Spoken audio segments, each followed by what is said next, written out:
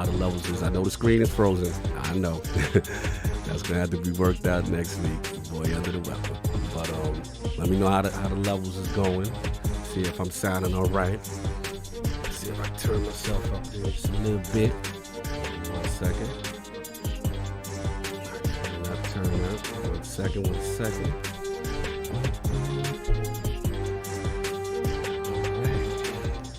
What's going on, Pop Now? What's up, man? Sound is good? All right, trying to get better. Better. Yeah, I know I got to turn up a little bit. Part of it is me, but we're going to turn up. What's going on? Oh, man, Robert Kellett. $2 super chat. It's going to be an interesting show. You know what I'm saying? Zach Riley, what's going on? I am Mike, what's up? Danny Passion Official, what's up? Lydia Master, what's going on? DeliverX, what's going on? Ghost Fix, y'all was in here early. Salute. Tim the Sorcerer. Gotta love Tim the Sorcerer. Gotta love that. Oh man, Gerald Mack, the OG. I saw the video, bro. Salute. Mason, what's going on? Fifth Horseman, what's going on? Yo, appreciate it. Turn up a bit, make sure volume is right. You know what I'm saying? We hold in court today. The line was thoroughly up. Robert Kellett, my feeling, but no, I'm not 100% still. I'm gonna have to address this thing a little bit more seriously. You know what I'm saying? But I will talk about that. How come Sony gave us a state of play? Oh man. Yo, messy. No doubt. We gonna talk about it. We got some cool announcements and things, some guests. We got a Patreon guest. We have some special guests. And everybody gonna come through. So again, good to see y'all. And yeah, I know there's gonna be some messiness. But yeah, I will be back, and we gonna get this thing going. All right, peace. Hear ye, man. Welcome to the show. If you would not mind, go ahead and find yourself a spot, get comfortable, grab a snack, do all that good stuff that we need to do, and we're about to get started. It's not important who I am. What's important is that you are pulling up to the Iron Lords podcast right now as we speak, and I guess I'm here to keep you entertained until it's time to get this show started. So look, y'all done messed up and turned me to an animal, and haters be swearing they real, but come to find out that they really mechanical. And yeah, I be eating these rappers, but that's all a part of me being a cannibal. And they say I'm better than money because you can bank on me being accountable. I know a million rappers that don't want to be on a song with me, that's understandable. I kill a beat and they want to compare me to Freddie and Jason. I'd rather be Hannibal. They be like, why use a video game? Just be original, y'all too dramatical. I know it's random, but I am addicted to flipping the sample and making it flammable. This is that yoga fire flame. They think it's arson up in the apartment, they call it department and I get the blame. Still I be running, collecting them rings. You just a target when I'm in the range. I was the hardest to start regardless back when you was messaging people on AIM. Check my vocals, all on Twitter but I'm anti-social. Love my city but I'm still bi-coastal. I got let's switch that up. What is you doing? Don't stop. Nah, that was dope. I'm just keep that going. Look, I guess you could say that I'm very spoiled. For them to be your dogs, they ain't very loyal. But I ain't gonna hold you, I ain't here to boil you. You ain't gotta say it, I'm embarrassed for you. Always been a nerd, never been a loser. Making Voltron with a gang of cougars. And I'm going places, better tell a Uber. Cause it's pretty hard to sleep on Freddy Krueger. Let's do that again. Hear ye, man. Welcome to the show. If you would not mind, go ahead and find yourself a spot, get comfortable, grab a snack, do all that good stuff that we need to do, and we're about to get started. It's not important who I am. What's important is that you are pulling up to the Iron Lords podcast right now as we speak, and I guess I'm here to keep you entertained until it's time to get this show started. So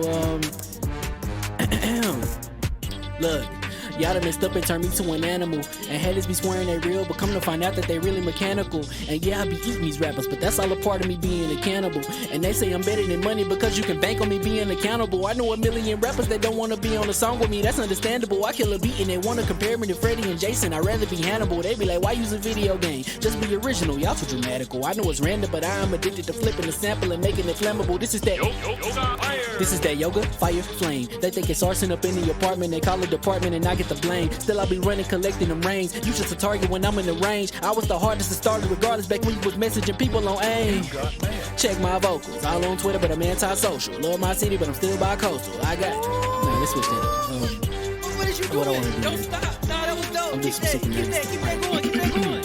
Nah, go ahead. Look, I guess you could say that I'm very spoiled. Feeling to be your dog, they ain't very loyal. But I ain't gon' hold ya, I ain't here to boil you. You ain't gotta say it, I'm embarrassed for ya. Always been a nerd, never been a loser. Making Voltron with a gang of cougars. And I'm going places, better tell a Uber. Cause it's pretty hard to sleep on Freddy Krueger. Whew.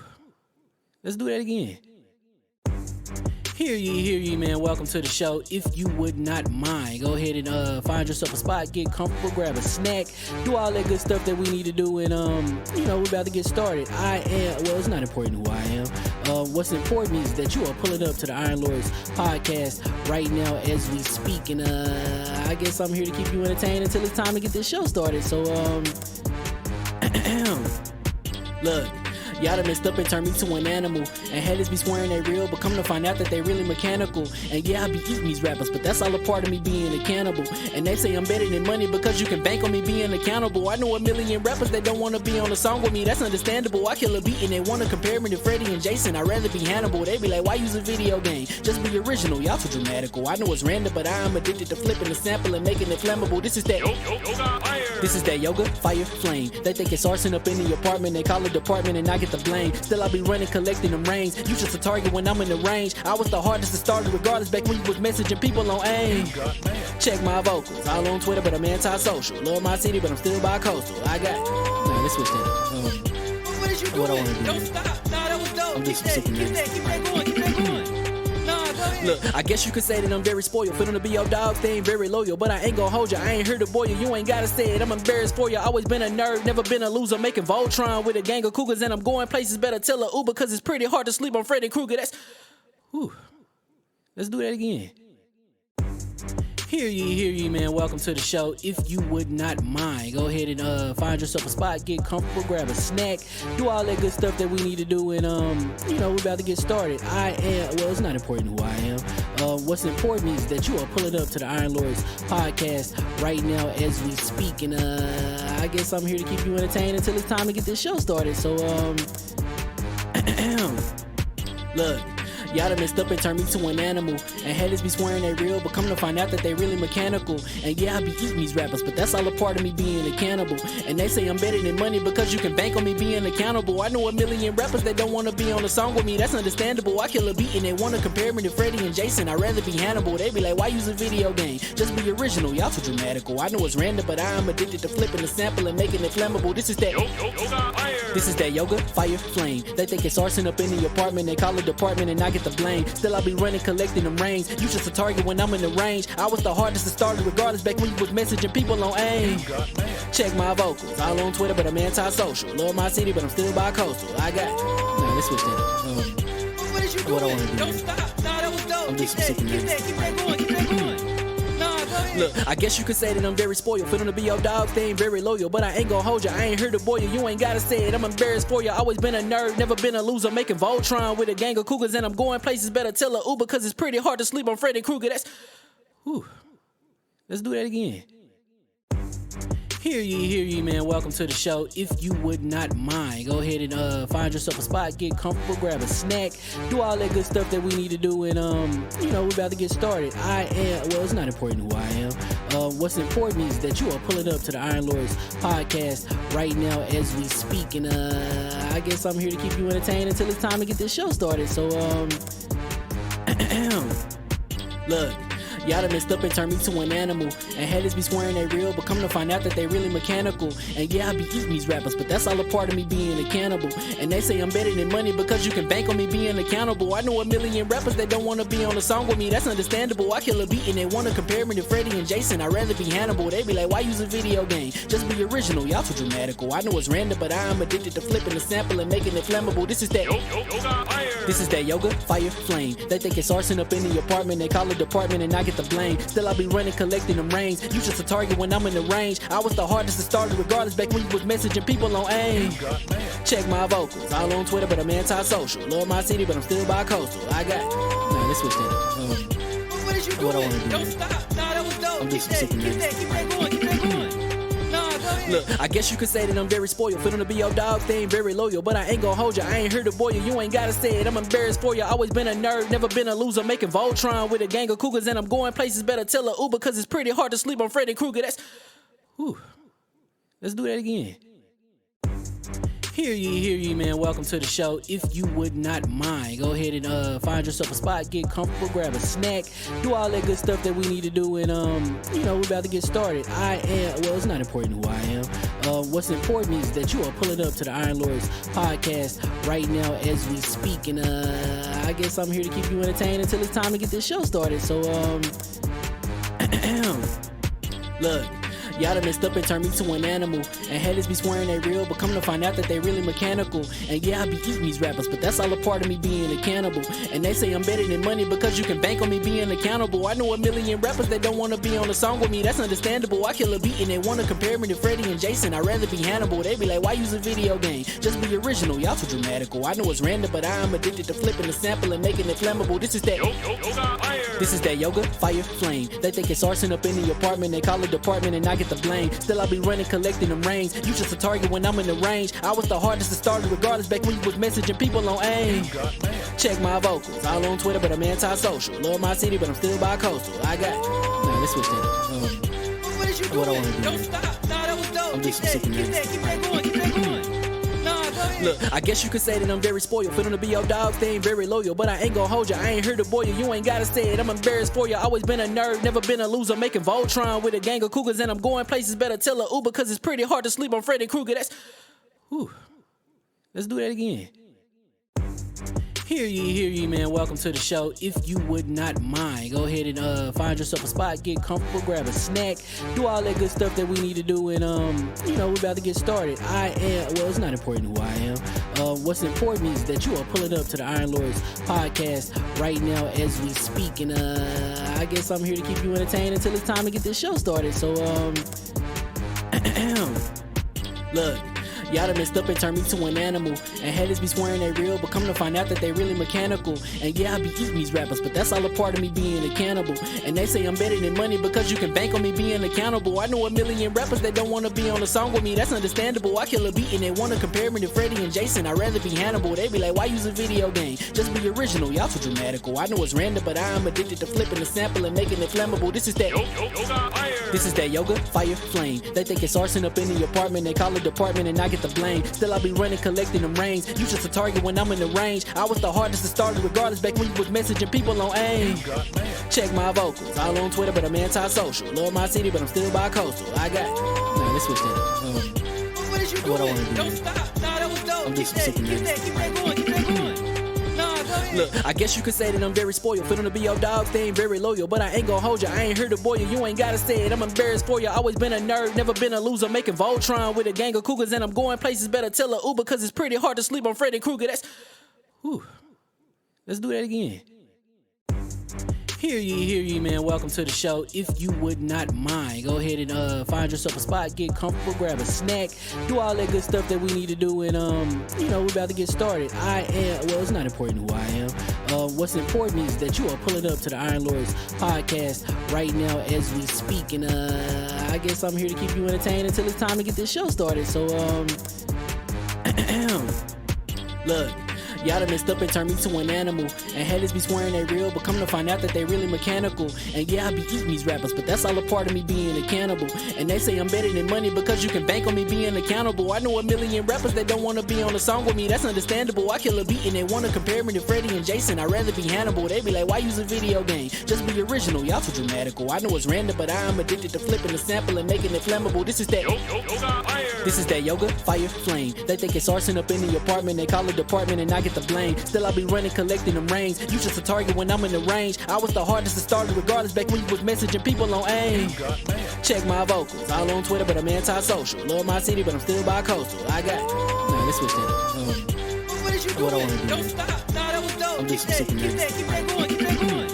Nah, go ahead. Look, I guess you could say that I'm very spoiled. Feeling to be your dog, they ain't very loyal. But I ain't gonna hold ya, I ain't here to boil you. You ain't gotta say it, I'm embarrassed for ya. Always been a nerd, never been a loser. Making Voltron with a gang of cougars. And I'm going places, better tell a Uber. Cause it's pretty hard to sleep on Freddy Krueger. Let's do that again.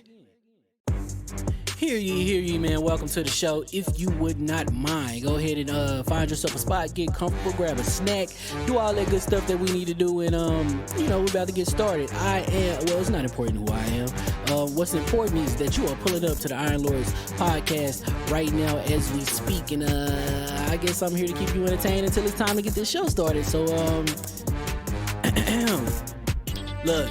Y'all done messed up and turned me to an animal. And haters be swearing they real, but come to find out that they really mechanical. And yeah, I be eating these rappers, but that's all a part of me being a cannibal. And they say I'm better than money because you can bank on me being accountable. I know a million rappers that don't want to be on a song with me. That's understandable. I kill a beat in it.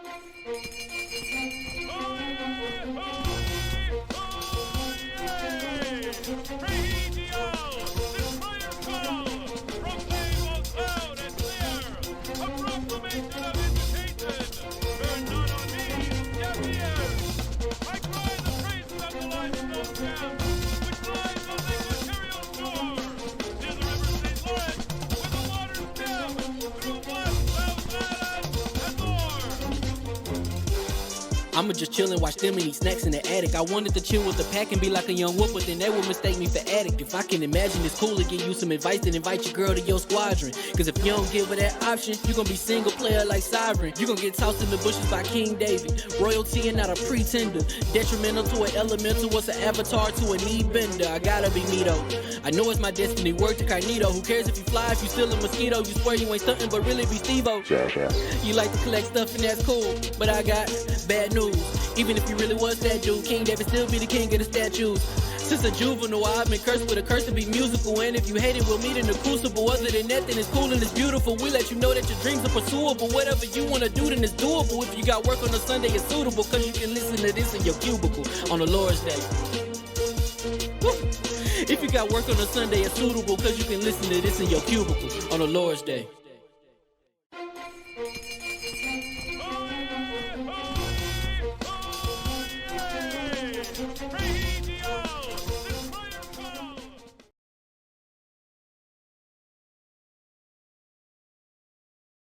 Switching over. Mics are hot. Let's do some mic checks right quick. See how we are doing. Lord Derek, let's just see how you sounding right now. Check one, check two. Yeah. That's what I'm talking about. Solve, what's going on?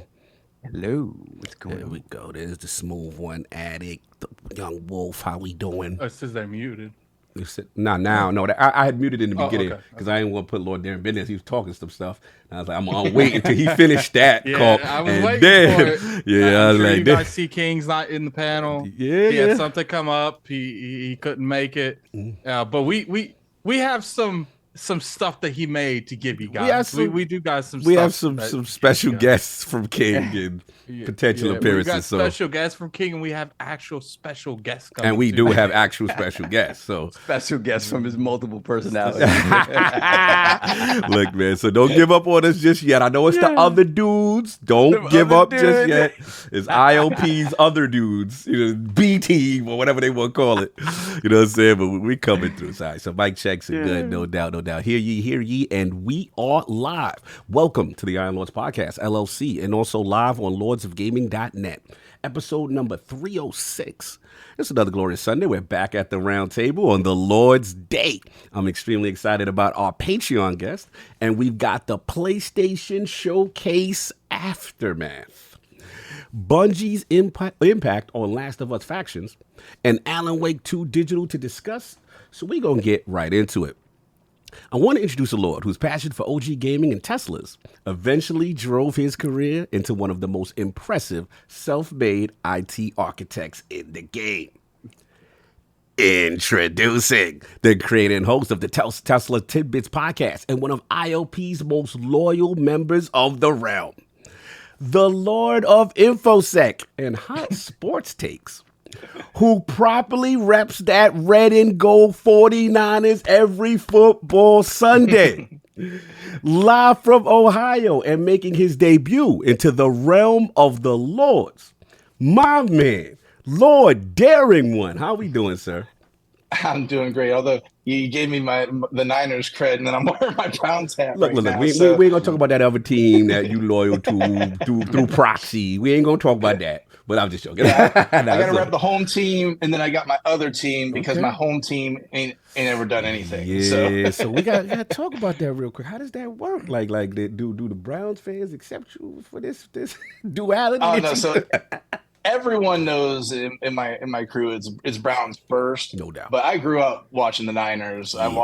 I grew up watching Montana and Yeah. Rice and Yeah. Craig and Lott and those guys. And how could you not just gravitate to those guys? So that's where I got my 49ers influence and stuck with it even through the dark times here doubt. in the early 2000s there. No doubt, I respect it. So we're talking in the pre-game, pre-show. What you've been playing. You got this? Seems like you got a shirt that might be indicated. Well, I got two things I'm playing. First, yeah, I am playing Tears of My Childhood, otherwise known as Tears of the Kingdom. Yo. Because yeah, it ain't it for me. Oh. No, and I didn't like. So let me back it up. Tears of the Kingdom and Breath of the Wild are very good games, but for me, and I think Sav is with me on this. Objectively, the worst Zelda games. Addict that would be Addict. Bro, you just Addict, made Addict, best friends with Addict. I'm diametrically opposed to you. You know what's funny? Addict. I'm playing a lot of Tears of Kingdom, and He's turned a corner. it's coming down. The longer I play it, because it's like, look, it's a great game. Like, don't get me wrong, but it's the same thing I feel about Tears of the Kingdom, where it feels like I'm literally doing exactly what I did in Breath of the Wild. Go here, do a mission, get someone. Go here, do a mission, get someone. Shores Go of- here, Shores do a of the mission, get Kingdom? someone. And then everyone combines and fights the last boss. Like, it literally feels can't find temples. There are no temples. Where they at? Oh man! Oh, Forte, my man, boot this guy! Yo, they throwing tomatoes at the Patreon guest. Come on! So here's the deal. Okay, we got some King clips. All right, guys. Now I promise King. Snitch the whole thing. No, but no. See, here's the thing. We doing this by likes. Okay. Oh, okay. I see what you're doing. They don't get them unless the lights go up. So if the lights don't go up, they don't get King. Me and King negotiated. He feels like you got to know you guys holding the line. So he wants to see them likes up to over to. Well, what's the first one? So 200. 200, and the first King video clip will go live. Okay. When Call's ready. Okay. So that's how we do it. So other than Zelda, sir, is there anything else you've been playing, sir? Yeah, well, I did want to get one thing real quick. If I wanted to play Banjo-Kazooie Nuts and Bolts, I would go play Banjo-Kazooie Nuts and Bolts. Wow. That's my Tears of the Kingdom take. Okay. But yeah, my other Mr. Matty Plays would be proud. I'm in my Persona 3 bag. I've been playing that for a while. Wife and 3 kids. I only get to play an hour or 2 at a time. I'm 64 hours deep in that. So respect. that's my 2 games right now. Yo, Relsky coming at you. He said, "Oh hell no, Addict holding King clips for ransom. Stop holding the likes for hostage." Nah. See, here's the thing. Okay, like it's on Brandy. King is the general. He wants to know his soldiers are ready. Okay? Are y'all holding the line or not? What y'all doing? Yeah, we got y'all want King? 30 Right here. We here, only right got here. 182 likes. We only got 182. Y'all don't get the first clip. Hold the line. Hold the line. T.O. shout out to the household. He said he supports the idea. Yo, Brick House, I said we should hold the line and not like.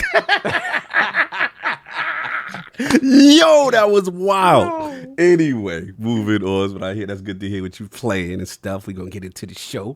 You know what I'm saying? We already know we got we don't have the 4 horsemen, unfortunately. We have the 3 horsemen, but we got my co-host, the co-most, my brother of another mother, the difficult game conqueror, lord of his own world, and the Howl of the Young Wolf. Lord Addict of the Addict Show. How we doing, sir? I'm doing pretty good. To clarify a little bit when it comes to Zelda, Tears of the Kingdom is still an amazing game, still a fun game. I still enjoy it a lot. But it's exactly how I felt about Breath of the Wild. Tears of the Kingdom is probably going to be my game of the year because the adventure they gave me, the bland canvas they give me, they feel like I could do anything I want. But at the same time, it's not the best Zelda game. So you agree with Darren? You basically, you and Darren in the same pocket from OG stuff. Anything else, sir, that you've been playing? That's about all. I've been playing a lot of Zelda. I popped on Destiny for like a whole 15 seconds to grab the auto rifle season. thing, and then I pop right off. Okay. All right. Salute for you for attempting. And of course, we have our most technical gaming lord, the solo gamer who lives for the single player selfish experience, and also the Sovstradamus, the Lord of Clarity and Lord Patron of the Iron Bank, my man, PC Master Race's own Lord Sovereign. How we doing, sir? Downloading is going well this week. Downloading games, but not playing them. Downloading and patching is going quite well this week. That's been it. Still no Zelda. I heard there's a Zelda game out. I heard, I heard Allegedly. that. See, the thing is, Solve is like, even though that I'm like, I think it's just the thing that stops me from jumping straight into the Zelda pool is like there'll be this massive scene, all this voice acting. And then literally right after that, it's like I'm reading 1999 dialogue. Like, it's just like, Nintendo, you're making a lot of money off these other games now. Man. Pay some voice actors, please. It's the Pokemon. Man, I'm sure Saul Well, they can still take a got bad. that tiny little cart they got to fit all that voice on. Yeah, it's gonna be restrictions and limitations. There are limitations. Let's rectify that, Nintendo. What they doing?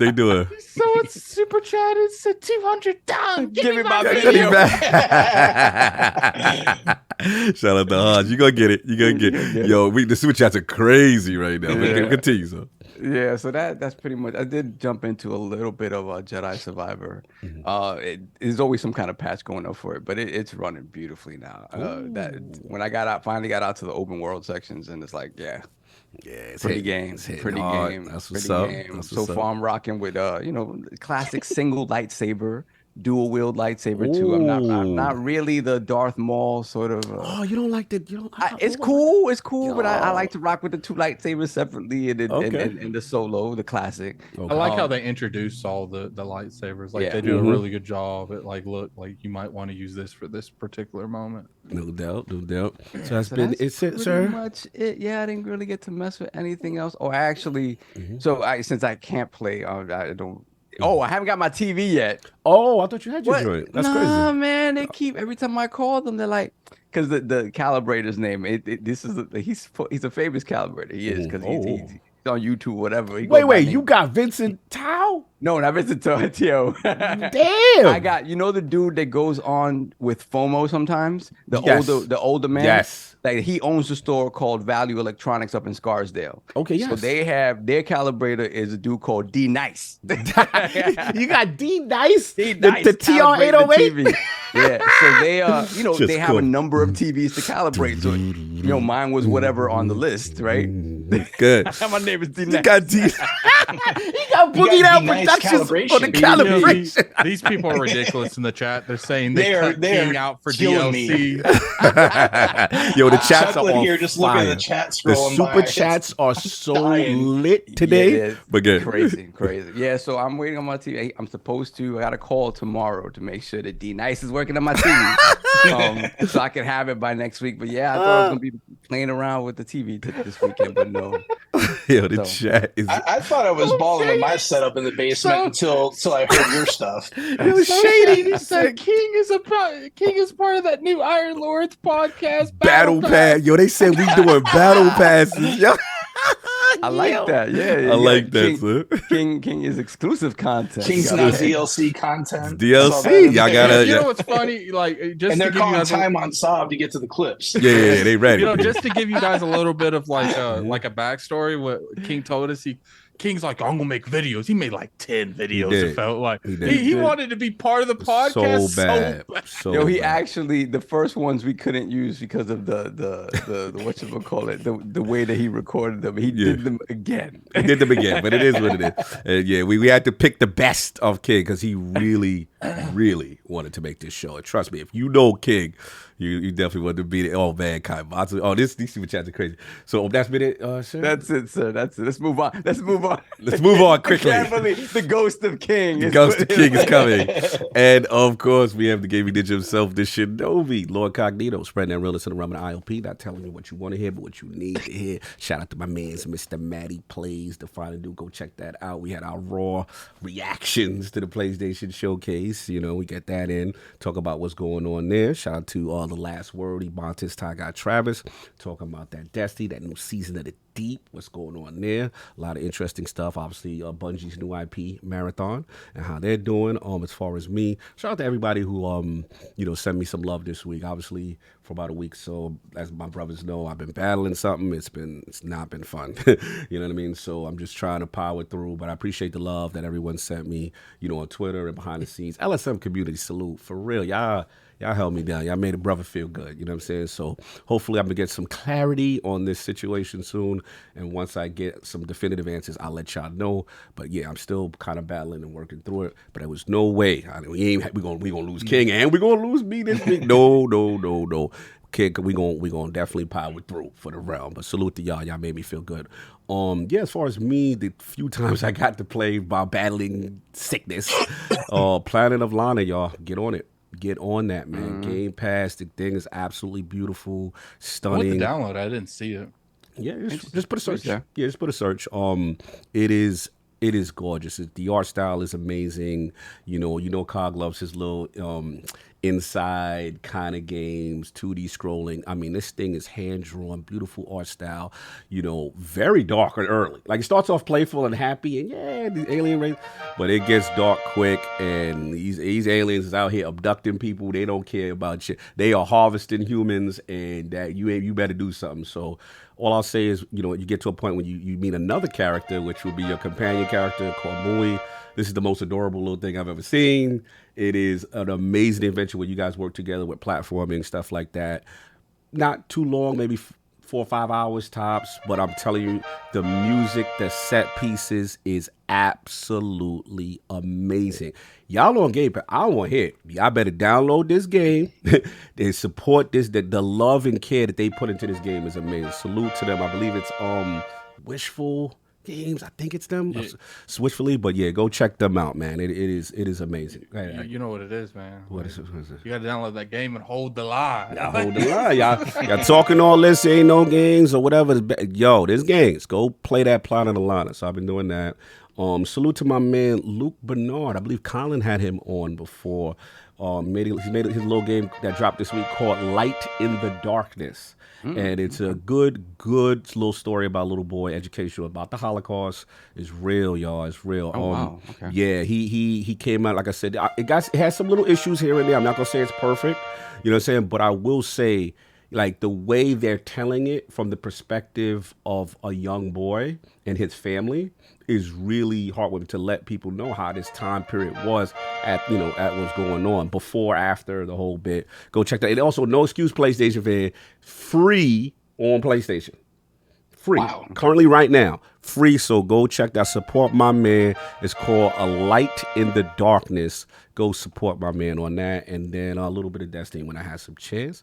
And so I think we got some things you need to take care of. Some super chats. I'm gonna read the super chats first, all right, let's get and then we'll jump up into the other the other stuff. Hey, Cog, that Light in the Darkness, that taking us on a fields trip? No, it's not museum-like where it's like, hey, no, feels trip. Field. I thought you said, okay, my bad. I thought you said field. Okay. No. It definitely feels. This is definitely feels. You could, first of all, the art style is just, it's hand-drawn, and you can even tell by the way they did the eyes. It's very saddening of the characters. You can tell they're going through stuff. So, yeah, it's definitely a feels trip. Not perfect, but definitely highly recommended. All right. Mm-hmm. All right. Robert Kellett, $2 super chat. Hyper King to say how right he is. You will hear from him. You definitely hear from him. We have Robert Kellett once again, $5 super chat. So nice of Sony to show us quality Game Pass indies during the state of play. Y'all starting early, I see. Okay. And giving us Bungie games too was a great bonus. Yo, they going in early. Then we got Zip Davis, $5 super chat. I held the line for over 4 hours and refused to call a doctor. Ooh-wee. Yeah, don't do that. Don't do that. Don't do that. Don't be cog. Go to the damn doctor. Then we got Gerald Mack, member for 2 years, $5 super chat. All hail the IOP. Salute the Lord. Shout out to Lord Kingstradamus. 98% right is a real thing. Hashtag hold the line. Hold the line. This is probably the biggest thing I'll have to actually give him. We'll get into this it. is greatest. He's becoming the face of Xbox. It's not even a question. Oh, Lydia Master, thank you. It's Thunderful Games that made Planet of Lana. Thank you. Wonderful. Continue. And we have Marvin Ginyard, $2 super chat. Let's preserve the Jim Ryan dancing clownfish. Okay. No. I already thought of this up. What I was gonna suggest is our animal of the day is the Peruvian honey badger. We're gonna say the Peruvian honey badger. Oh, he a fan. I like that. Darren is a member of the row. He know the little idiot. Okay, so the Peruvian.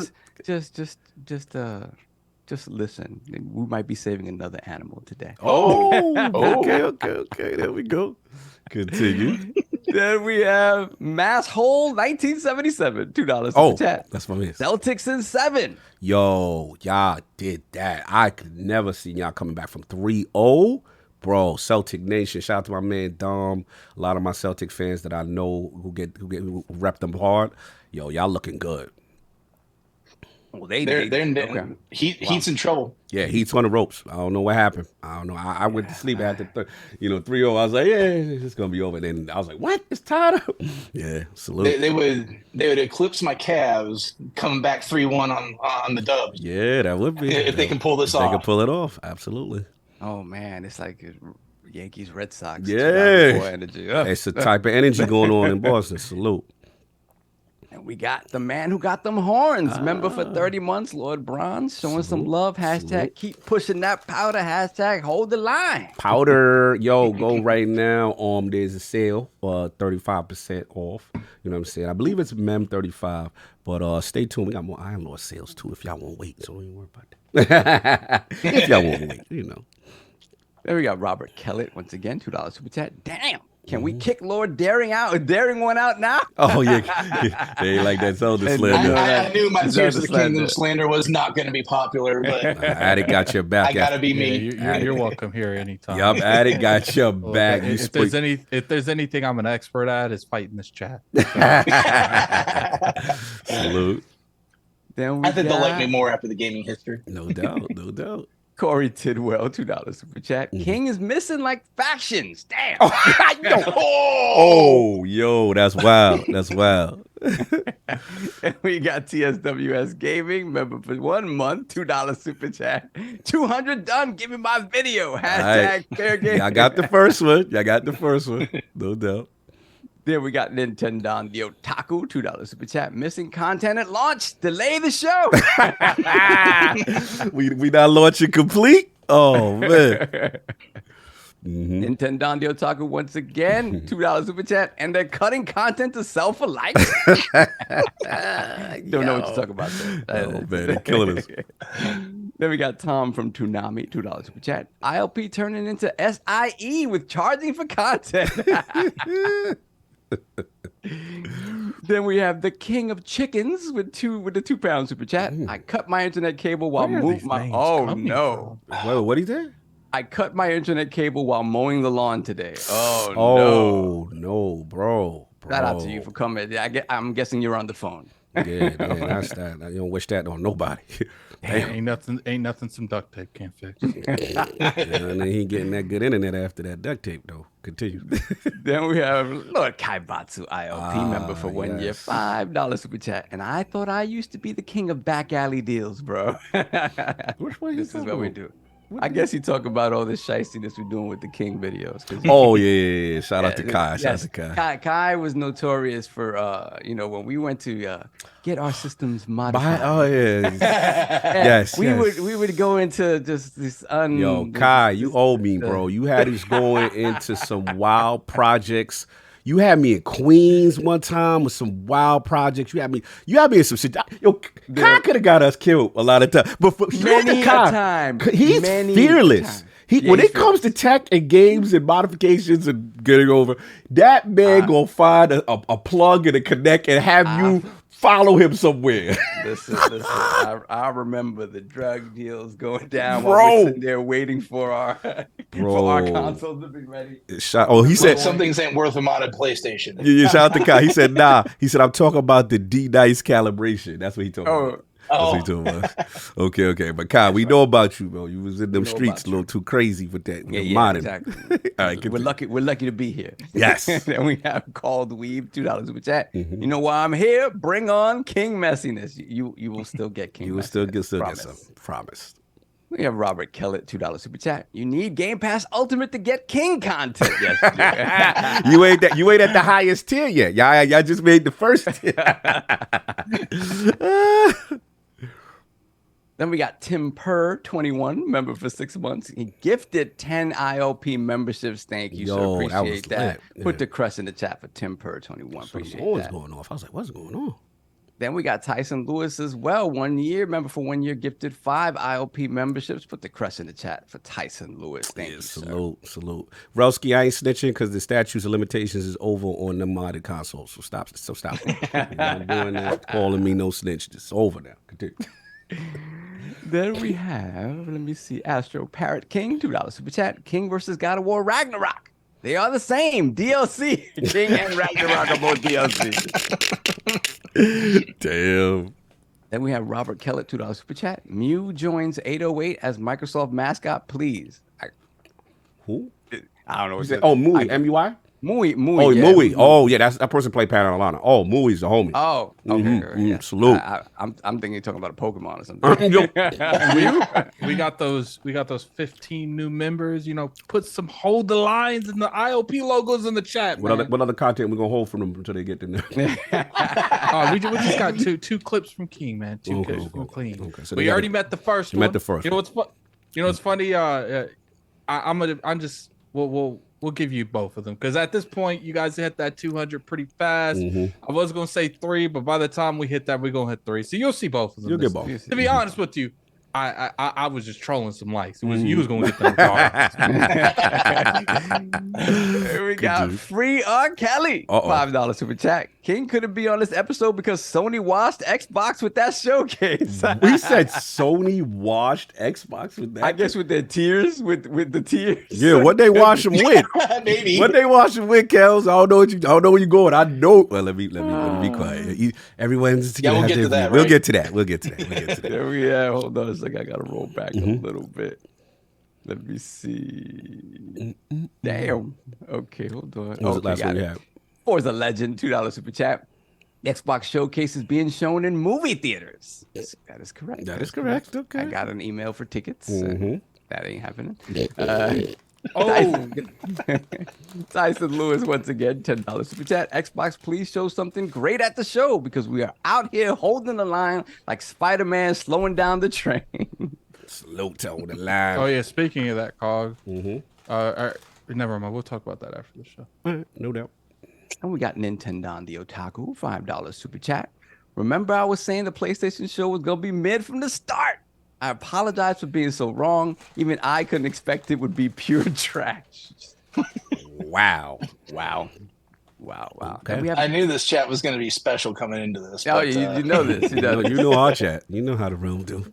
Then we have Max Arthay, £2 super chat. Showcases without a live audience zaps the energy. Yeah, you're right. You're right. It's a different vibe when you're in there. Then we have Spartan661, $2 super chat. We are holding the line. Yes, you are. Yeah, you guys definitely hold the line. Oh, they definitely hold Two more of you need to join the line, but Definitely hold it. There's no Then we doubt. have Corey Tidwell, $10 super chat. IOP Studios, apologies to our IOP listeners. Unexpected circumstances prevented King from joining us today. We strive to provide quality content. We promise to do better. Stay tuned. Yo, I know what you're doing. Sounds like a certain statement that was put out this week. I know what they're doing.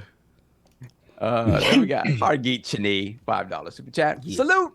The Pony Hay Station has no games? What happened? The pairs are lining up, but they're prancing around lost in the desert with no games. Puggy, you messy. See you soon, brother. Very messy, very messy, very messy. oh yeah, that's right. He's gonna be in LA with us. Then Then we have Max Arthur again, £2 super chat. IOP selling a director's cut with King content. Yes. Yes. Then we have Robert Kelly, $2 super chat. Will King be DLC for Tekken?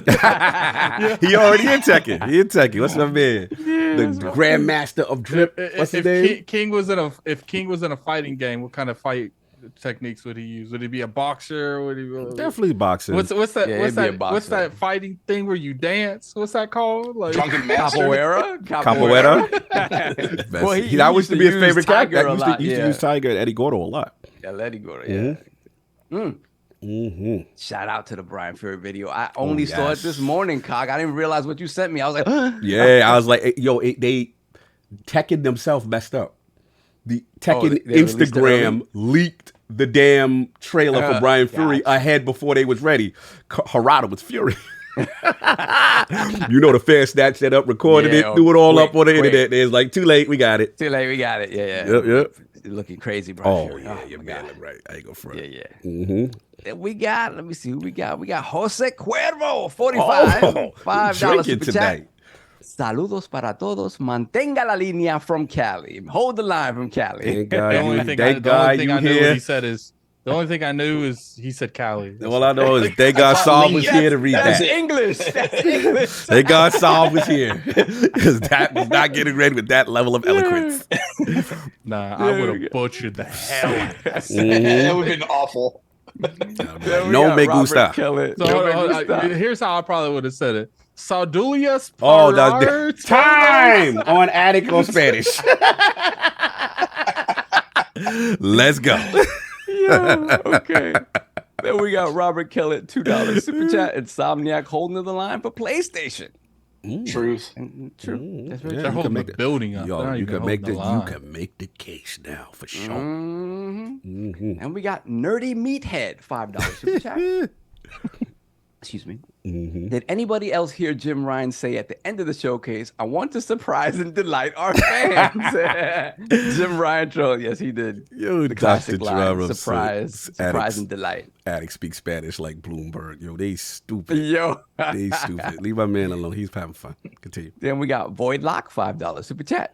Sony got the Dollar Tree soap using the bottle to clean one pot. Sony cut a controller in half and put it on a tablet. Wii U looks better.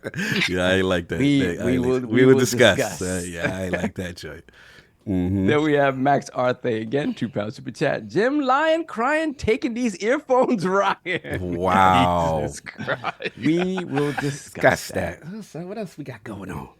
All right. Give me a moment here. Okay, so that's it for super chats. So I'm going to jump into the other business. Yeah, what's going on? Everybody be quiet while this is going on too. Yeah, I want to, That's not being quiet. Yeah, that's not being quiet. Go ahead, Adam. Go ahead. Sorry, I just want to say something about Patreon before you read that. Like, I know I've been like lacking on the reactions for Patreon. I've just been going through a lot, but I did record like a giant amount of Demon Slayer reactions, and that will be going up tomorrow. I'll probably give you guys like 3 tomorrow, to be honest with you, to make up for the lack of content. Solved it. I want me to grab the 2 that just came through. I could grab those Yes. before. All right. Shout I Oh, you got them? I got them. Okay, Hold on good. a second. Good. Give me a second. We have Doing multiple X things. Don the Otaku, $5 super chat. In celebration of PlayStation giving Xbox a W and Xbox's upcoming showcase that will be amazing, I am now a bot. Wow. I'm confused if that's like the actual Don the Otaku, or is it like his Oh ex? yeah, someone is clowning him. Yeah, we don't know if you've been. It could be. Yeah, if your account has been compromised or being mocked, impersonated. Please let us know. Then we have AKW, £10 super chat. King got me in the doghouse with the wife. We had an argument about picking up the little one from school, and I told her to hold the line, and she told me to hold the line in the doghouse. Listen, man, King, don't be trying to be king in the crib. And it don't work do out that. for you. Don't do that. It's not gonna go well. Then we got Stitch, member for 42 months, Lord Gold. IPL, just like IGN, IPL, ILP, just like IGN, will not let anyone talk bad about Sony. After the For the Street showcase, the general was going to tell the truth and shame the devil, but he is locked up right now. We're not letting King on the podcast. Yeah, no, only King keeps it real, and no one else tells the truth. No one does it. Shout out to Stitch. I forgot how to pronounce this. It's the Ginna or the Jinna, or I don't know. I'm gonna say both. The Ginna or the Jinna. £2 super chat. Obsidian and Insomniac carrying Facts. this gen. I would agree. I would say Respawn is doing a really good job. Oh too. yes, as well. Yeah. That's a third party thing. Absolutely.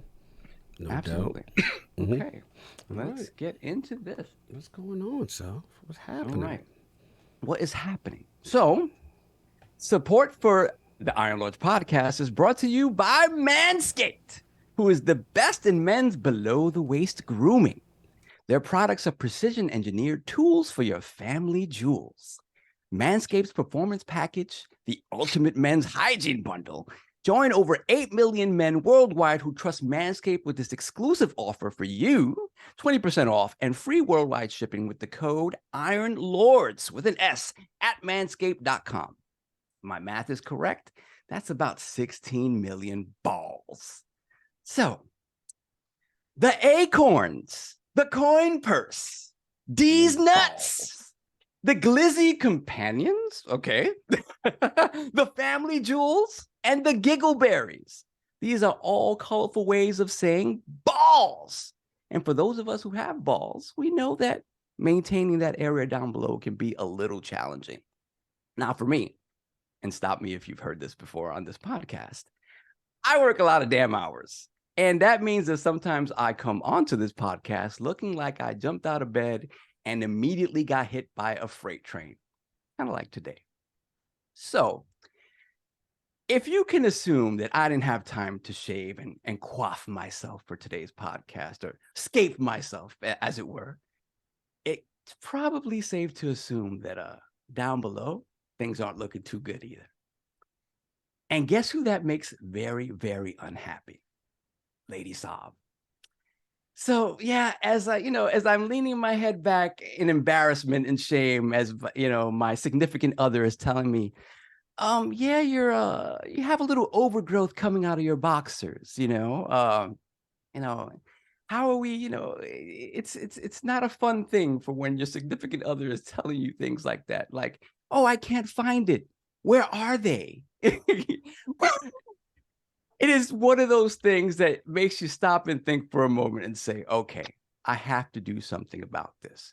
And for me, I've tried going down below with a regular set of clippers. And what you quickly realize is that clippers that are made for your head aren't necessarily made for down below. And I've had a few accidents. So again, as I'm enduring my wife's embarrassment, I think to myself, well, it's true.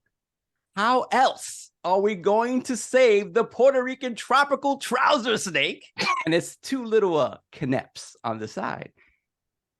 If we haven't cleared out the underbrush, right? We have to clear out the underbrush so we can find the Puerto Rican trouser snake in order to be able to save them. So, like I said, I was about to do something that I was going to regret.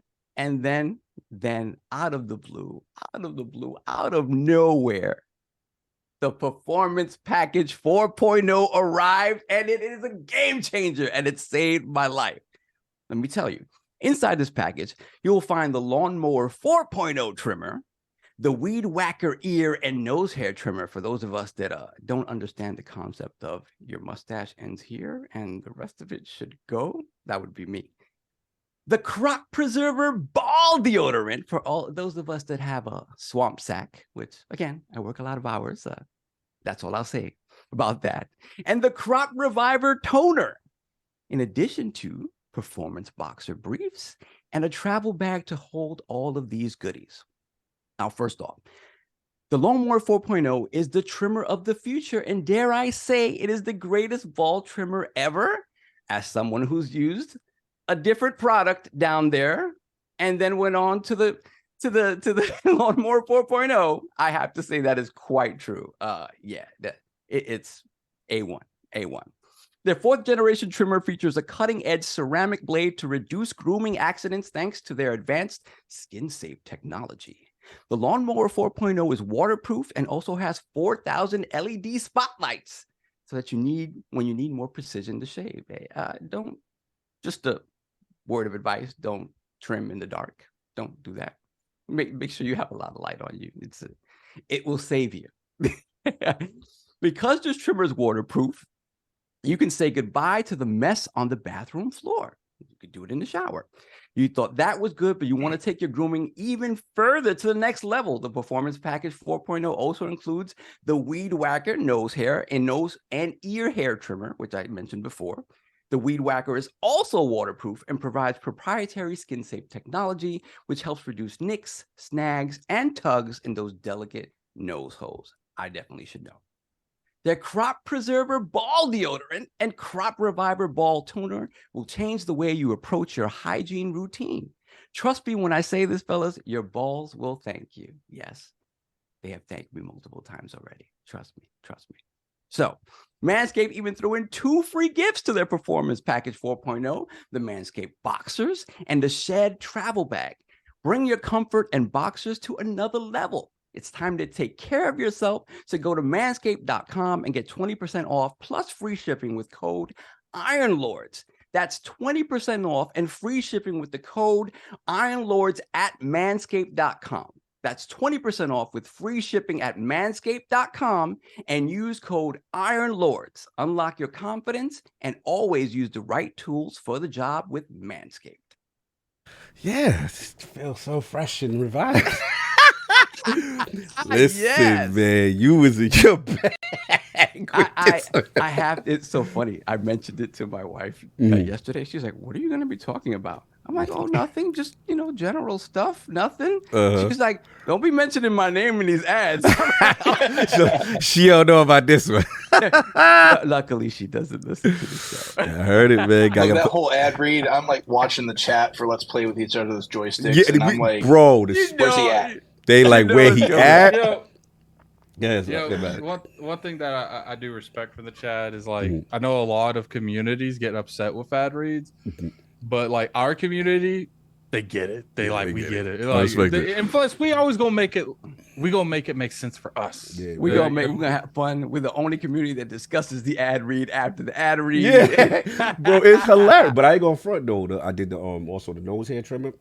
Oh, bro! Fire. Listen, did you get the performance package that come with the boxers and the shirt and they the thing? sent the whole thing. Those boxers. Oh, the boxers! Those are some of the best boxers I've ever had. Yes, yes. Listen, you know us. Like again, obviously, we've been trying to get sponsors and stuff for forever. We're only gonna mess with things that we actually use and like. That's for sure. You know that about us.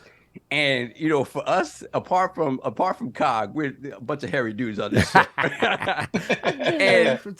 and this is no lie.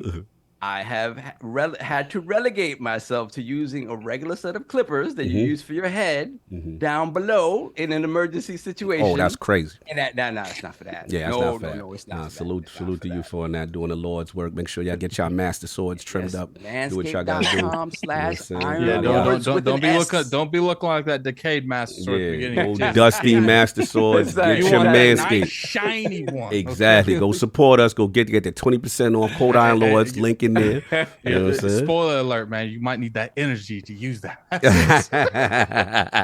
We'll get to that. We're combining the triforces of ads into one situation. Like I said, we got to save the Puerto Rican tropical trouser snake this week. We're gonna do that. You with the so like your joystick is going to be in there. Get the quick super chat there. Lord Daring has been very patient. Cease and disorder from Nintendo. Say, stop talking about the master sword like that. They're gonna block us. We have Corey Tidwell, $2 super chat. Manscaped is amazing. My balls got a taper fade. Yeah, you got a taper fade. Yo. Then we got King of Chickens, $2 super chat. Overgrowth coming out of the boxes. Damn. # footlong. I meant the thank you. I appreciate that, but I actually meant the hair overgrowth. Not. Yeah, they was killing you when they was like you couldn't find it or something. They was like, oh man, they was killing you in the chat with that one. Listen, man. Then Lord Metro, $2 super chat. Lady Sob, I see the Master Sword too. Ultra hand top. Yeah. I'm just grateful that my wife doesn't listen to the show. Yes. There we have Robert Keller, $2 super chat. Sav needs joystick to escape him. No, we don't need to put that energy out there. I think we're caught up. I think that's good. All right, no doubt. You just got one in from Raiden Blade. Oh, Raiden Blade came through. Let me scroll down. Raiden Blade, £2 super chat. So ILP about that PS showcase. Lord Sav, what happened? We're gonna get to it. Another one. Gaming Forte, $5 super chat. Bungie are the pimps and first party are the hoes. Whoa. Get your assets right and make my money. And as always, hey King, wait, where's my boo-boo? Yeah, the tradition is broken. I know. We're gonna make it up to y'all.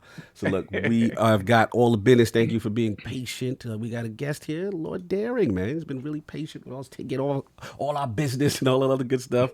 So now we finished with that. We got to switch our focus to him. You know, his video game system history, his journey into IT and Teslas, and of course, what led him to joining the realm of the Lords.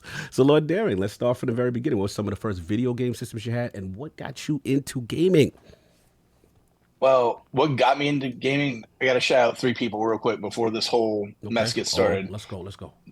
My mom, my dad, and my Aunt Glenna are the three people in my life that I'm not gaming the way I'm gaming today without them, whether they intended it or not. Oh, wow. Okay. Good. No, this was a wilding of the breaking of protocols that I have to break for a quick second. Sav, you need to read the super chat. Oh, no. Here we go. I am so sorry, Darren. Oh, there it is. You will listen to joysticks, $5 super chat. Sav, you don't need Manscaped to save your Puerto Rican tropical trousers, mate. I'm not afraid to roam through the jungle. Come as you are. Yo, he is on fire. I love him. One day we're gonna find out. I love him. One day we're gonna find out that's his wife. Yo, his timing is impeccable. I never break protocol on a guest. That was wild crazy. Hey, yo, bravo. Well done. Back to apologies, Lord Derek. Back to you. So you said mom, dad. Who was the third? My Aunt Glenna. Aunt Glenna. Okay, let's go. How are they responsible for your gaming history, sir? All right, so we started off. 2600 was in the house. Let's go. From the earliest days. Like my dad and I, we had 2 different football games for that system. Which ones? I actually had to look this up because I didn't. Like, I remember kind of what the cartridges looked like, but I just know I was a kid. I was like 4 at the time. It was like football. But one was the Real Sports Football, and that one was okay. Nice. But the other one was, it kind of reminded me of the EA carts on the Genesis that had the yellow tabs because it's all angular and kind of weird. That was Super Challenge Football, and that was great because like you could actually, like, you had your 4 guys that you could give them to play, and I think that was the only one that was 2-player if I remember right. But my dad and I, we spent some time on those games. One of the few things, my dad and I didn't have a super close relationship growing up, but that was one of the few things we got to hang out and do together. Salute. That's what's up. So you started with the 26, you know what I'm saying, a classic. I think, Sav, you were more of a 2600 guy, right? You had the 26. I was a Coleco guy. Yeah, I played all of those baseballs. I think it was Real Sports Baseball and just straight up baseball, right? There was a couple of different iterations of that. It's funny you said Real Sports because immediately when he said Real Sports, my mind gravitated to Sports Talk baseball. Oh yeah, I thought me too. I'm like, wait, we two in advance. Yeah. We two in advance. Yeah, I had all of those carts because Real Sports was one of the carts that looked like a spaceship, right? It wasn't a flat cart. It was a cart that it was. No, like, that was the Super Challenge one. That Super Challenge, like all basically. angular. Yes. And Super Challenge is really we good. actually got a guest that knows more about this stuff than Saul. I remember less of it. Yeah. So, oh my God! Hold up. I have both baseballs though. You're right though. He's right. No, I'm still. Fix your face. So messy. I can't leave out my mom though too, because I watched her like just own some Cubert. Like you want to talk about someone that was like a hardcore gamer. Like she had a grid that said what color everything turned to, like what level you were on. Like you had to change them this color, then you got to the next level, and it was 2 colors, and then they change them back. She had a grid of like 15 deep Yo, that she was that good at it. Shout out to Mom. So you talking like this is a house, a family of gamers. I'm not used to this. You know what I'm saying? Like that's dope. Well, at least then. Okay. Like my mom and my dad, you know, after the 2600, they were done. Oh, okay. But I mean, they still, you know, engaged and played. That's dope. Gotta respect it. But continue. Mm-hmm.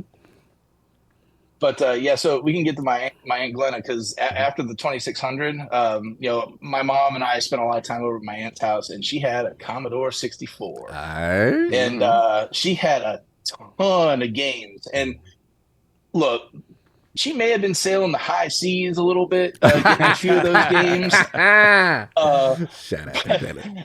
There was a ton. She had like 40, 50 games. She had this huge, like the system of disc A2 contains these games. You had to flip through it. It was great. Okay. But yeah, she had a ton. But like, there's like 3 different Olympic games. Okay. This weird game called Congo Bongo that I like. Congo Bongo. Let's go. Love that, man. I'm so glad they stopped. You naming need that. You need Congo Bongo in your life. That's your problem. But the Commodore 64, and I eventually got one as a kid. But the games I got a shout out from there: Let's go. Jumpman, yes. Jumpman, Great game. Just stick it on randomizer and do your best. That's what I always did. Impossible Mission was awesome. Ooh, okay. I never could figure out because I didn't have any instructions, right? Like what you were exactly supposed to do. I assume you're supposed to put that map together, but to this day, I don't know what you were supposed to do. Did you ever play it on the Impossible Mission 2 on the 7800? No. Yeah, I never had a 7200. Yeah, the 7800, they made it. It was much better. Like I remember looking at the commercials for that and being like, oh man, I need the 7800. Parents weren't having it, but Well, did they have the voice on the Atari? Because like at the beginning of the game, it would say, "I bid you welcome, visitors. Stay a while, stay forever." I don't remember if it did. It was very crackly. You could barely understand it on the C64, just to be clear. That's true. Sorry, they had they system refreshes, so to speak. But under $50. Under $50. Under $50 now. Isn't that nice? Remember the commercial? 2600 from Atari. Yo, I remember that commercial. Yo, the Atari 20. Wow, that's crazy. So you rock it there. Then you went to Commodore, you know what I'm saying, lane. Then from there, where you went from Commodore. So from there, the weirdest thing happened. Like out of nowhere one day, my dad had to go. I think he had to meet with his insurance agent, and he had to have me with him. So I think he was trying to like sell it to me. Like, look, I don't want you acting up on this trip. Well, the insurance guy's daughter had an NES, and I at the time had never even heard of it. So, but you better believe by the time I left, I was hooked because we played Super Mario Brothers and Excite Bike for like 2 hours, and I was done. And it was so bad. Like, look, I was as nerdy a kid as I am now, but knowing full well my parents couldn't afford a NES, I made a cardboard box that kind of looked like a NES. And I made a little flip top, and I made little pieces of paper that I stuck them in there, and then me and my friends would like pretend that we were playing the games. That's how obsessed. Salute to innovation during tough financial time. Yo, that's gangster. Good. I remember I was playing like an old Pokemon Stadium game. I think it was like #1, and I was in Arizona. And I remember like my N64 controller broke. And I remember watching like the intro over and over again. Just like, because we had no cable, so it was like those cinematic battles that they did to get you hyped into playing the game. That's like all I had. So I used to literally watch it over and over. And at the time, I didn't know like Mewtwo was in the game like that. He's like one of the legendary from Gen 1. I saw him in one of the trailers, and I'm like, whoa. I never played against him. Why is he on here? Like, yeah, man, listen, man, the times are hard sometimes. You just have to be, you know, get a little inventive, so to speak. But continue, Darren. But I got made good because that following Christmas, my parents hooked me up with the power set, had the zapper and the power pad. Okay, yeah, that duck hunt. You know what I'm saying? Yep, and the world-class track meet. World class track meet, no doubt. That was the Power Pad game. Oh wait, so And, wait, like, you had the who- Power Pad? Yeah, Oh, she gave me the whole thing. Oh, y'all down. You chill. You now you sounding very. I got pocket watch a little bit. Sound very rich, sir. Sound very rich. Because a lot of kids ain't have that power. So usually we used to look at the kids that was rich that had the gyrobite one that had the robot. Yeah, I never had that. And then most of our friends had the basic one that come with the the Mario the Duck Hunt combo. But the power, they blessed you, sir, because that one, go ahead, continue. That Christmas was the Christmas of dreams because there were two things I asked for that Christmas, and only two. Okay. I wanted a Nintendo, and I wanted a pair of Reebok pumps. Reebok let's go. Shout out to Dominique Wilkins. Pump that up. Continue. I didn't think I was going to get either of those things, and I got both of them. And then that was the Christmas of dreams, no doubt. That's fire. Shout out to Reebok pumps too. Those was fire. Continue. Yeah. Did they really? If you really think about it, did they really do anything? It was just the idea of pump. They didn't know. They probably hurt more ankles than anything. But shout out to Reebok pumps for the greatest marketing scheme for sneakers and everything. So you got that and on what you call it. Continue. So, like I said, so we weren't rich. I have no idea how my parents put that together. Somehow. But not that long after that, talking about that, my mom was volunteered to taking you guys back to Toys R Us to get me a new game to go along with it. Because Mario Duck Hunt World Class Track Meet lasted me for a little while, but then it was kind of like, all right, what else do we got here? No doubt. So we're going into the store to buy what was then a $40 game, if I remember right. And that was nuts. Like to just, hey, let's go buy a game. But we get there and there's the wall of tags. Oh yeah. You remember that, right? You got you pick your little slip, they'll go get you your game. So I'm like sitting there being super indecisive because it's like the one game I'm gonna get for like who knows how long. And I'll never forget this as long as I live. But my mom off the cuff goes, well, someone I work with says this Zelda game is supposed to be pretty good. And so, like the good little boy I was, I listened to my mama, and I wore that cartridge out. Let's go. Who was that said that? That person was doing the Lord's work. Who was that said that to go? Who recommended that? Someone in the store? Who recommended that? For you to get the Zelda? For me or something? No, for you. It was my mom. Oh, it's mom. I'm sorry. I didn't hear that part. I'm sorry. Yeah, cut out. She said someone I work with said that this Zelda. That's what I meant to say. Like, who was the? Good. Oh, it's just someone she worked. Yeah. Okay, got it. Okay. Yeah. I had something similar, but it was the opposite. I remember when Oblivion came out, and I remember trying to get my Aunt Patty to buy it for me because it was rated M, so I couldn't buy it. And I remember her sitting there at the counter. And they're like, okay, let me buy it.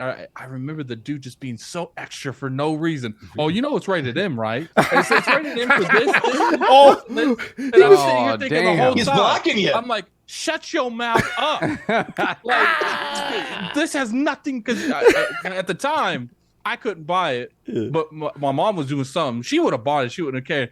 I remember thinking, this chick ain't gonna buy this shit. Like, I'm like, I want this game and she ain't gonna buy it. And she just looked at that. She's like, he ain't my kid. Like, yo, I don't care what I subject him to. You have any porn laying around I can buy for him too? I'm gonna buy that too. But I want to paint the picture for Lord Darren too, because again, salute to your mom's friend, which now I understand the story.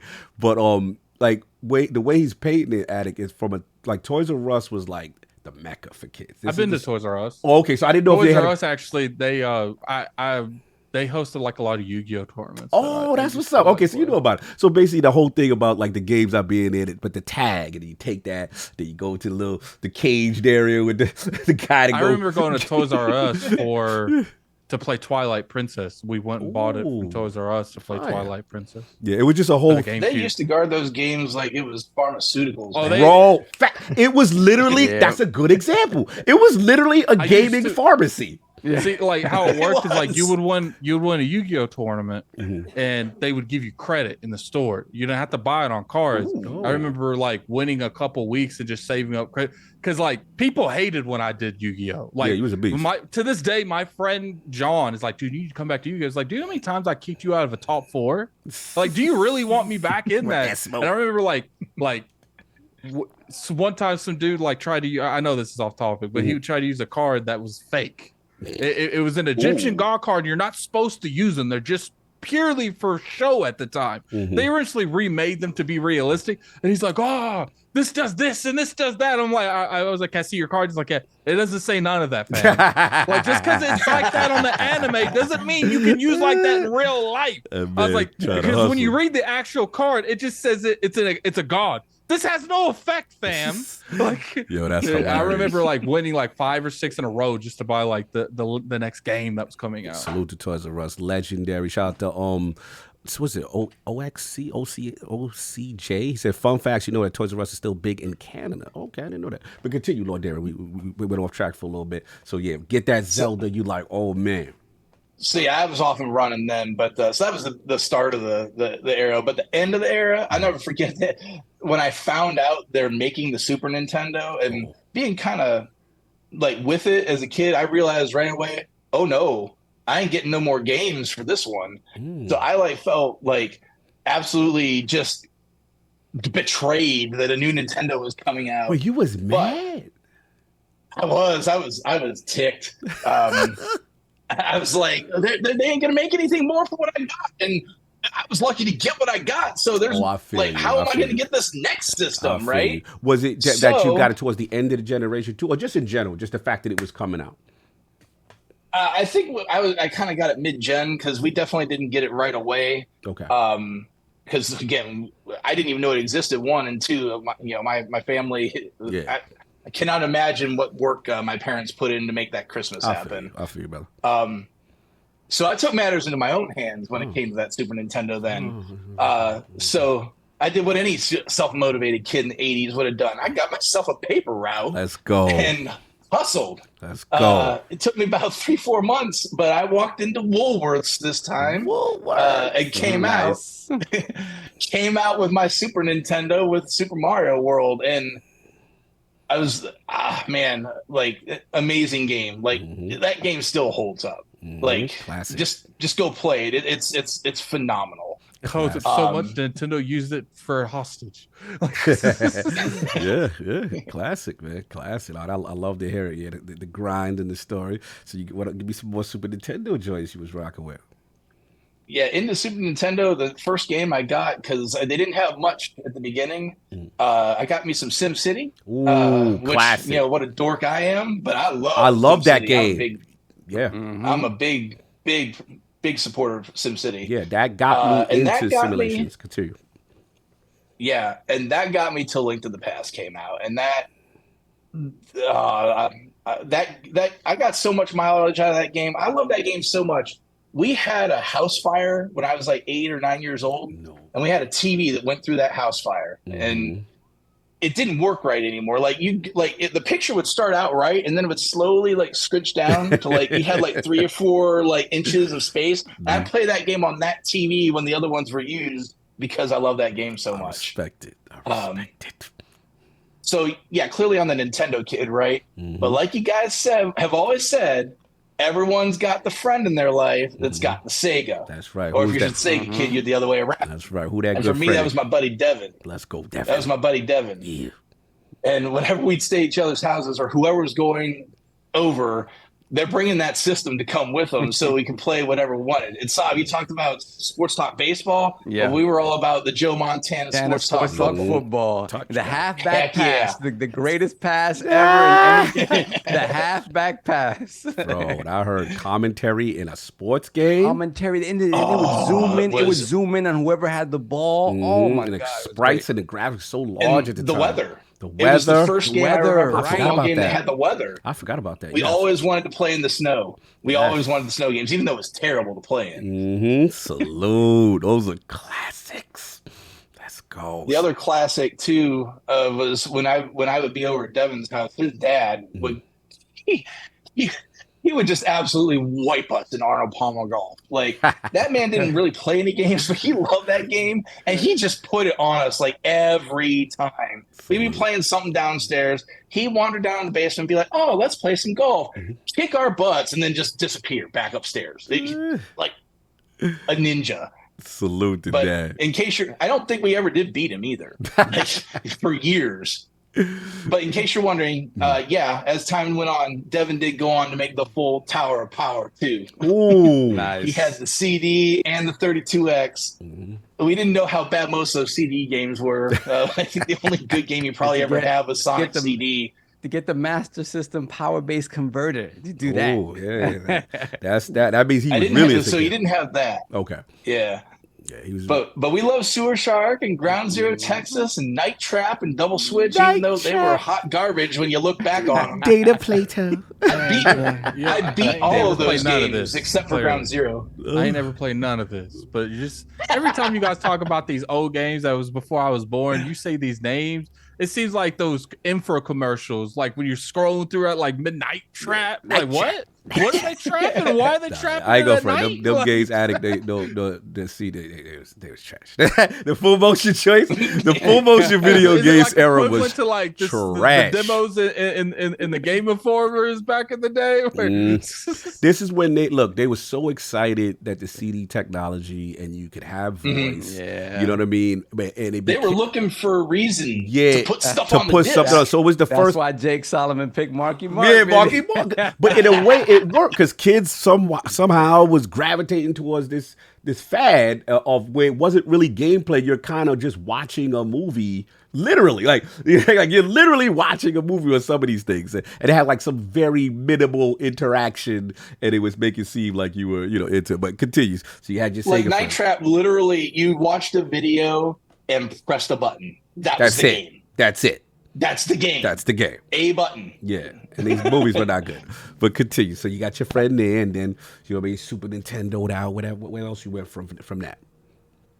So up to N64, I was in high school when that came out, and I will never ever forget standing in Best Buy playing Mario 64 for the first time. Oh, that was yes. just like, I'm thinking then, like, how does it ever get any better than this? Bro, that But analog. of course. Mm-hmm.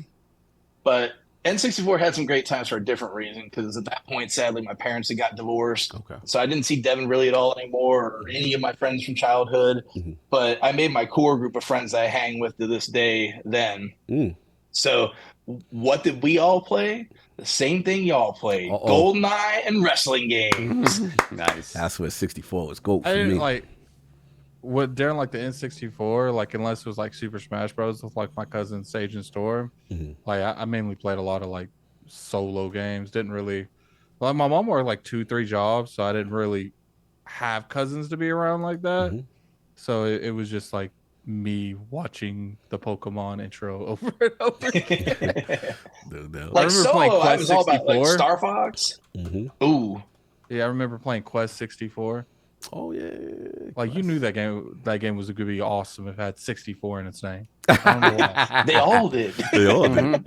No doubt. And you had them But wrestling. yeah, we got fights. together. It was all about WCW, NWO World Tour, and My- WWF No Mercy. Like that was That's right. many a day in my buddy Jim's basement playing those games. Just we didn't have the belt like King. That would have been pretty cool. But no. But I gotta give honorable mention to the game that caused friendships to be tested, heated arguments, and that game was the original Mario Party.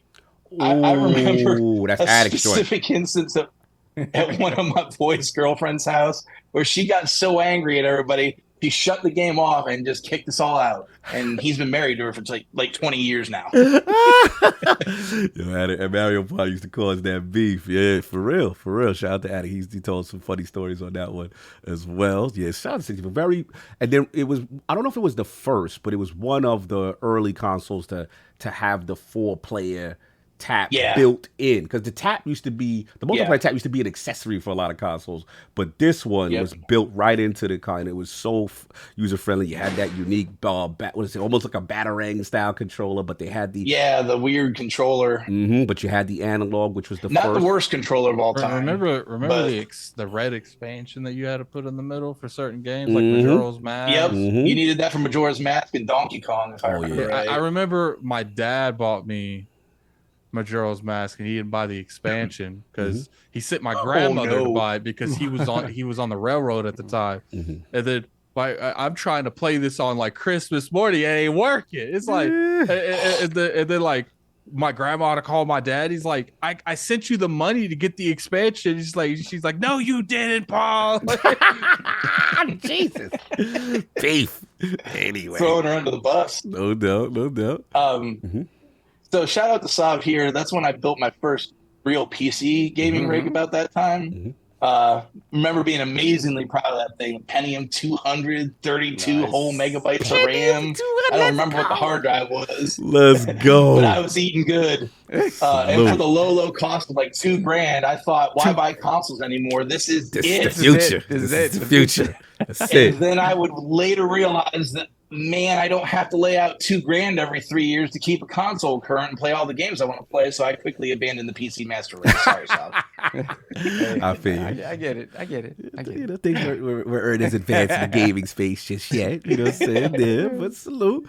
No, salute, man. I love to hear it. So you just continued on. You went from that era to 64-bit era. Along the way, you kind of stayed mainline. So I'm assuming like no TurboGrafx, no 3DOs, no Jaguars. Nope. Okay, stayed, but you still because those were like those are way out the range. Right? So pretty much. Okay, I'll let you continue. But I'll hit your heart right now. What's up? So I was a Nintendo kid, right? But I was burnt that PlayStation started getting the games that the N64 wasn't because of the disc versus cartridge thing. I never did own an original PlayStation, but I did get to play it. So when Dreamcast was announced, and knowing it was Sega, and I liked Sega as a kid, but never got to own one, I was on it. I was in for 4 of the worst ergonomic controllers of all time. 2 VMUs. You had that VMU Sonic though. Adventure, Crazy Taxi, and NFL 2K. And that NFL 2K, they couldn't see your plays. You had your VMU, and no, it was no cheating going on over on Dreamcast with the VMU situation. Well, and so that was one of the first times I was really playing online because me and my buddy Kev got together and we'd do the 2-on-2 over online. Fire. And we'd go whoop some people. Fire. That was some good fun for as long as it lasted because like you guys, I think said on a earlier episode, it was like grand opening, grand close. I know. It's on the Dreamcast. So what a launch. And knowing I had a ton of what was about to be worthless gear on my hands I didn't want to be stuck with. I sold that all on eBay as soon as I could, so I got everything I could out of it. Okay, at least you smart. You bailed early. You know, I mean, I bailed right on time. Like you said, it was a shame because such a powerful console, such an amazing. Yeah. It was like everything came together for them, and that was the one that was supposed to last longer. You know what I mean? Like it's just a very tragic story. And I had read somewhere that basically the incoming president of Sega was always against them being in the console market, and he got to come in, and he's like, done, we're out of here. And that's why, I mean, that whole thing was like 2 years, I think is all it lasted. It was, that was it. it was on the Japan side. They really, a lot of us fail to realize as Sega fans is that Sega did not have the capital to be able to compete with a PlayStation coming. Like they were always going to fall out of the console space because they can't compete because Sony had, the Sony brand behind it. The PlayStation had the Sony brand. Sega was just about games, really.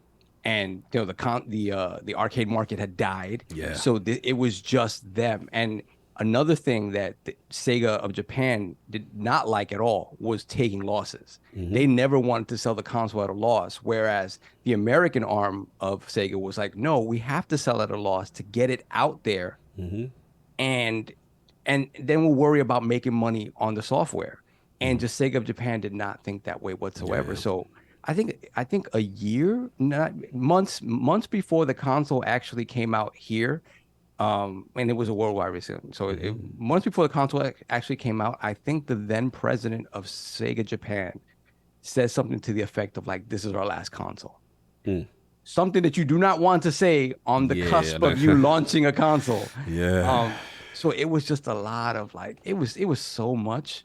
But ultimately, the economics would have played out as such, even if they had the greatest launch, which they did.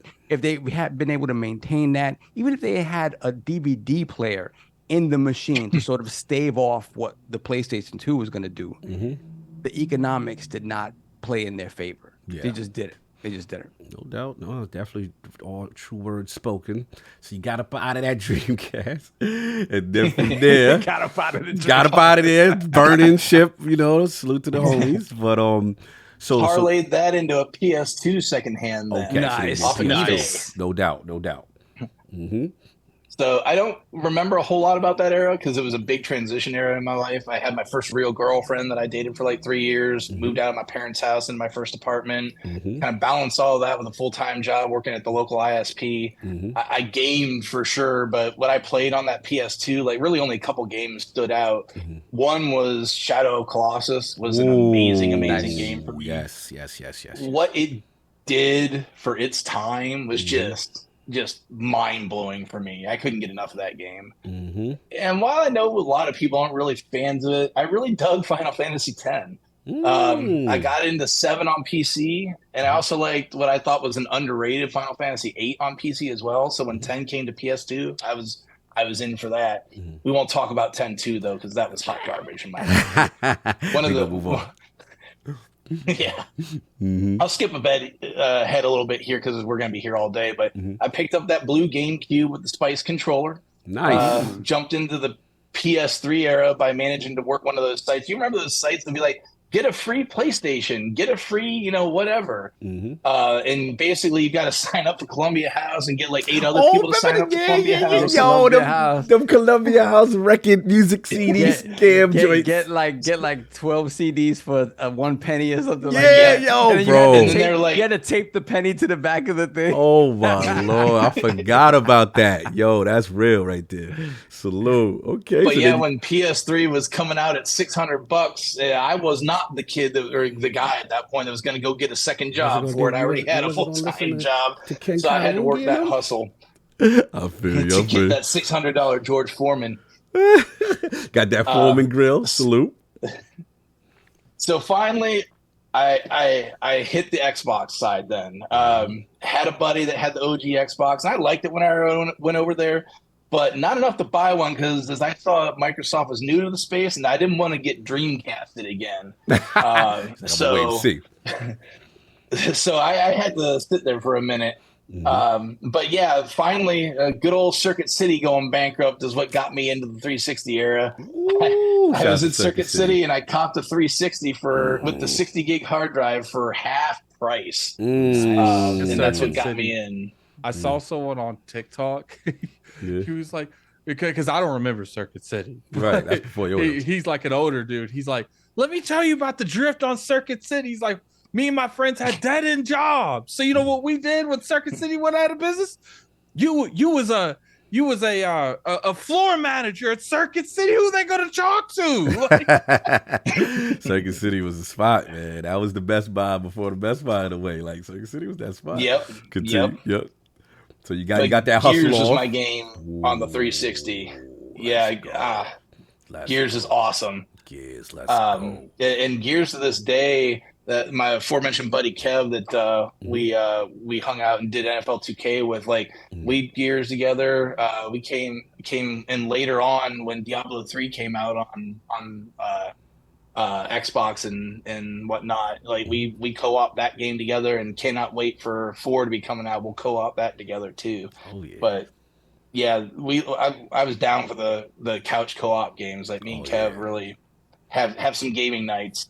Those are the best, man. Those are the absolute best. And then later I updated that 360 to an S, and then I gave that original one to my brother-in-law so he and his family could enjoy it. Nice. And I know y'all are going to ask, it never red ringed. You was one of the lucky ones. Wow. Yeah. Okay. Yeah. Okay. I think by the time the S came around, they fixed it, right? They wasn't. One would hope. Yeah, but that was like a year or two after I got the original one that I got the F. So, but yeah, that original one, like to this day, is my brother-in-law. I don't think he ever told me it Red Ring. Nice. No doubt, no doubt. So you stayed up in there. That's what's up, man. Love that. Then from there, every subsequent, you went Xbox One, PlayStation. Pretty much, yeah. It was like, so from that generation, I've had every console, and in the kind of that Wii U era, that's when my kids started happening.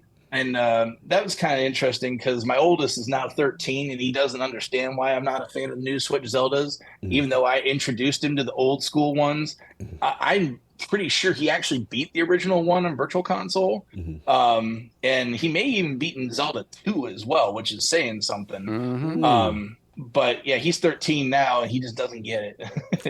But he's made me many an impossible Mario Maker level, but great memories there. Nice. Fire, brother. Love to hear, man. Love to hear these stories. Your gaming history certified, though. You got a lot of gems in there, man. I love this. Very specific games, too, from each era, which is very cool. I wanted to ask you another new question that we asked those in the realm. Where did you first hear about ILP, and what was the moment that made you join the realm? You on LSM. Oh, that's how I got introduced. And I heard you and your energy and your just the goodness of you, basically. Thank you, bro. Thank you. And I'm like, I got to follow this guy over. I told you all the pre-show, like all the podcasts I listened to. And I'm like, I don't care. I got to make room for this. And all I needed was one episode of hearing you guys on here. Making room for our show is a lot. There's a lot of room you made.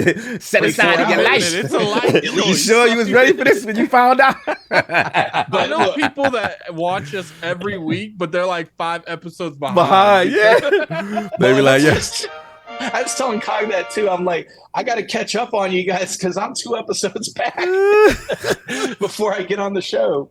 But yeah, I had to make time because once I got over here and like I was talking about my crew earlier when we were getting together with the wrestling games and stuff like that, and I hear you guys telling the stories. I'm like, your crew and my crew would have got along so good. I felt kinship there. So yeah, I could not be listening to this show every week now.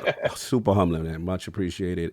And it's interesting to hear when we have guests and you hear the stories and you see so many groups of people in all different parts of the world kind of doing the same things unbeknownst to each other. That's the part that's dope. You know what I mean? And thank you for the comment. That was super dope. Because you always assume it's just your group that does that stuff. Like bringing TVs over. Yeah, like we're the pioneers and no one else was doing this except us kind of energy. But it's dope to hear, man. And then what made you join the realm? Was there any particular moment, as far as joining the realm itself? So the joining the realm came. So I always kind of hang around the show for a little while. Like I'm a Patreon member for LSM as well. Absolutely. I've been Patreon member. Your boy Ryan McCaffrey on the Tesla side. I was a Patreon member of him as well. Like anything that. There's another show that I was a Patreon member of called Cord Killers. They're a show just kind of about watching TV and movies and stuff. And they had a great saying. They said, "We're a value for value model. If we give you guys some value each week, we ask you guys to kind of, if you can find it, give us some value back from your side, whatever value you think we're bringing you." And that's kind of stuck with me. Like the shows that I am like constantly listen to, I gotta support. So that's what made me join, because I was with you guys long enough. I'm like, I know I gotta give these guys something back. That's love, brother. Appreciate you, man. That's dope. Super humbling. You listen to me, Attic, and Solve, listening to, and obviously King. We forget sometimes how much sometimes we affect people sometimes. And it's cool to see, what I'm saying? This is the beautiful thing about the hard work and trying to keep it the way we keep it with the positivity most of the time. You know what I'm saying? But that's why we try to keep like the drama stuff, because I've been attacked by other communities and it's not fun. So we try to keep that like no drama stuff, because I don't want to send the posse over there. I will. But you know what is, Attic, is easy to do beef. It's easy, to create problems. And we get it, but it's like, I'm not going to come to to me, the stuff that Lord Daring is saying just now resonate and it provides more value than that. It made it worth it. You know what I'm saying? Because like, if we have more stories like this, like that, to me, you can't, there's no monetary thing that you can quantify that with. You know what I'm saying? Like that's love. So salute to you there. That's fire. Well, and I'll say about the positivity too. Like for me, like sometimes there's in the past there's been some shows that I've listened to that like end up having beef with each other, and they'll bring it on the show, and I'm like, guys, I ain't here to hear my best friends fight. Like, I don't need to hear y'all's dirty laundry. Like, take care of that in the background. You know? And then it's video games. Dude, how you grown men really serious beef over video games? Like, it's bro, like, come on, like, what we doing? You know what I'm saying? It's real stuff going on in life. Now, I do gotta quickly move on because I know we get behind time, but I do have to ask the question that we ask all the guests here in the realm. I need that top 5. You know what time it is. I need that top 5 video game and franchises of all time. Lord Daring. So I put some thought into this list. Like you heard that length of history there, and I had to put some thought into this. But coming in number 5 is Battlefield Bad Company 2. For me, that is the GOAT. Talk about the dork that I am. I literally at one point, so me and my crew would get together every Friday night once, when we're in kind of our early 30s at that point, and we'd get on there, and it got so good. Like I keep track of all of our stats and figure out who's doing the best of all of us and everything. That was the dork in me that had to keep track of that. But that game was amazing. Like I'll never forget like strapping some C4 to a Jeep and firing that Jeep somewhere and then remote detonating that C4 to cause the building to collapse or whatever. Great times there. Salute. No doubt. That's number 4 is SimCity 2000. SimCity King. That was the GOAT SimCity for me. Those arcologies were where it was at. No doubt. Here you go. For the fighting game community out there, number 3 is Street Fighter 2 Champion Edition. My man was either Sagat. That was Tiger. That was my boy. Sounds loving it. Tiger. And I'm trying to think who was my Sagat was my main, and then I kind of flipped. I gotta give a shout out to Zangief. Oh, of course. Oh my God, hold up. Yo, you too. It's you know what's funny, right? Because I was always a Ken main, right? Yeah. And then once you got Championship Edition, you could play as the bosses. I went to Sagat as well because I'm like, oh, he's got the same kind of moveset, you know what I'm saying, as Ken and Ryu. And he has this upper and lower thing where if the upper lower was the stuff. Nobody could get past you. And then this was me. This is my hubris right here. I was like, I'm so good with these 2 characters. I'm gonna mess with the character that everybody thinks is whack. Yup. And I started messing with Zangief, right? And that's where my love of the grapple characters came from. Oh yeah, that transitioned you to King to Tech. Okay, I see in the original, pulling off the spinning power driver Zangief. Oh, jeez, that thing was so hard. It's a full circle move. I mastered that. And I started, and I would call him the Geef. He's just the Geef. Not Zangief. He said the Geef is like the Gooch. He was like the Gooch. In the arcade, I could never get that thing to go. And it should be easier. It should be easier in the arcade. Yes. But I could never get that thing to go in the arcade. When I got it onto the Super NES, I could get it because you could kind of cheese it and go full circle bottom, or half circle bottom and go back. Yes. And that's how I would get it at home. But God. The original Street Fighter before the Champions Edition, Zangief was my guy. I didn't know any better because I was like, hey, the big hulking dude, I love him. Yeah, no doubt. So we got that Street Fighter 3. What else we got? Number 2 is Super Mario World. To this day, like it's just like I said earlier. And what can you say about that game? It's amazing. I put so much time into that. I got all the secret exits on all the levels. Like I finished that game 100%. Fire. And then number 1, I'd be remiss if I did not. Legend of Zelda. Which one? Link to the Past. Oh, Link to the Past. Is the GOAT. Woo!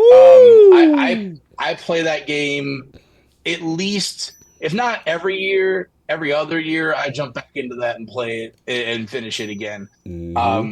Love it to death. What can you say? You know, they kind of fool you at the beginning. You 3 temples and it's done. No. You got 9 more coming after that. Clapping emojis. How you do it? Salute the attic. I love it. Bro, tremendous list. Final question. Favorite console of all time and why? I think it was that Super NES. And I got to say, it was because I bought it with my own money the first time, and bringing that thing home and having that satisfaction of putting in that work to get that console. Self-made, self-paid. Let's go. You know what time? Self-taught. I ain't gonna put your business out, but me, you know. I see the vision. I know what you're doing. Yo, that's fire. Lord DaringOne, an absolute legend in the game, brother. Yo, you was right. You called it. You said, Carl, when you hear my story, watch. And I was like, all right, we're gonna see what he. Now, salute to you, brother. Super humbling. You know what I'm saying? We love to try to do more of this, and again, the support that you give us is extremely humbling, and I love to hear stories like this, brother. Lord, you still hanging out though, right? Because we got a show. Yeah. Okay. Look, when you guys have guests that come on and they're like, "I'm bouncing after that," like I'm like, you guys are missing out on the best part. Like after that, I know, especially today. Yeah, it's like you got to get them. You know, sometimes you got to get them their little vegetables and the stuff they need, and then you give them, you know what I'm saying, the main course or the fast food or whatever it is they want, kind of thing. But no doubt. Because I gotta say, like, so I'm not here for the console arguments, like that type of thing. So I got, I own them all, and I kind of lean Xbox a little bit.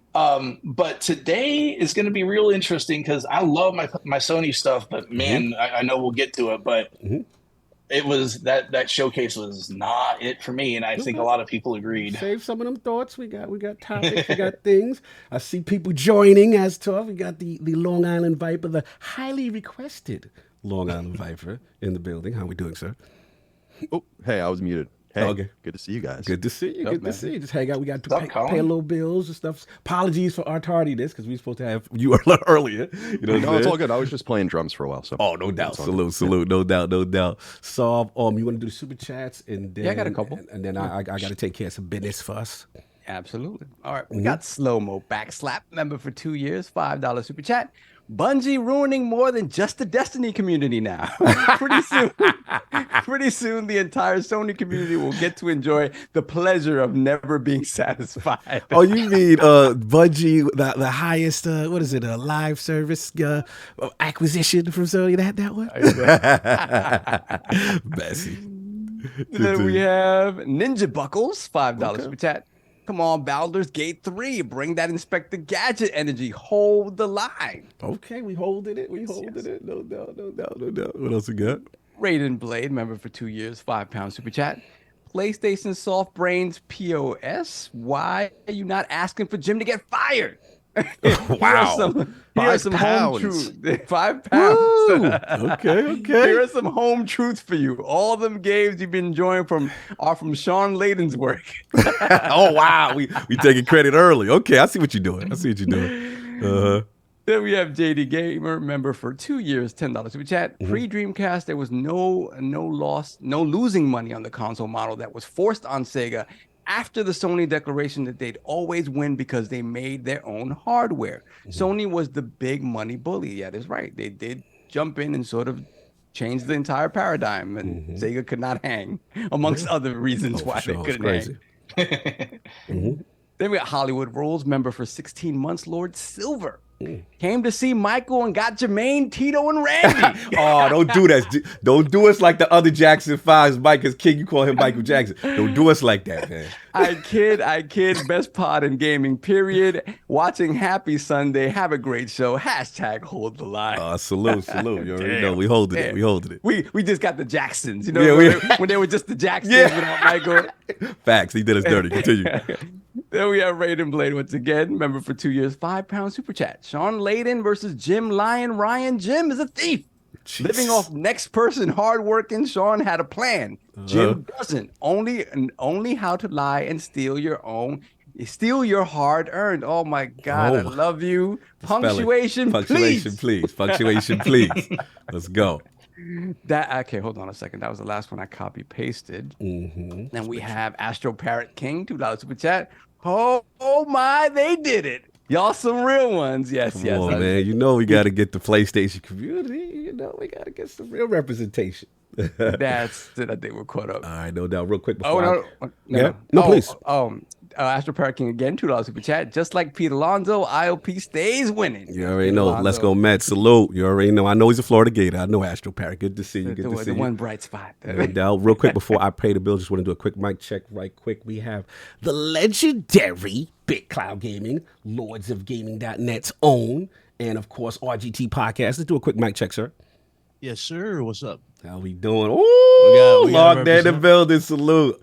Appreciate you, brother. Appreciate you all. And of course, my man, happy to see him. The Bad Bit, Mr. Bad Bit, PlayStation trophy cases own. How we doing, man? Ooh, how are you? How are you? I don't have a nice little mug, but I got this little chibi link. You got a little chibi link? All right. There you go. Ooh, I love chibi link, man. I love it, man. We got some good PlayStation representation in the building. Got to pay the bills really quick, so just need everybody to mute their mic for a second because we got time for some sweet talk. It's sweet talk time. So today's episode is sponsored by PayPal Honey, the easy way to save when shopping on your iPhone and computer. Have you been feeling the impact of inflation? What's the craziest price hike that you've noticed? With high prices, how do you feel whenever you do find a deal? Is it exciting? Is it a relief? Thanks to Honey, manually searching for coupon codes is a thing of the past. Honey is the free shopping tool that scours the internet for promo codes and applies the best one to find to your cart. Here's how it works. Imagine you're shopping at one of your favorite sites. When you check out, the Honey button appears and all you have to do is click apply coupons. Wait a few seconds as Honey searches for coupons it can find for that site. If Honey finds a working coupon, you'll watch the prices drop. Inside and outside your realm, your boy LordCognito uses Honey all the time when searching for my tech, my clothes, and even hotel bookings. Recently, I was price comparing different hotels for my upcoming LA trip. I was definitely surprised to see the Honey app browser extension pop up, give me a notification in the window. Click that link, saved about $30 on a hotel room for my trip. It was that easy. Did you know Honey doesn't just work on desktop? It works on iPhone too. Just activate it on Safari on your phone and save on the go. If you don't already have Honey, you could be straight up missing out. And by getting it, you'll be doing yourself a solid and supporting this show. Get PayPal Honey for free at joinhoney.com/ironlords. That's joinhoney.com/ironlords. I'm gonna be real with y'all. I do like it, and I use it all the time. This is no cap. Like, it is really good. Like, I what I like is that you don't think it's about nice it. to have something when you're in checkout. They're like, "Yo, They be like, money. yeah. They be like, yo, don't you good? You know what I'm saying? You can get this for cheap or It's somewhere like, else, good, or but you could be good. or they'll hit you with the you use this discount code to get the saving on the checkout. So that's the joints. We paid the bills in the realms, you know, the tithes and everything. But we got to get into this thing, man. Actually, hold on, one last thing. We do have a poll results. I forgot. Last week's poll results are in, and the people have spoken. With the European Commission now approving the Microsoft Activision Blizzard deal, how confident are you that Xbox can still move forward with this acquisition? The winner of the three-way IOP poll at 46% of the vote was Xbox beats FTC in court or figures out a way to carve out the UK group. Coming in at second place had 36% of the vote was I don't care. We rep King David. We held the line. And in last place at 17% of the vote was not confident. FTC and CMA are still blocking the deal group. Lord Sov, your thoughts? They feel that this is going to go through, man. Yeah, I mean, like I said before, it's unrealistic to think that Xbox is going to pull their business out of the UK. So, seeing as it would be wholly illegal to move forward in that space, it's going to be difficult for it to move forward as is, especially if the FTC continues to try to, sort of strong arm and not and kind of hold the line, even with kind of arguments that I don't think are even remotely as strong as what the CMA did talked about. So I don't know. Like I said, there were remedies put on the table that could allow this to move through with with Activision breaking up parts of its business, Call of Duty, stuff like that, stuff that they said would not happen, but. Right. If they really want this to happen, it kind of looks like that would be a path forward, maybe. Yeah. But as is, it's still going to be a tough going. If the FTC folds, then maybe we see something unprecedented with the CMA, but I don't know. All right, so you heard it here from Saul. Let's get a couple of ones that Super Chat said rolled in, and then we do got to move. We got Robert Kellett, $2 Super Chat. Yo, you got Colin in the Realm, LSM XILP. You already know. Yo. DaringOne. Shout out to Honey, by the way. I used it like 10 minutes before I signed on to buy a T-shirt. See, look. Nice. Shout out to Long Island Viper himself. Look, there we go. LS7 in the building. Oh, real quick, Darren, being that you're a Patreon guest, I wanted you to say the shout out because you are not only a Patreon of the Iron Lord, you are a patron of the LSM family. Absolutely. Hearing Colin was coming on here, I'm dead. You're alive, Brent. Wake up, man. It's all right. You're still here with us. You're rocking with the best. I am too. I have a bong sitting next to me, so I One thing I forgot for my number one, I was supposed to bust this out. Oh, the real steel Master Sword. Nice. Love it. Nice. Oh, you was a Bad Bit reminded me when he filled the chibi link. No, salute. Let's get the rest of these super chats. There We got we them all. got JD Gamer $2 super chat. There needs to be Sony smoke. It's coming. Trust me, there's stuff coming for you guys. You will be appeased. Then we have the Black Harry Potter. $10 super chat. Salute to him. Mr. Badbit in the building. We're missing Kyle, but that's okay. One half of the PS trophy room is good enough to have a great show, fellas. Shit, we don't call him Kyle. We call him Who That Ninja. Who that? That's right. That's right. Thank you, my That's man. his real name. Real ones know that was there from the beginning. Continue. Then we have Hargeet Chani, $5 super chat. salute. Oh, snap. Colin in the house. Just watched your Jaffe video on Game Pass. Is this PlayStation Showcase what we should expect going forward from the gym era? You want to answer now, Colin? I know it's probably going to be save your bars save for your when bars. the topic is. Yeah, I don't it's too. This way. How deep do you want to get? I mean, Jesus, I don't know. Let's save the bars for when we get. Let's save the bars. This community's been acting. Oh boy. Yeah. Then we got Robert Kellett, $2 super chat. Sorry for clowning on you. Great work, Lord Daring. Whatever. You know it's all fun. Appreciate here. No doubt. We won them over. We are good. All right, no doubt. So before Sorry. You missed Captain one. Chats, £5 super chat. Great to see Mr. Badbit on today's podcast. Great PS podcast. My favorite. Happy Sunday all. Thank you, sir. Bad bit, yeah. Thank you so much for the praise. Everybody, first off, real fast. The ILP community, the past 24 hours, y'all are too kind. Oh, Thank you for all the kind Yeah, words. what's funny is when I because we were like, well, who we're gonna have for a PlayStation representative? I was like, I'm just gonna let the community pick. I don't care. The community picked all who are here. That's for the right. most We part. picked the Yeah, best ones. absolutely. Look at They picked us. the best ones. So, Salute to the How chat. do you want to handle the king thing? You I wanna got do it the right intro now. I got then? it. I got it. All right, so real quick, JD Gamer, $2 super chat. I'm on the line. Where's the general? En route. As soon as you ask and you shall receive. So look, we're right on topic. I know we're here for the PlayStation Showcase Aftermath. Obviously, Lord King couldn't be present, but some special guests are. So we're I didn't know that, by the way. I'm a little disappointed about that. I know. I expect him to go off. Oh, but trust me, you're gonna get a lot of him. Disappointed. Y'all all gonna get a lot of. If y'all watch, turn on to the stream. Go to the stream right now, Colin. If you go to Iron Lord Podcast YouTube channel and go to the stream, watch it right now. So the king has thoughts. Okay, fair cadets, I want y'all to get ready.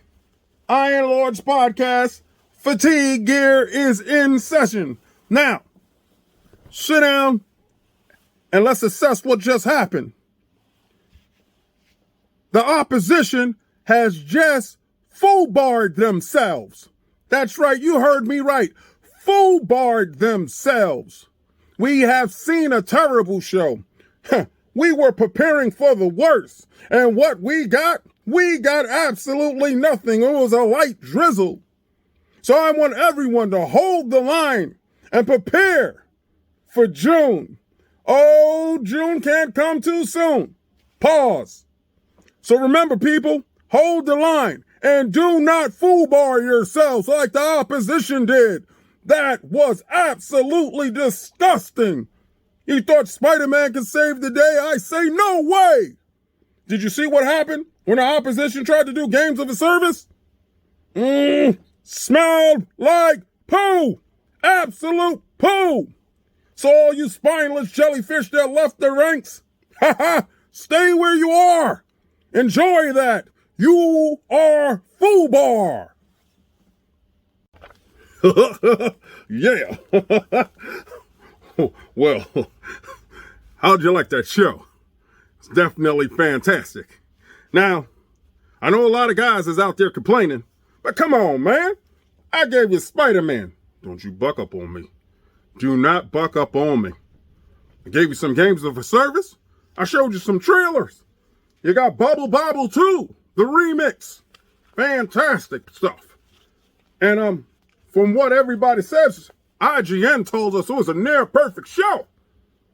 Ha, IBM is on program. Everybody needs to be on program. If you're not on program, I need you to go to our brainwashing camps so you can see exactly what I want you to see. Now, I want you to see a perfect 10. And I want you to know and love Spider-Man. And I showed you a handheld. Now, I don't want nobody complaining about the battery life. You're home. When it dies, plug it back in and get back in the game an hour later. 3-4 hours, you shouldn't be gaming that hard anyway. We know that y'all need your Twitter time. So I made sure there was 3 to 4 hours in intensive games so you can get back to Twitter, playing Twitter like you like the most. And I'm going to tell you, we're making big bucks here. You guys pre-ordered Spider-Man at an alarming rate. You guys, I appreciate every last one of you. Stay brainwashed. And I heard the opposition telling people to hold the line.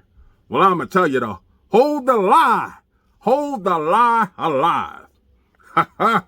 Don't you buck up on me. Don't you buck up on me. So yeah.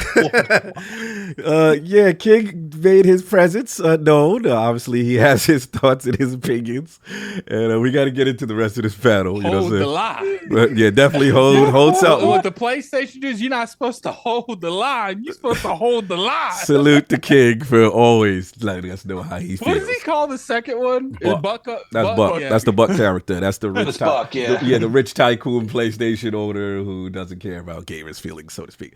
Anyway, moving on. We got some esteemed guests. Let's get right into it. It's Addict's topic, but I'll set it up for him. So yeah, obviously the PlayStation Showcase aftermath. We've had time to assess, and I want to actually start off with Badbit because I haven't talked to him in a while. I haven't talked to Badbit in a while. I need some trophy room assessment right quick. You know, now that it has time to settle, you know, what are your thoughts on the PlayStation Showcase?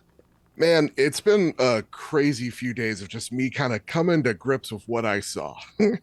Because on one hand, you know, I said this on the trophy room this week. If this show was a Jeff Keighley joint, this was a great show. There's like a lot of games that I'm interested to play. Like, you know, Alan Wake 2 looks fantastic, right? Like Assassin's Creed looks phenomenal. Can't wait to play both of those.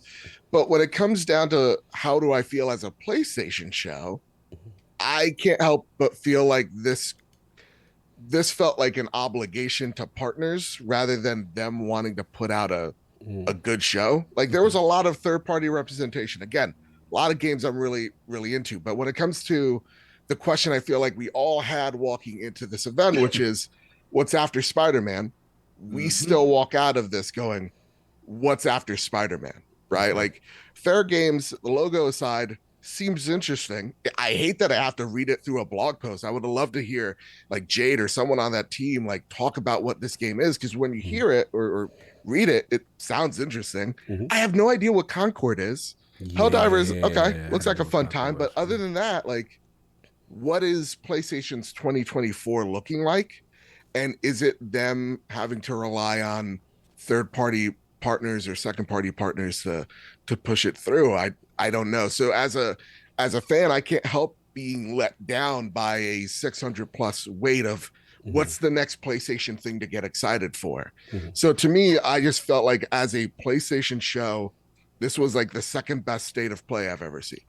Right? Like I feel like the state of play in September was fantastic. Like Rise of Ronin, where was that game? Stellar Blade, where is that game? Amazing game, yeah. Right? And so to me, I'm just left as a PlayStation fan disappointed. As a gamer who's going to be probably playing all these games that they showed, I thought it was a great showcase. But again, not a PlayStation one. So at the end of the day, I can't help but be kind of let down.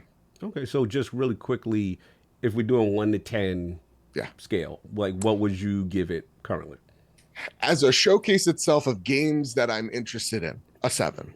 If I'm thinking about this as a PlayStation showcase, thing that's supposed to represent the future 1+2 years of PlayStation. I mean, I saw that Spider-Man stuff and I loved it. And if y'all know me, I'm very biased when it comes to Spider-Man. Of course. So I give it about like a, I know, right? I give it about like a 5 or 6 on the PlayStation front. Now Days divorced from it. So again, good showcase is not a good PlayStation one. Okay. No, fair enough. I hear where you're coming from. All right, let's get the Viper. Let's get Cobra Commander himself. Got stuck in a little secret, but I don't know if his thoughts have changed since then. So now that you had a couple more days to settle, like, what's your thoughts on the PlayStation Showcase right now? Yeah, well, it was fun. Well, I guess it's not even fun. It just is what it is. Like, the advantage of doing a show like ours, where we don't do live streams, I'm no longer in media, so I don't have to write anything, is that we kind of just get to react and then we get to back off. Right. And it's actually one of the reasons I'm not really on Twitter anymore. I just promote things. So people don't really tweet at me very much anymore, but I noticed a lot of people were tweeting at me. So I clicked on it. That's when people were asking me to be on the show. So we talked to each other via text, and I was happy to do that. But I actually got to kind of just assess it in a vacuum. I sat on my recliner. My fiance was next to me. We watched it on TV. I was taking notes. We were going to go right into sacred symbols afterwards. And I was a little surprised by how negative people were about it. And the more I think about it, the more it really encapsulates. It's like what happened to Redfall, kind of. Okay. Like, is Redfall the worst game of all time? I highly doubt that. No. You know? And I just feel like everything's either the best or the worst. Right. You either want it to be all for you, or you can't really see any perspective of what the company was trying to do. So as I actually agree in that, for me, I kind of play strange games, right? Like, I like my shooters, I like my first party games and all of that, but I play a lot of turn-based games, a lot of role-playing games, a lot of Japanese games. There really wasn't anything there for me whatsoever. But in like kind of a vacuum, when I was watching it, I'm like, oh, I bet you the audience is going to be pretty stoked that we see what Haven's working on. I bet you the audience is going to be pretty stoked that we see what Firewalk's working on, et cetera, and so on. And so when I go on to our Discord or I go on to Patreon, and then we're recording, so I'm going on, and then as we're going, I'm going on PlayStation blog, right? And I'm looking up things. I'm like, all right, so what is this PvP? Go into the comments. Everyone hates everything, right? Yeah. Go to the Discord. Everyone hates everything. Go to the Twitter feed. Everyone hates everything. And I'm like, I don't think it was that bad. Like, it wasn't great. I think you can argue it wasn't even good, depending on your perspective. But I do think that there's like a space between. You know, I feel like I wanted to say this because I feel like this was part of the strategy, and I don't know, but maybe you guys can tell me if you think I'm onto something. Let's go. They released a 38-page document for their fiscal year 2022. So Sony split into 6 sections, as I'm sure a lot of people know, and PlayStation is one of those silos. Yep. It's called Games and Network Services. They released a 38-page document on this, and here's what they said. And I mean, they said a lot of things, but there's just certain things where in fiscal year 19, 12% of their revenue, or I'm sorry, 12% of their investment was in games as a service. Fiscal year 23, so the one we're in now, 55% of their investment will be in games as a service. Fiscal year 25, so that's 2 years from now, 60% of their investment will be in games as a service. Investments by new IP versus old IP. In fiscal year 19, only $1 in $5 that Sony spent on development was spent on new IP.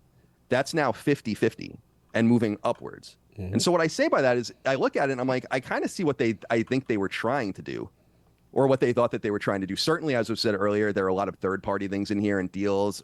Foam Stars looks amazing. Such a blatant ripoff. I can't even believe it. It looks phenomenal. It is Splatoon. Nintendo's lawyers will be at the ready. And I gotta say, that particular game made me want to talk about Square Enix much more than I even wanted to talk about Sony, because you would wonder how much of a glutton for punishment this company can possibly be by making games as a service, whether it's Babylon's, publishing Babylon's Fall, Avengers, Outriders, which I love. Outriders was arguably my game of the year when it came out. I fucking love that game. Great. But it's so that was weird. But I think overall it was fine. And I wrote down some stats that I thought were interesting. 34 games in 70 minutes. Certainly big complaints were lots of CG. Yes. Not a lot of gameplay. Yeah. I think the biggest problem was the lack of a Spider-Man date, although my kind of Tony Ty kind of broke the news on it, Colin. He said it starts in August, the marking for that. Heavy. And my personal theory on this is that they're going to bundle it with the new PlayStation and new model, and they don't know when that's going to be ready. I also think that They don't want to there's so much velocity in the old sales right now. I think they're kind of afraid. So I think they were between a rock and a hard place. It would have been cool to get a date for Helldivers 2.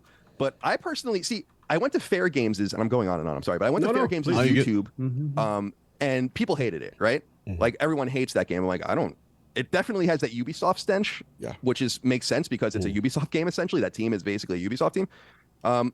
Concord, we don't really know what that is. 70s vibe, very cool. I don't let us know anything about it. They literally just showed like the thing in the burger. I was like, what is this about? Yeah. So for me, it's like, but then I went to Spider-Man, and Spider-Man was brought up earlier. Spider-Man 2, and actually Push Square just wrote about this, and I went and looked. So on PlayStation, they have 7.5 million views on that trailer already, with 374,000 thumbs up and 9,000 thumbs down. 9.2 million on Marble's YouTube channel, 388,000 thumbs up, 7.6 thousand thumbs down. Phantom Blade was a huge thing too. 1.7 million views, 84,000 thumbs up, 1.6 thousand. So like when people say it's like, that was the fucking, I'm sorry, you guys don't curse here. That was the worst thing ever. Sorry about that. That was the worst thing ever. I'm like, I don't know about that. I've been in the industry for a long time. There were worse E3 conferences than that. There were worse, I don't know. So I just feel like it's somewhere probably in the middle. Okay. I've heard from people that I know, and I think it's fairly obvious that there will be another showcase later in the year. I assume it will be, more focused on some of these games that are rattling around, but like a future game showcase, like they branded it the first time around. Yeah, something like this, and maybe just even market it as first. And they don't like using the term second party; they just like to pretend everything is first party. But really, like mature and get those games out of there. But there are a lot of things that I was reading into it where I'm like, where is the room for the middle? When I was watching this, I'm like, I just don't see it this way.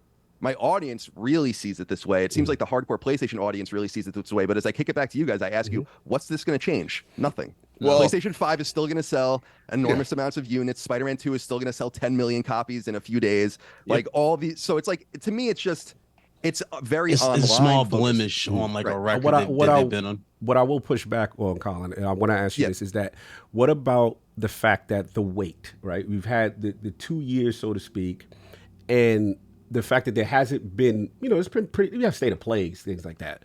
But the fact that there really hasn't been any significant, and then obviously the moniker of Showcase. And historically, PlayStation, let's be clear, like they have put on amazing showcase, like the showcase of dreams, grown men crying, announcements of games that you couldn't even. Yeah, I was there in person. It was a very interesting thing. Yeah. So, but I'll also remind people of that last E3, what was pretty bad. True. Anyway, go on. But it's just like the standard has been set so high, right? So do you internalize that as us, the gamer, putting too much pressure or based on what we're used to them, or just, hey, that it was okay, but it wasn't as bad as people say? But I think a lot of the main discourse I'm saying is that people waited for so long and they felt disappointed in conjunction with not only that, a lot of CGI, no actual gameplay, no actual release dates. One first party game that actually had gameplay. Right. So I think it's a combination of those things,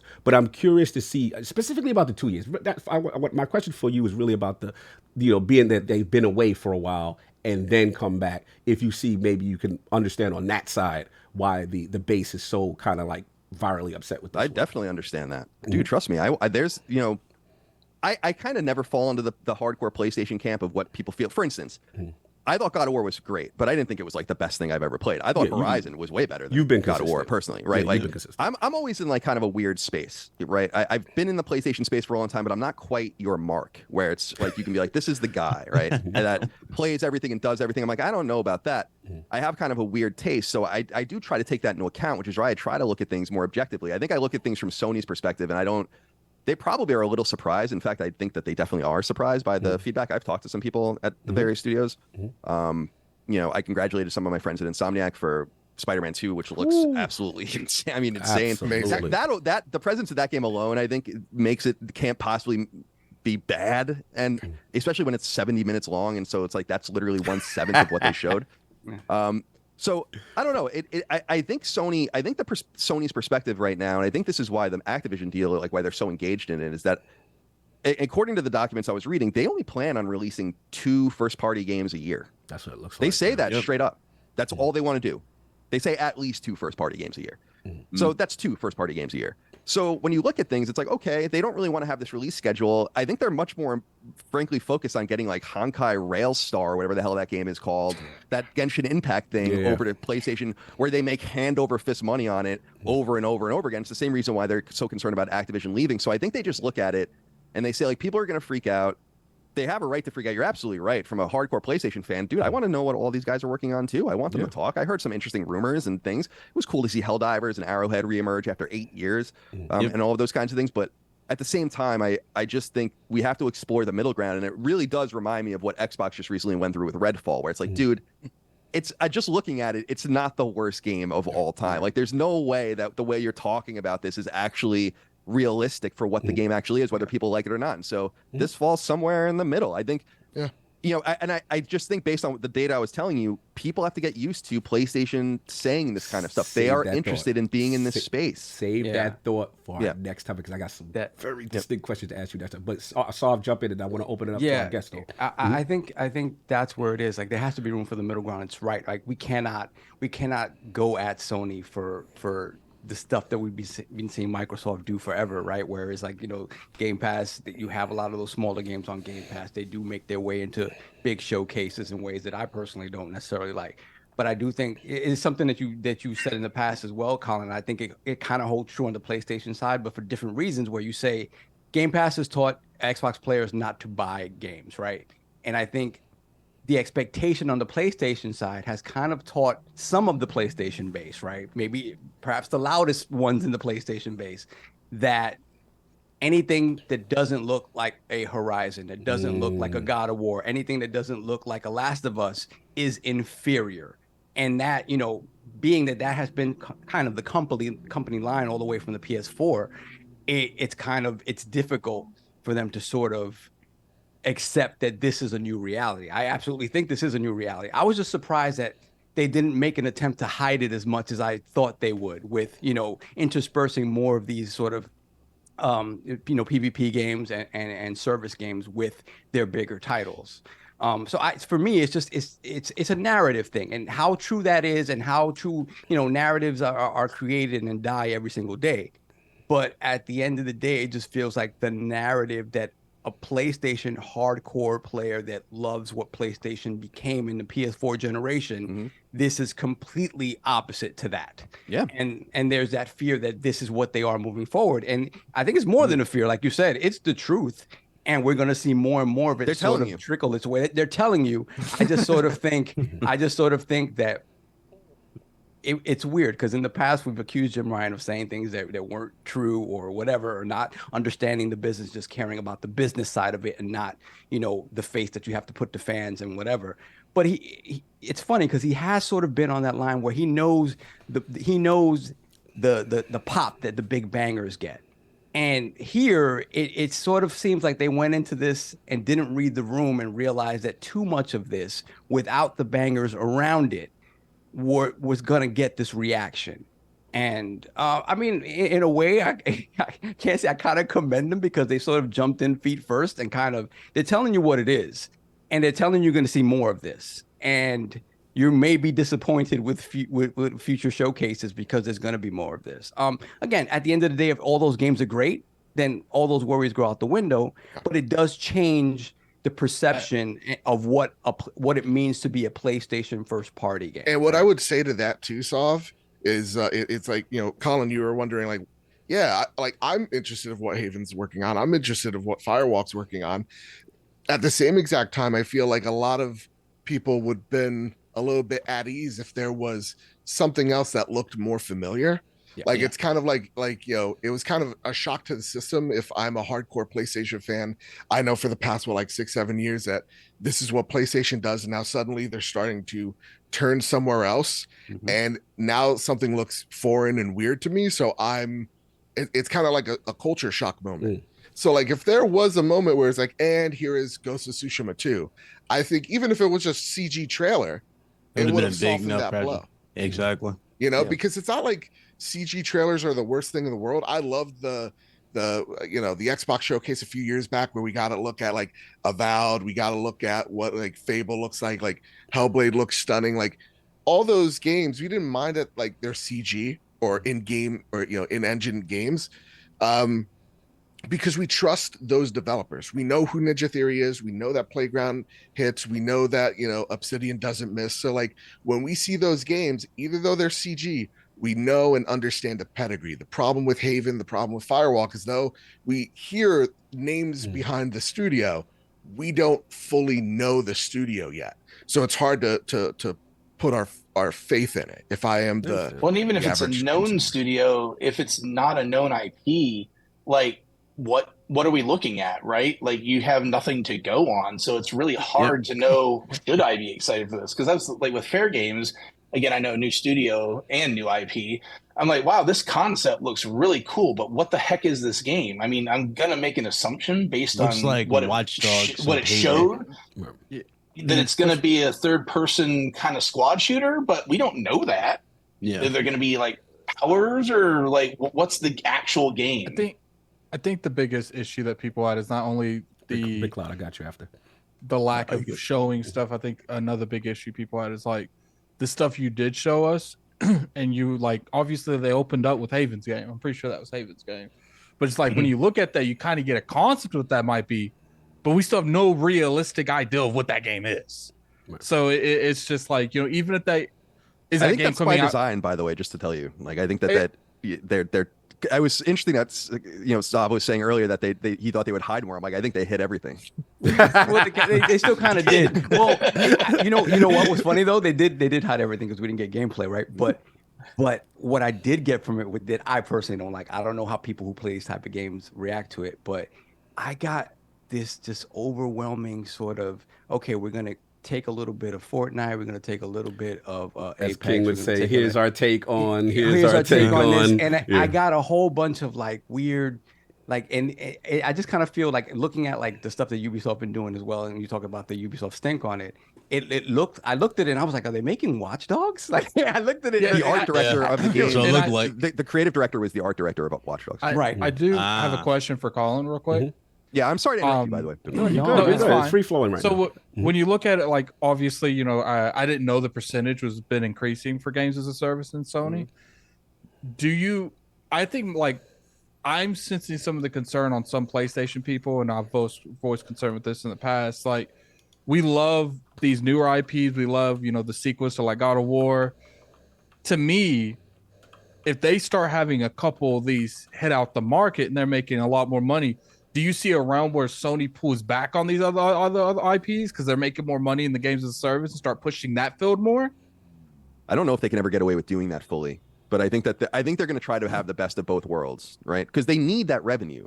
Like God of War made all of its money back, and basically twice or 2.5 times its money back in a day and a half. It's they need that kind of cash.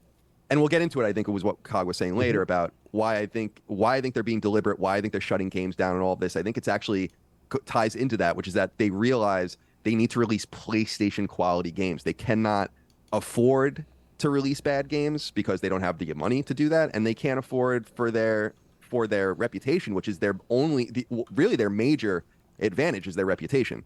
Yep. So I think, I mean, you want to hear something depressing here, which is for people is that by fiscal year 2025, so 2 years from now, for every 10 games PlayStation releases, 5 of them will be PS5 games, 4 of them will be PC games, 1 of them will be a mobile game. So for every 10 games, so this is a new world. We have to just figure out what it looks like. But with revenue going up, with the velocity of PlayStation 5 so high, their net income is so much higher now than it was during the PS4 era. I think they realize that they could just have it all if they tried. But I think that they realize, we were talking about Redfall before. Right. So Microsoft can afford Redfall, and they can afford a failure or in quotes, a failure like Redfall. A middling game like Redfall would really hurt Sony, not only reputationally, but because they just don't have the cash. Right, so they have to be more deliberate. But anyway, I'm going on. I'm sorry. No doubt. Let me get on Big Cloud. He's been really patient. RGT podcast. Make sure you get on that. I think dusted on. Hopefully soon. My man Chris Raygun, answer the call, bro. Get on that. Maybe one day, Long Island. And of course, my man. I thought Chris. I gotta get Colin on one of these days. One of these days. Good podcast, brother. I love what you're doing, and of course, LordsOfGaming.net. But now that you've got a couple days to settle, where are you at with the showcase? I mean, first of all, great point in Samara by y'all are definitely hitting a lot of the points here. But for me, so I look at it like this, man. We've had state of plays, 30-minute shows that felt like they have 5 times more energy and excitement put into them than what this show had altogether. The show is over an hour and 30 minutes. So when you have that anticipation, that build up from great state of plays, not all of them hit, but you have these great state of plays building up towards it. And we hadn't had one in over 600 days. Now's the time for a lot of people to go, you know what? Hey, we might see Wolverine. We might get that factions reveal. We might see look into what Blue Point's working on. Babbel was hoping for Bloodborne again. Everybody's hoping poor for Babbel. Well, my condolences, bro. I thought you was gonna get your Bloodborne, bro. The dreams never happen. It's never. What's the day count? What's the count? What's the day count, real quick, Babbel? What's the day count on Bloodborne? My heart's too broken. 9,700. Usually you got that ticker running. I need that ticker. The ticker's broken after the showcase. I think at this point we need to understand that. I'm talking everywhere I went on Twitter. I'm seeing some of these circles. And guess who's retweeting or co-tweeting it? This guy, Babbel. Yeah. I think at this point we need to realize that that's probably not happening. Addict. Sometimes some people like myself are just addicted to the pain. But when they have Blue Point, I was gonna say when they have Blue Points in there that just killed the Demon Souls remake. Like, why wouldn't you throw them at Bloodborne? Like, it just seems to be the most projects that they're working on. Well, think about it. Probably their new IP as well. I was just going to say, we actually just went into this recently about Bloodborne because we were trying to Occam's razor it. Like, I always say this to people. They know. Yeah, they know. They gotta know. Like, they know. They're not. You think that Jim Ryan and all these guys are walking around with their hands in their pockets, not being like, well, Bloodborne, just throw that in the garbage. We were trying to think of why hasn't anything happened? And actually, my Occam's razor answer, and I don't know if it's true or not, but we were just trying to figure out what is the most logical explanation of this? And it's could it be that there is some sort of second party contractual obligation with From that they are the ones that have to work on it? That's what I was thinking. It can't be done by anyone else. That might be one of that's the only thing that makes sense. Even just from a 60 frames perspective. But don't they own the IP though? No, they do own the IP, but it could, and they also own 14% of Katakawa, which owns FromSoft. So they do, but it could be an unusual second party relationship. Remember, Sony let this get away. They could have had this from the very beginning. Yep. When they went to Bandai Namco, the game was up. Demon Souls should have been published by Sony instead of Atlas in the West. They had no idea what they had. So I think From Software, that just seems to be the most logical explanation. Because you would think it would have gotten a PS4 Pro patch even. At least, so that's what I put out there, is that maybe it's something unusual like that. It'd be crazy if they holding that on for the next gen release. It's like a launch title, Bloodborne remake, like they did with Demon Souls. And I'll be first online, my friend. But yeah, I think what Colin is alluding to, I think is probably the case. I mean, even with the Demon Souls thing, they made it sound like they kind of asked for From's blessing to do this, and so I kind of think that's the case. But every time I put that out there on Twitter, I am playing. The day that happens, I will be deceased. But I'm never expecting it at this point. No. I agree. Continue, Big to go back to this again, over 600 days we had to wait for this showcase, and it's not really the third party. Like you guys said, there's a lot of third-party games that I saw that I would definitely pick up day one. I think I already told you, Cog, I was kind of gone with the Assassin's Creed, and I saw Mirage. You know what? Yeah, that hitting a little different. I don't know. I might have to get that. Classic sensibilities for me. Mm-hmm. Oh yeah, Phantom Blade was a nice surprise. Love Sekiro, love the Soul series, platinum pretty much every last one of them except for the last one of the Demon Souls, Dark Souls. Sorry. But going even further into this, we had, there were some okay surprises here. The rumored Metal Gear Solid, that started to set the tone to go even higher. And that's usually how they go. They show you the indies. They show you a few games here, a few little updates on third parties you've seen, and then they'll show you the reveals. And usually it will go up. But instead it kind of just went up, and then it just declined. And then it got to the point where I was like, okay, I hope to God, this being a showcase. I even said this on stream. I was like, I hope to God we don't get no hardware reveal. You gonna get that hardware. You gonna get that hardware, sir. Don't give me no hardware reveal after the show or during the showcase. And here it is. Jim Ryan gets on stage. He's like, hey, about that Q. It's real. And I'm like, shout out to Tom Henderson, who's in the chat right now, who actually broke the news, you know what I'm saying, with us. Shout out to Tom. He was dead right on that one. And I'm like, okay, you know, usually when Sony shows stuff like this off, it at least looks attractive. This has got to be the ugliest handheld device. Okay, I'm glad you said it because I thought I was just me. Like, okay. I'm in that boat. They slap handles badly onto an iPad mini. That's what it looked like. They ripped the DualSense in half and attached it to a Switch screen. Right. I don't like basically, it's like a controller. It's like a controller fell off the table and it split, and they're like, "Yo, that's it." Right? Yeah, I didn't. I gotta say though, it probably feels really great to play though. It probably feels great to play. That's what we're losing. That's what we're losing here, y'all. There was so many reports in regards to it though, like what it was going to have, the DualSense functionality. I remember I said to myself, I was like, dude, it'd be a nightmare if they just took a tablet and put like a between the DualSense. And literally, to my shock, it's exactly what I got. It's literally what they did. But real talk, like, you know, we've been covering it for a minute on the trophy room. When you see the blueprints, listen, we got an upgrade because originally it was like two dual shots attached to the side. Yeah. I'm the only one on the internet, and I'll stand on this hill and proudly die on it. I love that thing's design. I love how you're not the only one. There's another person in the panel. Another person here that likes There's another person. God bless. God bless. If he gonna speak, I want to know if he gonna speak on it. Colin, I'm teasing you. I'm teasing you, Colin. Yeah, I know. I'm amped up about it. I love the backbone. Because you own this. You own this. Yeah, but why do you need that? I mean, I think you're hold it up again. Hold it up, Darren. So, hold on, let me. I'm gonna pin the screen on Darren one for a second. But I don't have any interest in it like playing that if I can play something more natively. I'm actually, because I play turn-based, I play a lot of turn-based games and slower games. I wouldn't play it. They're actually showing it, I think, with God of War or something. I'd never play a game like that with that thing. But my turn-based games, my role-playing games, my Trails of Cold Steel, my whatever, Slay the Spire, it's perfect. You know, and see, you have use out of it. There's a lot of I'm all about it. I don't really think it benefits as much because it's remote play. PS5 still has to be on. And I'll say, you guys mentioned that, but I played most of the original God of War on that backbone right there, and it was great. If you're local on your network, it's really good. Attic, you say something? I want to go around the panel real quick. Actually, what's funny is Lord Tom and King have a bet going on with that price. What do you guys think the price is going to be? We're going to start with BitCloud. For you think the price for whatever that thing is. The play on your bed with your feet up thing. Like I can see that easily being $200 to $300. Okay. Easily. We got 2 to 3. Anybody taking any bets? Who else? I'm sorry, go ahead.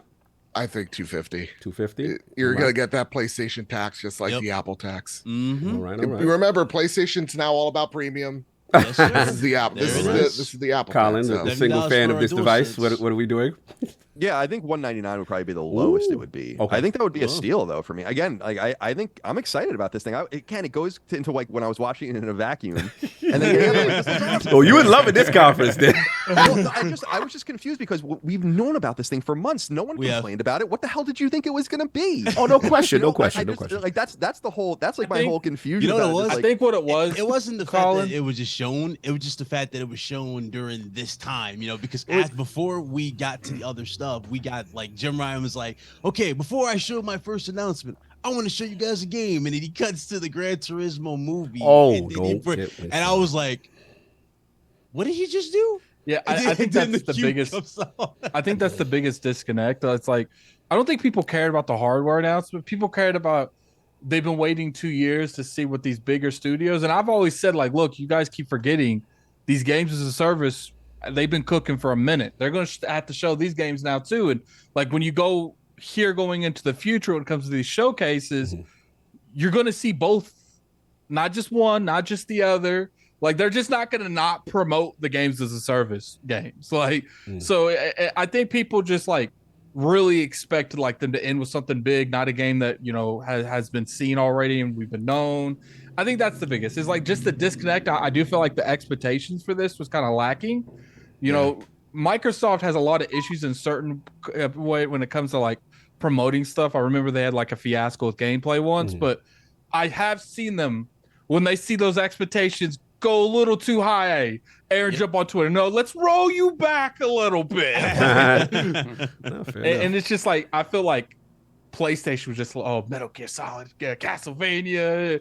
And then, apparently some of the developers were hyping it up too, like the actual studios that PlayStation owns. Like, I think that's the biggest thing. People just, they're looking into the future of PlayStation, especially coming up to this event. We had some, studios that they've been working with had massive layoffs. Obviously the Last of Us thing that happened after the show. And I think people just looked at this as like, I want this show to show me that they're going to have consistency like they did the PS4. I understand that. But then when it happened and they didn't really get those big titles that they were, looking forward to, I think that is what hit them the most. Because, like, to me, if that show would have had a little bit more of a variety of stuff that people like, people would have been all over the weird looking handheld thing. But the fact that it was there, people saw that. And he said, we got one more game, but let's show you this. And they're like, we ain't seen Spider-Man, so we know that's the next game. We don't care about anything you showing us now. It became the known quantity at that point, and not the surprise. It was collateral damage. No doubt. Finish Black Cloud. I got to get the rest of it. It didn't even stop at that, though. We saw the new earbuds that they were hyping up. So you got this, which is probably going to be 2 to 3, in that range. Then you got these new earbuds that he's hyping up as this new high tier thing. That's probably going to be like what, the max 150, 180? I don't know, something around that price range. If you guys remember, there was reports going around that once the Q was shown or revealed, there was going to be a PS5 Pro the following year. That's what was going around. That was a rumor that was going around. Now, I don't know if it's going to happen next year, but if it does happen and we get a PS5 Pro next year, after all this, you know what I'm saying? Like, I already feel weird going into just leaving this show. Because I'm like, Tom has been on the money. He's in the chat. I don't know if he's still in there. But Tom, if you want to comment on said reporting, feel free to leave a comment. I think it was very disconnected. If they would have had like because I personally did not really, I thought Spider-Man 2018 was good, but I thought people blew that game way out of proportion. But when I saw this, watch it. I actually was more looking forward to this Spider-Man because it looked like more of variety of gameplay. It looked like the bosses have been fleshed out a little bit more, but it's just like when you hit that end date and they're like, we ain't gonna show you a release date. And I get was surprised by that. There's marketing stuff going into that, but it's just like, you mean to tell me that we about to hit June and you still ain't gonna tell me this game coming out this year? No, I think Tony Todd released all the info on that, and he had to backtrack, but he said it starts in August. I don't know if that then they should have moved this whole thing to August. That's true. That's true at this point. But I'm like, I don't know if they're doing like another state of play. I don't know. That's another PR beat. Yeah, I don't know at that point. But they said a big PR thing is gonna go for Spider-Man. That's gonna be their big thing. I'm pretty sure black custom plates are gonna be sold by PlayStation to go with your PS5 or something. Tom Henderson responded, said the Pro is real, gents. He's still standing on it. So again, if that drops next year and you got this, and keep in mind next year, even though it's not Insomniac's kind of hoping for 2024 to be Wolverine's-esque, right? Like you get something in regards to it. I don't know. I just feel weird about it. And what's even more crazy about it, too, I think 2025 is a more realistic date for I think that's the real release date. But, something you'll see about it will be in 2024. Maybe even 2026, because they still working on Spider-Man. Like, the whole studio ain't even working on that game right now. I ain't worried about Spider-Man. That's what I saw. I ain't worried No, I'm just saying, like, they're dividing their resources on 2 games right now. One's most likely about the end development, but they're still doing both games. Yep. And then there was one particular thing that I thought would be here. This is something that I had a lot of people, Bad Bet, you can attest to this because I made a video in regards to this. You were with me on this. I flat out said, listen, why is it that the Last of Us remake doesn't have factions included and you're charging me $70 for this? And dude said, oh, but you're getting accessibility features. Accessibility features should be there to include others. It shouldn't be hidden behind a higher paywall, especially when you're cutting out features and core mechanics that was in prior. In this particular case, makes no sense. You throw in a new workbench mechanic in this, but you can't give me a dodge and pro mechanic. Interesting. You see what I'm saying? So the factions is not included. It was not there. And I had dudes saying, oh, you're going to get factions this year, as if they knew it was going to launch this year. No, that's not what Neil Druckmann said. You will hear something about factions in 2023. That's we heard about something, all right? And we heard something. We'll save that one it's for not the what next you time. want to hear. Not what you Got want to you. hear. Mm-hmm. So when we got to the show and it wasn't here, I'm sitting there going, Good point. okay, there's no Blue Point games, there's no factions, there's no real, there's nothing that tells me anything about Concord.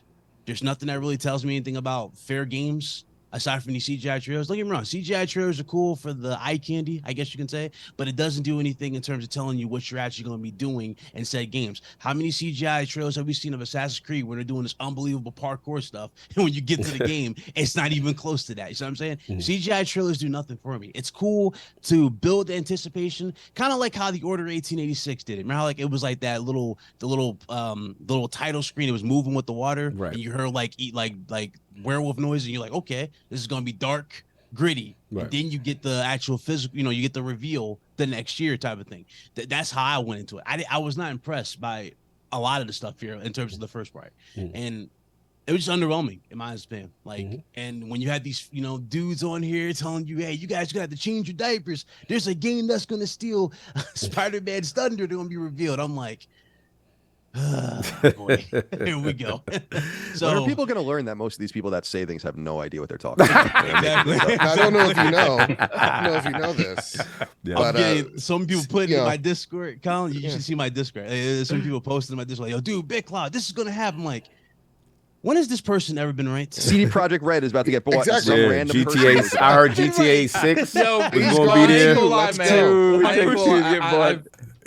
My See, I personal used to have, favorite. GTA is gonna get bought by PlayStation. It's Yes, gonna I be did a hear showcase. I've been taking like my personal YouTube channel more seriously, and I used to have like this hard, I'm not talking about rumors, but now I'm like, who cares? like, because to me, even though that most likely 9 times out of 10 Sony's not going to buy CD Projekt Red, but it's a nice discussion we can have. Like, No, for real. I'm sorry, Babbitt, and then I want to get Darren. He's been patient.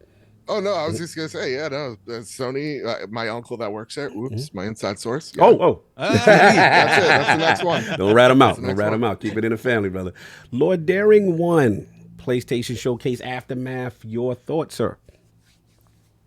I mean, so obviously don't have the pedigree of the rest of the folks on this panel, but as a fan of PlayStation, I mean, tell me, like, outside of Spidey 2 and Metal Gear Delta, like, what and of course Final Fantasy that we've seen 752 times, taking up another like 10 minutes of the showcase when it's releasing next month, right? I think. What in there really got you hyped? Because I think Phantom Blade was about it for me. Phantom Blade was and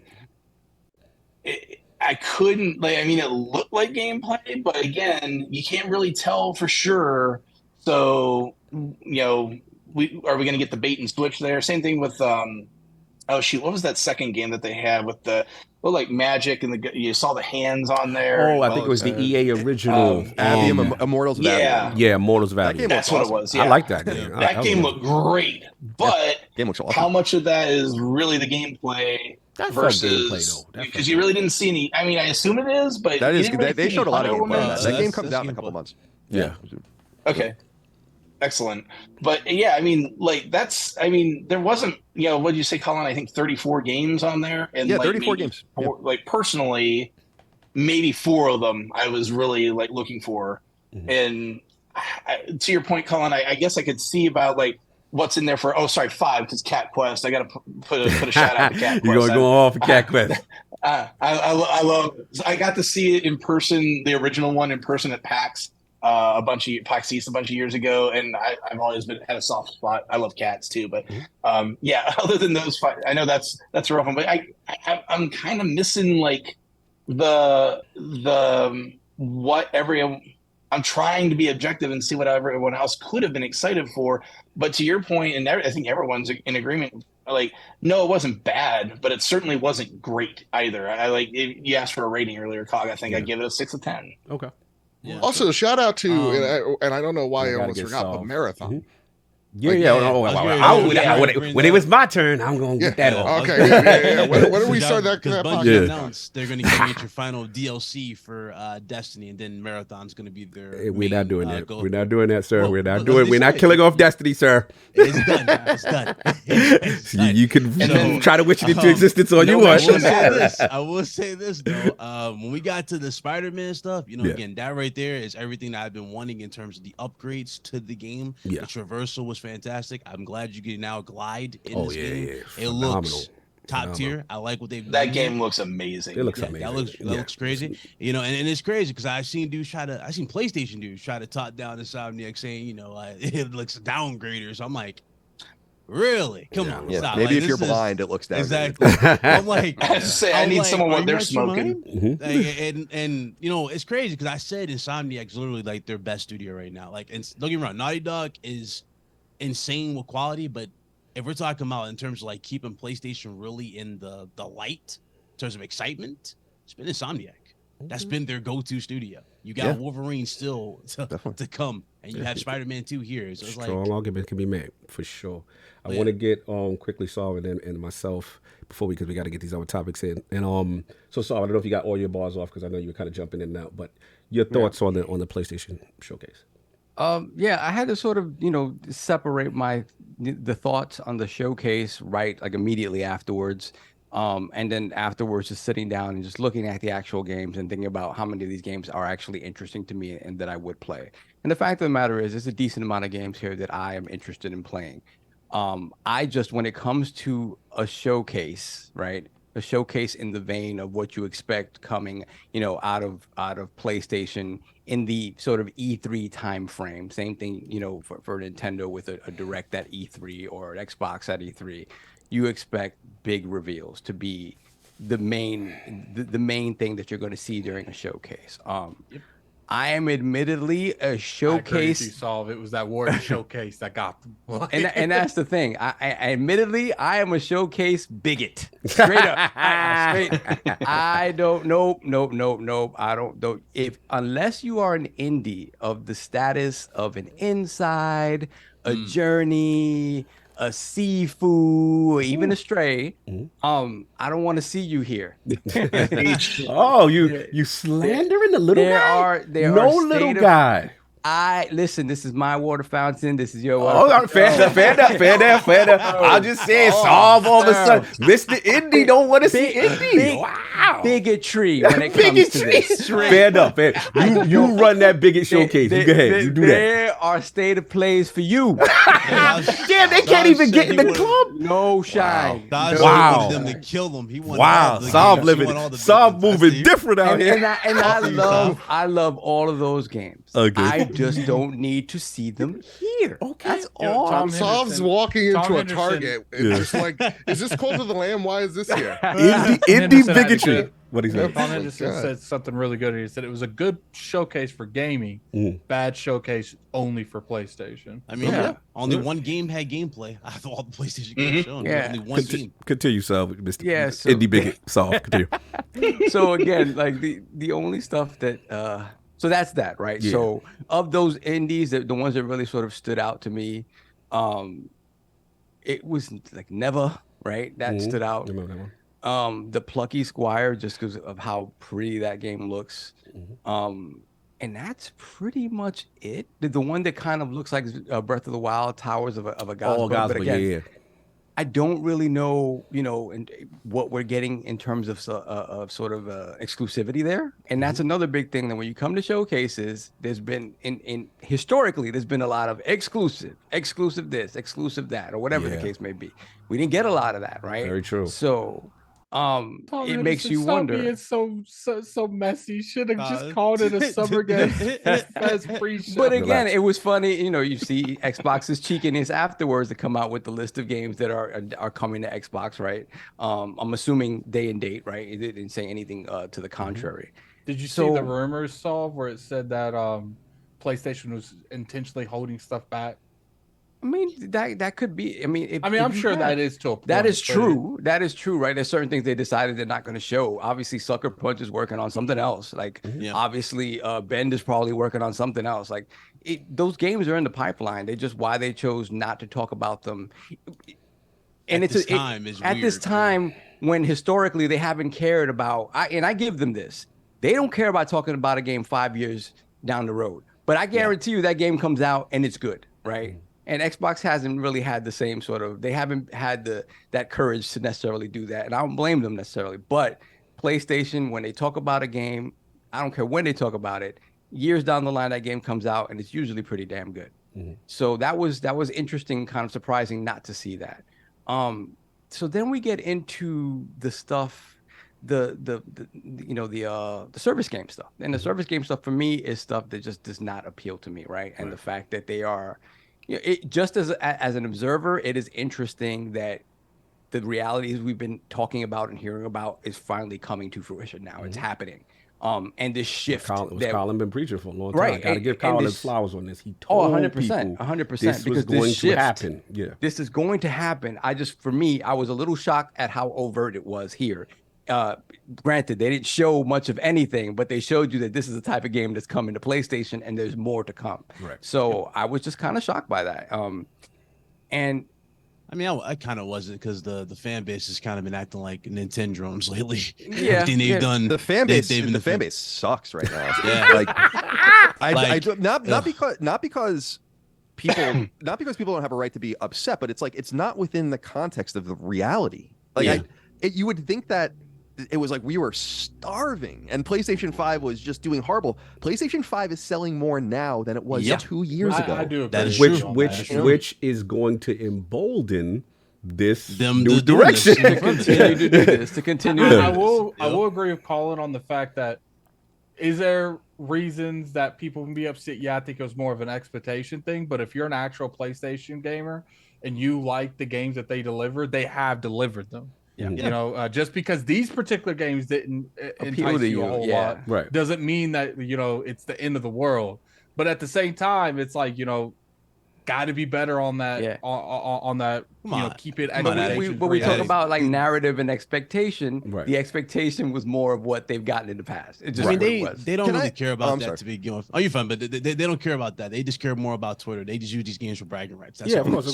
True. Colin, you want to jump in real quick? Yeah, I was just gonna say, like, I made my bones as a PlayStation reporter at IGN during the early to mid PS3 era, and I often remark on Sacred Symbols that was truly a dark era, and in fact, probably my favorite era of covering PlayStation because it was so funny how bad it was, and it was so dark. Like, people were so defeatist. I remember people printed shirts that said PS3 2006 to 2006 on them, and and all that sort of thing.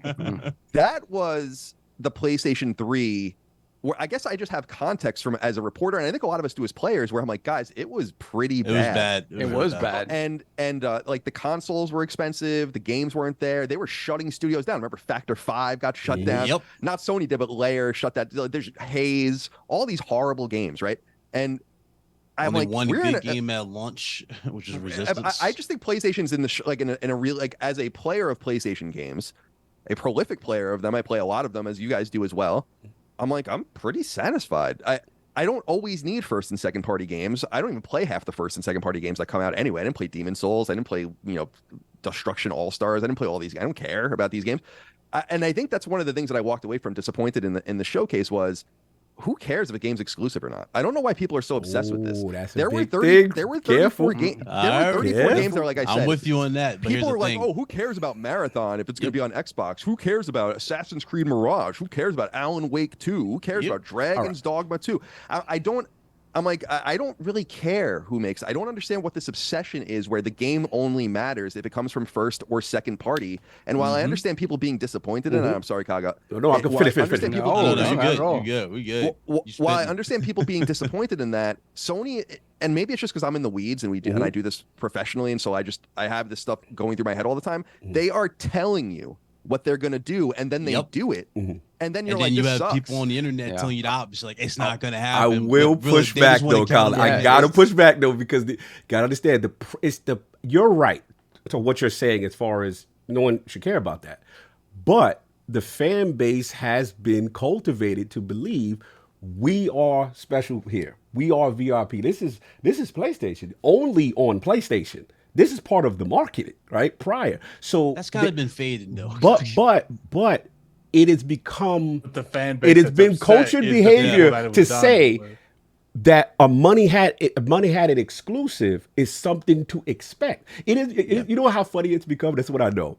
You watch a trailer and everybody waits to the end. Mm-hmm. And they look at the verbiage and they look for 12 months only exclusive one thing. And to your point, Colin, Big Cloud, you're on fire with this. It's to say that of the fans, you got to come here to play this, and the people PlayStation knows that their base cares about this. This country club thing is real. So the fact that they're not seeing it now, and you're seeing these new IPs, and let's give credit to Xbox a little bit for being a little petty. For them to quickly respond back and say, oh, by the way, all the stuff that you just saw, we got that too on us, because they are used to being omitted from by Sony money having those third-party exclusives. A lot of the ones that I feel are like they have their finger, because give credit to Sony, they have their finger on the pulse of pop culture, what they feel might be the next big thing if it's not made by them, and somehow find a way to associate with them. And I think this was a reality check, to your point, Colin, of this new direction that Sony's going, that the base ain't 100% ready to hear just yet. What do you say to that? Yeah, I think that I think we just have to accept reality, right? Like God of War was awesome. I liked it a lot. Again, I think it was probably overrated. Horizon, Forbidden West. I'm wearing my Astra Corporation shirt today for Returnal. And all the rest, like we get these games, and they're the interstitials, and it's good stuff for me. I enjoy the exclusive games as much as anyone. That is the identity of PlayStation, but it can't be all of PlayStation. Good point. Some of the stuff, like people, as an example, Crash Bandicoot wasn't a first-party game. A lot of people think it was, but it wasn't. You had Jason Rubin on. Sometimes things just become associated with consoles. Sometimes, and I think that. So you have to look here. Let me give you an example, right, Cog? I'm really bad at Elden Ring. I'm just not a very good player of video games, generally speaking. And so I get really mad at it. I'm like, this game sucks. I hate this game. I tried to give it a chance. I'm like, how can anyone like this game? I don't get it. And then it sells 20 million copies, right? And with a 15% platinum rate. Facts. So not only am I wrong in terms of the minority of like the inclination towards the market, but I'm in the minority of people that can even play the game. And sometimes things aren't made for me. Facts. I think sometimes people forget about that particular component of it. And so I see value in third-party games. I own a third-party indie developer. We publish on all platforms, right? Like, I want. So when I see like people are poo-pooing Dragon's Dogma or people poo-pooing Alan Wake or something, I'm like, I don't know why these games. I understand why this isn't a Naughty Dog game. I understand why this isn't a Sucker Punch game, and we want to see those, and we're excited about those. But they're telling you they're only going to release. They're telling you they're only going to release 2 a year. Let's call it 2.5 a year. They just showed you 4, right? And so people are not seeing it for what it is. And I just, you were right earlier when you said like people are just not ready to hear it. But I think Sacred Symbols audience well knows. Because I've been on it. You've been shouting that from the rooftops. Yeah, you've been on it for a minute with that. But I don't think people have to understand, and this is what I was saying about revenue and why it matters before, because net income and revenue are going up substantially, orders of magnitude in some ways. Like we were talking about accessories before, they're making a killing on accessories right now. And what it means is that if they play their cards right, they could have the best of both worlds, where they could have the single player games we expect, a clip of 1, 2, maybe 3 a year, and then they can have games as a service. But what I think people are forgetting is that they really want, as I said earlier, hit that quality bar. And I think people are making assumptions that these games are going to be free to play. And I think that that's a mistake. Because we know from their own documentation that they consider one of their 12 games as a service in development MLB The Show. Yeah, I saw that on the actual, Right. So, and they consider Destiny one of those games, right? So there's 2 different types of games, and there's going to be all sorts of different things. So I think their lone singular advantage is quality, and as long as they can communicate that to the audience through whatever they put out, I think the audience will get it. But I guess what I was saying about Elden Ring is you have to defer to the market ultimately. And that's kind of where I'm at now with this. If this was truly as calamitous as a lot of very loud people are saying, then it's certainly going to be reflected in the console sales. We'll see. And there's truth to that. I mean, people forget. And I got to get solved after Babbel. Yeah, no, please. Finish. Yeah, and we forget like the PlayStation E3 of 20 what is it 2006 happened. And like for me, I became a mainstream, like this is my main console, PlayStation 3, during the PlayStation blackout. Like the worst time to be to fall in love with PlayStation was that. So yeah, sometimes Twitter's loud, it's not necessarily real. I definitely agree with you there. And when it comes to those AAA games that are shown, or third-party games that are shown, as a PlayStation fan, you kind of get some type of comfort going, well, okay, all the cool little gimmicks that I like out of my DualSense and all the like the Tempest sound, all that crap, that's going to be utilized there. So there is like some silver linings to be had, either though this showcase was not stellar. So I agree there. I feel you. So I'll finish your thoughts, and I'll definitely got to get into it. I think at the end of the day, like I said, narratives, are born and die every single day. And this narrative is just going to, like, the loudest people are going to express their displeasure with it. But the reality is that is what the reality is moving forward. And you're going to stay and you're going to play because you're still going to get the games that you expect and want from them. It's just that, now their library is sort of evolving. It's going to be more of another thing as well. And that's just what it is. I think, at the end of the day, you're always going to have people yelling and screaming at the top of their lungs about how this is the worst. So, to add on what you're saying, remember how the narrative, remember how it was like, oh, they're 8-year-old games, I don't care. Then it went from they're 5-year-old games, I don't care. Then it's like, well, at least it's 2-year-old games. Exactly. Now I don't care. Right. Like, exactly. And it's gonna get to it. Yeah, it'll get to that. It's that people got over the PC stuff. People got over we believe in generations. They got over all of that. Exactly. And they will get they still over here on Twitter defending all that stuff. It's like they don't know when to put their foot down because they don't have no ground. They have no voice. They just want to just hide behind the box. Yeah. So and they will get over this. So they at the end of the day, the PlayStation will still sell like gangbusters. It's just none of that is changing. But I do want to see how, again, narratives to me are just funny because they can carry, they don't even have to carry a whole lot of truth for them to affect things in a negative way, right? And for me, you get enough of this, what does that do to Xbox, right? What does that allow Xbox to come back and do? If Xbox has been put into this, space of negativity by the last few things, whatever, Redfall and stuff like that, does this embolden them to be able to sort of take back, quote unquote, the narrative and run with that in a positive way that actually translates into, hey, more console sales or whatever the case may be, more Game Pass subscriptions, whatever the case may be. So I just want to see how the reaction to this trickles down into the rest of the industry and affects it, if at all.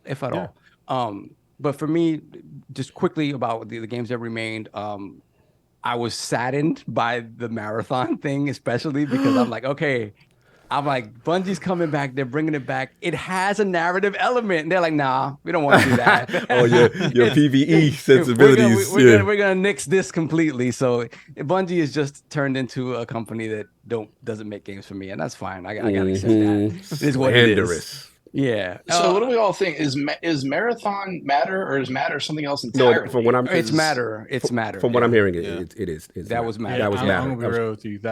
That trailer did absolutely nothing. Shut your slanderous. I mean, you don't know what it is. You don't know what Did you see that it has 18 million views? Exactly. Yeah. Did you see it was the number one out of all? Yeah. Did you see that, Colin? I just want to make sure. I just couldn't absolutely. It was the number one most useless statistic that I'm so glad that the rest of the community does not agree. I couldn't believe that. I don't play games for them. I play games for me. Colin, I'm with you. Real talk, and I'm a fanboy of them. Like I couldn't believe it. It had that. I wonder if they spoof those numbers in some sense. I'd actually be interested. No, seriously. Don't do it, Colin. You're killing me now. I was with you, then you did the spoofing on me. Damn. I was like, well, I'm always skeptical of every business and what they do. And I was looking at it, and I was like, this doesn't have nearly enough likes or comments to have 18 million views. That's so. Yeah. We're gonna move on, though. We're gonna move on. So, all right. For my last point, and this is where, again, this is where I found it to be kind of egregious, and it was PSVR. PSVR. What I saw from my expectations for PSVR were stronger. Okay. And the things that we saw here, I mean, obviously, Resident Evil 4 remake. I say Resident Evil 4, we mode. saw the upgrades. You can now see more than just the hand. You see the arm. Right. And, you know, again, the rest of the stuff, it just doesn't pop in a way to me. And Synapse look pretty good. Yeah. But I still think, and I don't know how far-fetched this is, they really do need that Half-Life. Yeah, you got Beat Saber. They got Beat Saber. They got the number one. Yeah, they got the number one game. But I'm with you, Saul. That Half-Life Alex, they should have figured out a way. And something, and to me, some more stuff with their own IP. I'm not saying just shoehorn it in there, but really dedicate the resources and the time to making another game. You know, Horizon Call of the Mountain was cool, but it's very surface level. It's pretty.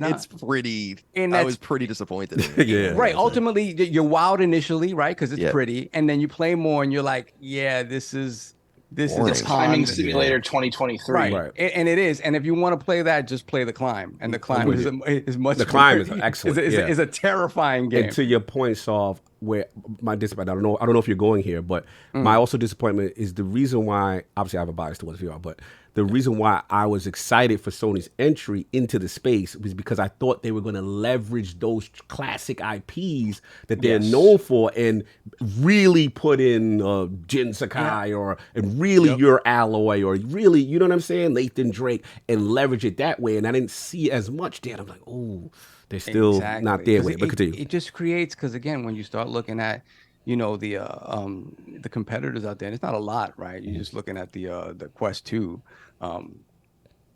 It really, you want them to be able to differentiate themselves in a way instead of just like, we got the higher resolution version of X game coming here, and yeah, that's great, that's cool, but it's probably going to cost more than it would cost me on this on said other sort of ecosystem, and the differences aren't so vast that it requires me to buy a $550 piece of equipment. So I really would like them to see the dedication from them with their sort of first party IP in the VR space. And we haven't seen it yet. So disappointing, because I haven't played a whole lot of VR. Me neither. Mine's been sitting collecting dust. Yep. Yeah. I don't use it at all. Yeah, although I heard, and I haven't played it yet on the Quest. So Red Matter 2, I heard is beautiful. Get on that.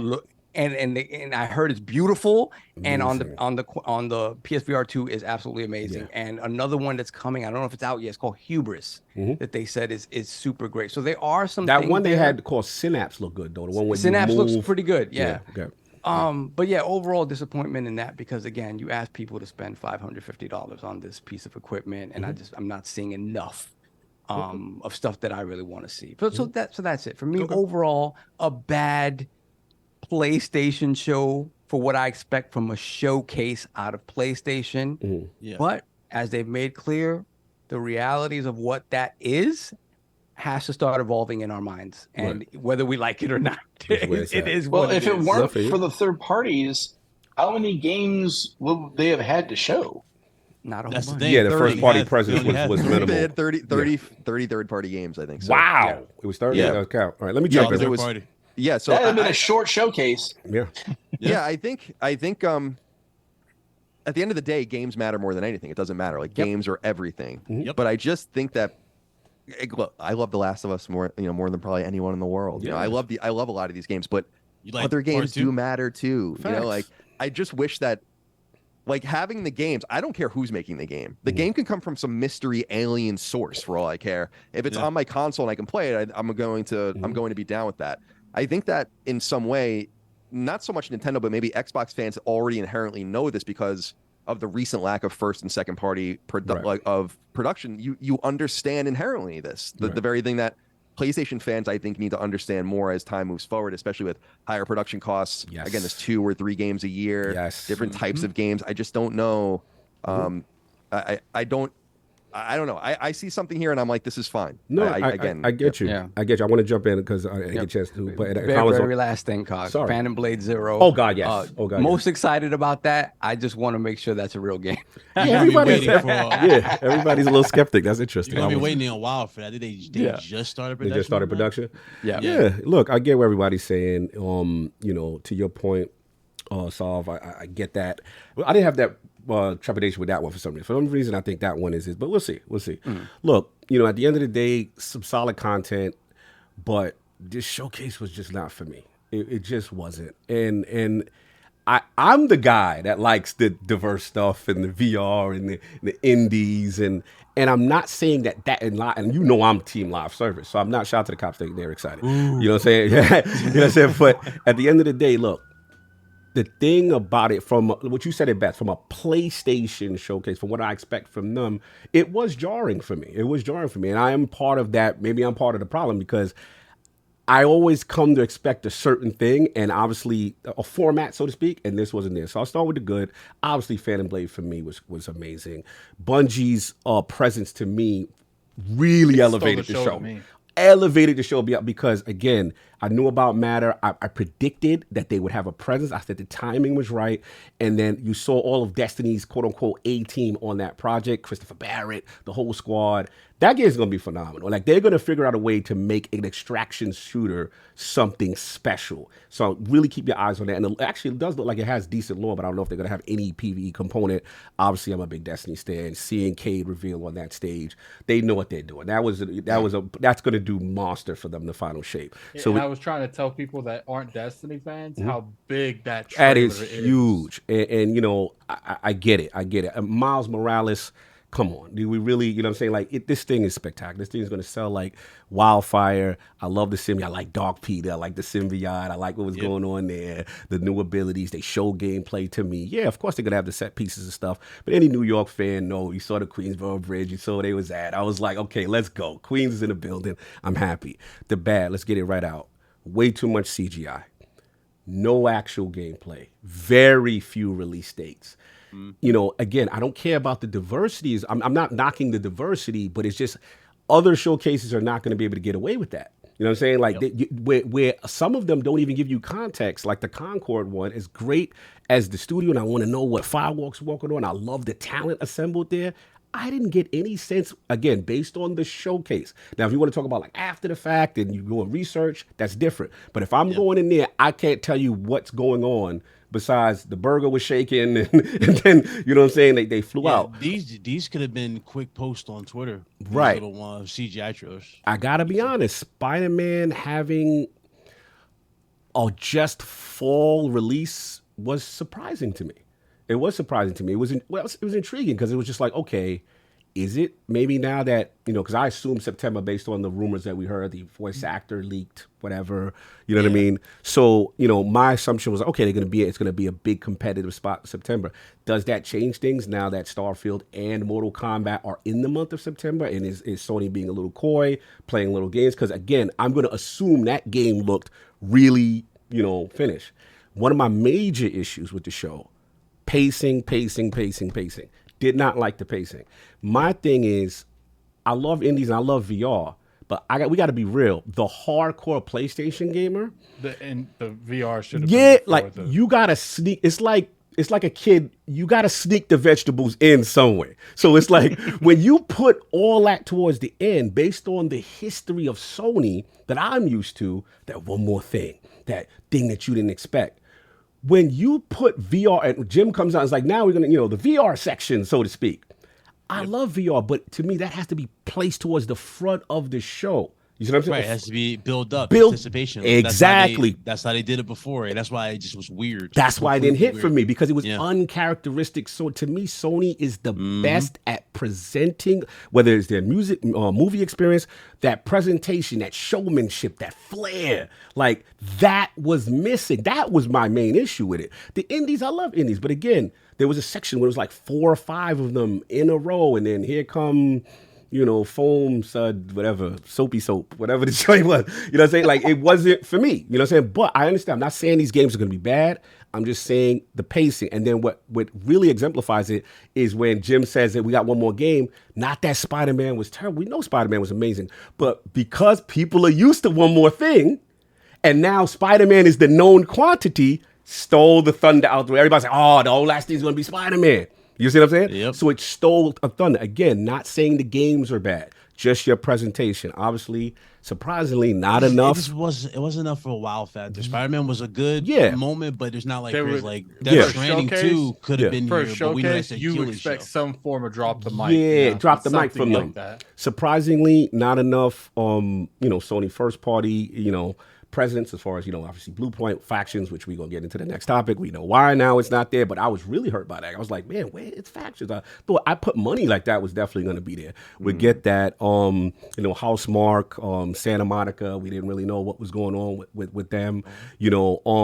I got the sense of it, and I think Colin alluded to this earlier, which is that I'm just gonna be honest with you. These games are taking long to make on both sides.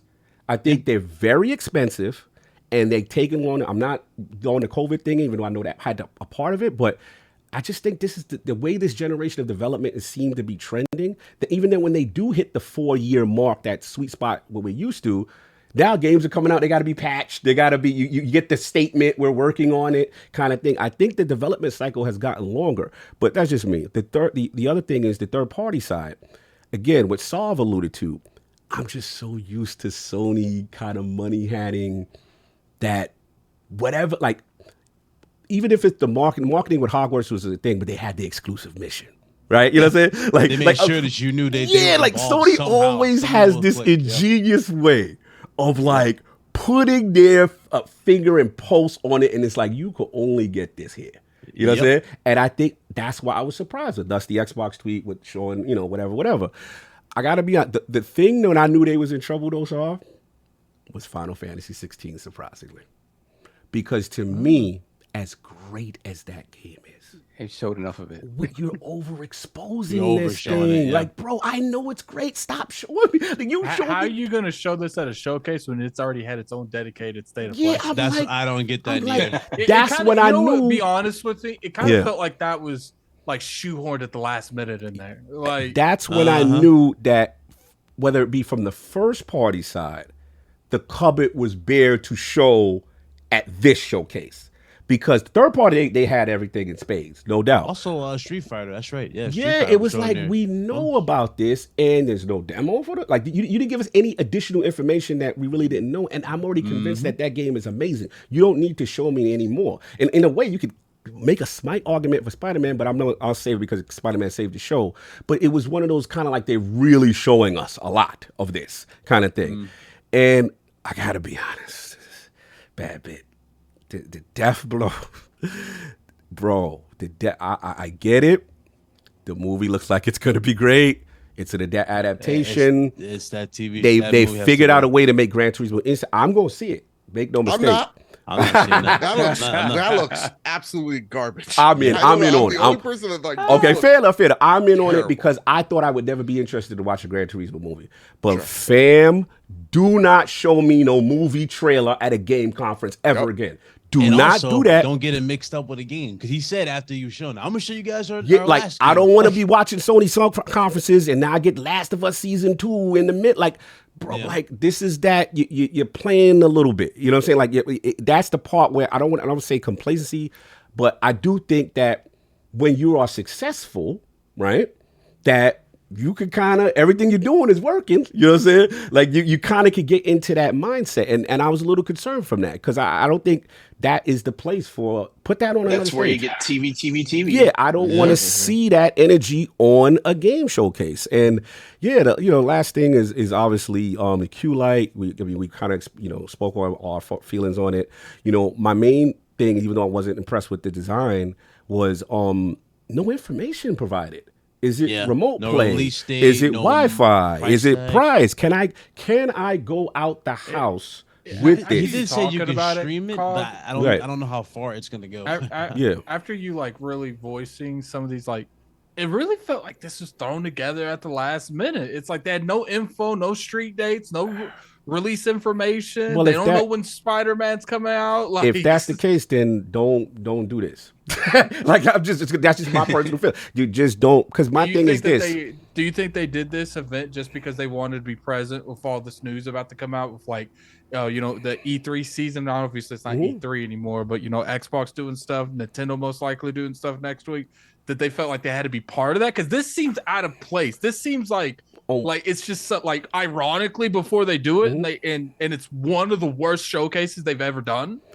On one hand, I'm always going to be appreciative if a company does something for the base. So I want to be respectful there. Like, I don't want to be totally disrespectful. That's definitely fair. So, you know, we love showcases. We love when Sony does showcases specifically as well.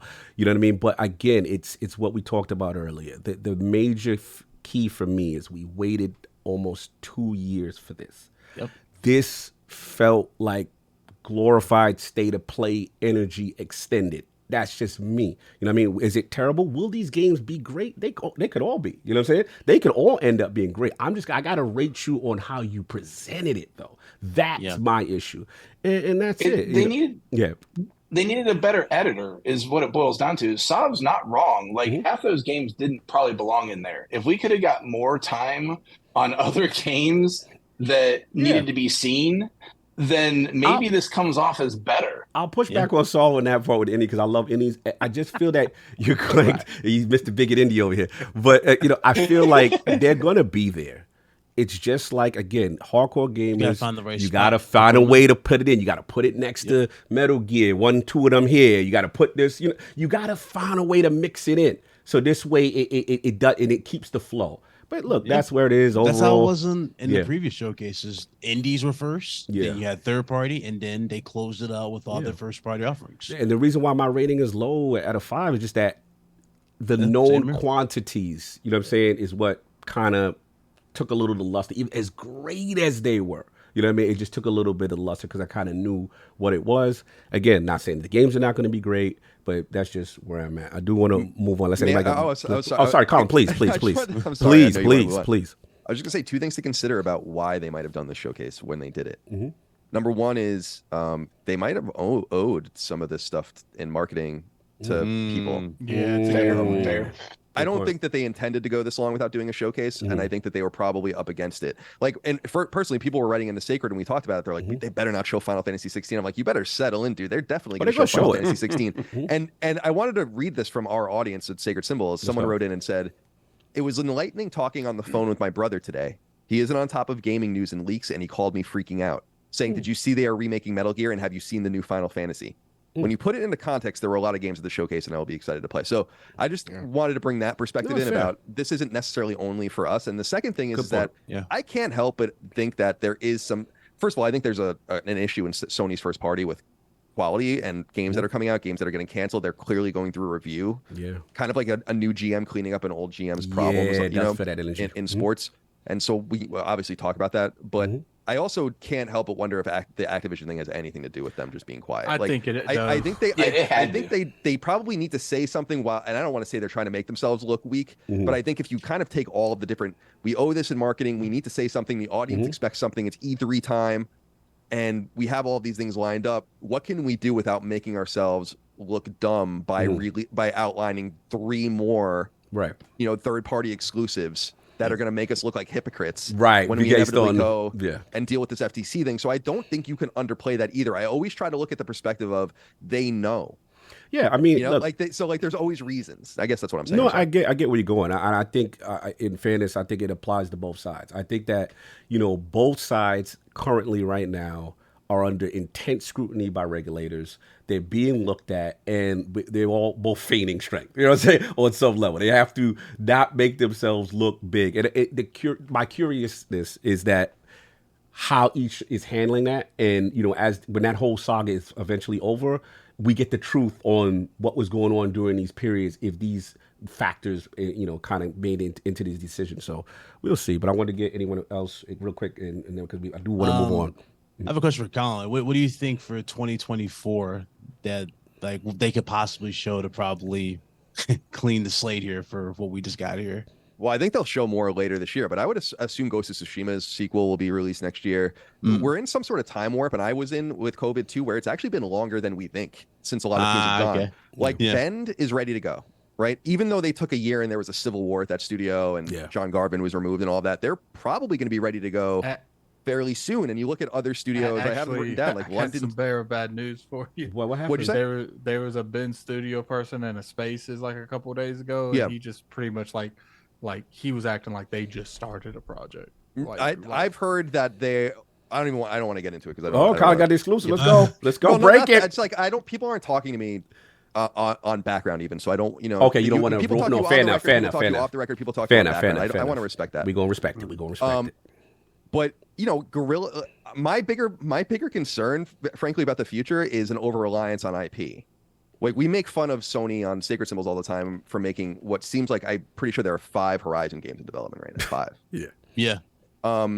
And like they're making an MMO, an online game, Horizon 3, the remake, plus the TV show. It's like, I don't think so, guys. That seems ridiculous. We just got the VR. Yeah. So you kind of hope that like random things come out of nowhere, but I would imagine that the next studios that would be ready to go are Guerrilla's second team. Probably isn't going to be ready to go. They just released that DLC, so you assume that's something like in a combination of Sucker Punch and maybe one of the new teams like Twisted Metal at a Fire Sprite or something of that nature. But it's going to look pretty meager for the next few years, I think, compared to the past. It's going to be a culture shock for people. Real quick, Paris Lily in the chat, salute. My score for the showcase was 6 out of 10. There were good games presented, but not enough from first party. Good to see you, brother. We got to move on. So if you want to do soul chats, handle the business, what you want to do? So are we going to combine this next PlayStation one? We probably should combine. Yeah, you're right. All right, so let's just combine. Then I'll do all super chats and I'll you're right. Then we'll do the last one. Yeah, let's do that. So look, let me set this. And I want to clarify. Someone just sent me a DM on Twitter. He said that they weren't ready to show something right now. So they have corrected what was said. Okay, no, fair enough. So look, we're gonna transition. Good call, Saul. Last of Us, man. Factions. Let's get right to it. So, initially, I want to shout out Bloomberg, Jason Schreier. He had put out a tweet. This was, I believe, Friday, in reference to Naughty Dog has significantly scaled down the team on its Last of Us multiplayer project, sources say, as it reassesses the game following Bloomberg's request for comment. The company put out a Twitter statement today saying the game was delayed. So that statement is officially from the Naughty Dog Twitter account. The Last of Us fans, we know many of you have been looking forward to hearing more about The Last of Us multiplayer game. We're incredibly proud of the job our studio has done thus far, but as development has continued, we realize what is best for the game is to give it more time. Our team will continue to work on the project as well as other games in development, including a brand new single-player experience. We look forward to sharing more soon. We're grateful to our fantastic community for our support. Thank you for your passion, fans, for our games. It continues to drive us. And I did wanted to go into the actual Bloomberg article that gave a little bit more context on what is going on from Jason's reporting. So it says, Last of Us multiplayer video game faces setback at Sony. Weaknesses were found in the game even as the HBO series became a hit. Sony Corp has slowed down development on the upcoming multiplayer game and its long-running Last of Us video game series as the creators reassess its quality and long-term viability, according to 4 people familiar with the project. The team working on the game was scaled back after a recent evaluation, said them. A small group remains on the project while the company reevaluates the direction. While the game has not been canceled, many of its developers have been moved to other projects. Naughty Dog has been developing the multiplayer title for at least 4 years. It started as a complementary mode to Last of Us Part 2, the single-player game released in 2020, but the creators grew ambitious and decided to make it into its own game. Sony has invested heavily in games as a service. As part of that push, Sony has asked video game studio Bungie to evaluate the games across its portfolio. Bungie raised questions about The Last of Us multiplayer's project's ability to keep players engaged for a long period of time, which led to the reassessment. So they go on to say that single and multiplayer games generally require different skill sets. Although Naughty Dog has found success with multiplayer games in some of its titles, the company is primarily known for developing its great single-player hits. Still, fans were excited for the project and raised questions after it was not present at the recent showcase. So this is where we are, gentlemen. You know, this is big news that broke Friday, right around the news cycle. I want to start with Colin on this because this broke outside your normal sacred window, and I'm very curious, to get your thoughts on this. Obviously the delay, the announcement, your thoughts, and then obviously Bungie's involvement with the direction. Yeah, it's concerning, and also maybe what you would expect. So I'll explain that. From Naughty Dog's perspective, it's concerning because you don't want Naughty Dog to turn into some sort of BioWare shell, or something where you take your best team and then you make them make something that is unnatural to them. I don't want to say they don't want to make that, because that's not true. They obviously do want to make the game, but that you kind of try to pigeonhole and they don't really come up, and then you waste all this time and then they lose their magic and their mojo. I mean, this is exactly it's like why when people talk about Bioware, I roll my eyes. I'm like, who cares? Like, no offense, but I need to see another game before I care about what you have to release. And you don't want Naughty Dog, which is widely looked at as Sony's crown jewel, to waste too much time churning. They have over 300 people working there. There are more, what I was surprised that people didn't read into that is that they basically said they have 3 games in development. Yes. So you have to assume one of them is The Last of Us Part 3. I think that's absolutely necessary and something that they would be foolish not to do. And then you probably have a new IP. You have obviously Uncharted being developed outside, and it seems like those guys might have actually been hit by something recently too. Who knows if that has to do with the visual art studio in San Diego apparently had some layoffs, but that might have to do with The Last of Us and not with Uncharted, so we don't really know. But so from that perspective, you really want to shepherd your studio to let them do the best things they can possibly do, and it might not simply be possible for them to make think about it. It's a lot of pressure to make a Naughty Dog online game that reaches expectations, right? Like, you have to have a quality expectation.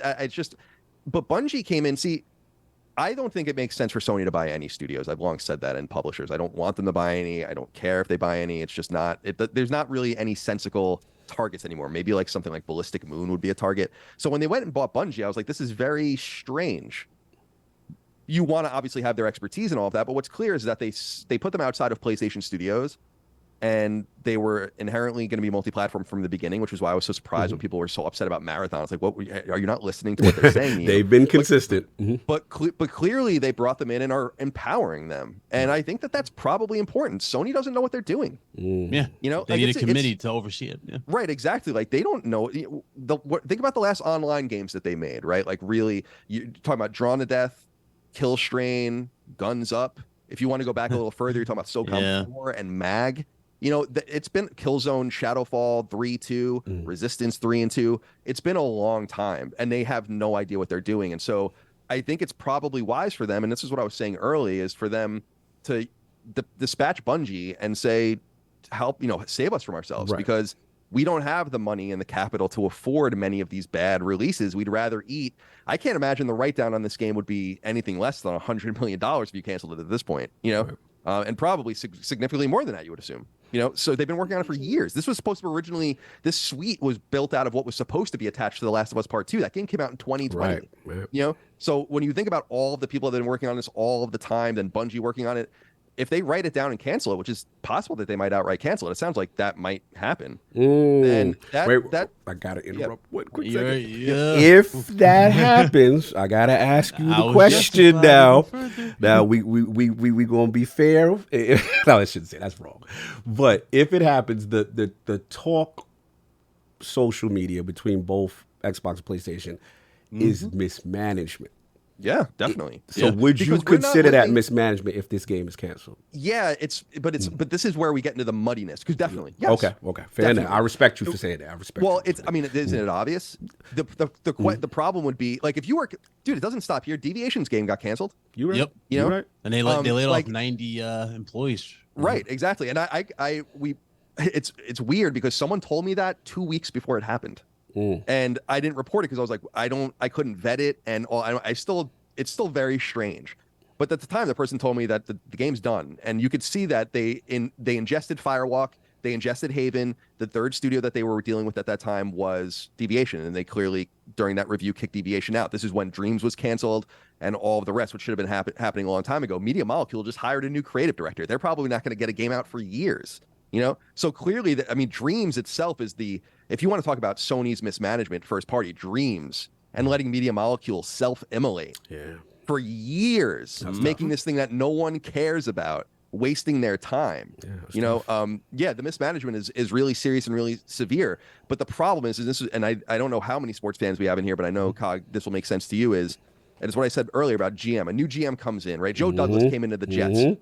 And he actually came in after the draft that year. So Mike McCagnon had already made all the picks. You kind of have to deal with it and then kind of purge things away. Yep. It's hard to say if it's like, is this Sean Layden greenlit a lot of these games? Or all of them? Yep. Good point. So is it him or is it Herman Holst? we kind of look at Guerrilla as being an incubator of some good talent, because even Angie Smets has been promoted out of Guerrilla now and into the PlayStation studio. She was leading Guerrilla in Herman Hulst's wake. So there might be something there where you assume that they're trying to turn things around and take back mistakes that were made under the previous general manager, as it was. You're just not really able to say that. You kind of have to take the heat. It's kind of your fault. Right. And it's not your child. You inherited, but you got. And by the way, does it not say, because I'm sure a lot of your audience knows that, you know, games go through review, they go through all these processes. There's you know, they check in and they have to really, you know, reach this and this. It could be that Herman Hulst came in when this was already starting to fail behind the scenes, because these things move in slow motion, you know. So and they're very silent about that. Shuhei Yoshida also left that position in a silent and weird way, you know. And he was the person that greenlit The Last of Us. He was the person that greenlit Ghost of Tsushima, and so on and so forth. So I just look at it and it's like, yeah, there is a mismanagement problem, and that mismanagement problem will come to a head if Naughty Dog does indeed cancel a game, because that's a big write-down. They probably haven't canceled a game that big since the Santa Monica game, which I think was an $80 million write-down, and that was during the PS4 era. So games are just much more expensive to make these days. So I think it's, if you're going to spend all that money on Bungie, and by the way, spend so much money on retention, because half the money for Bungie was for retention, which is incredible. So they made probably hundreds of those guys millionaires. Oh yeah, right. And so, which is an incredibly wealthy studio, loyal to the cause, and you say, like, we're giving you the keys, we need your help, then you have to kind of accept that they're going to maybe come in and say, like, you're not hitting right, and what you're doing is wrong. And that would make some sense, considering I would argue that Sony has never truly shown a capability of making something unique and interesting in multiplayer, probably since the PS2 era. Right. You know, when you're talking about SOCOM and Twisted Metal Black and games like that specifically, it, like, really think about it. No, you're right. SOCOM died a slow death. No one cared about MAG. Killzone had a hardcore but small audience. No one cared about Drawn to Death, unfortunately, which I thought was a pretty cool idea. Killstrain was a stupid idea, but to try to make a MOBA and all these kinds of things. They have no idea what they're doing, and so maybe we shouldn't be surprised. But this is, I think, why people say focus on the single player stuff that you're good at. And they're saying we cannot survive doing that. You know, like, we can't survive because they see, this is what I'm saying with Genshin Impact and Honkai Star Rail and those kind of games. They're dead serious about these games. You know, they know that they can't compete in these spaces, but this is why I don't think Sony should expand at all, because they're already clearly not able to manage the studios they have with some of the cancellations. Sony wants that next Rocket League, man. That next big online. I do have to interrupt everyone because I did forget on some key thing that Attic is probably gonna kill me for. Even I know people don't see King, but we have his thoughts on said topic. Oh no. Iron Lords is brought to you today by our new sponsor, Sony's Mismanagement. Have you ever had a project mismanaged so bad that they've been promising it for years? Well, hey, we're here to call a spade, and Naughty Dog has mismanaged Fractions. It was supposed to be here. That's why that show was piss poor. Brought to you by your friend Jim, Dance Moves Ryan. Now, I know everyone thinks that Sony does an incredible job, but Bungie didn't think so. Bungie walked in and said, "Show me your build." And guess what Naughty Dog did? They showed it. And Sony said, that's not it. So now Fractions is not there.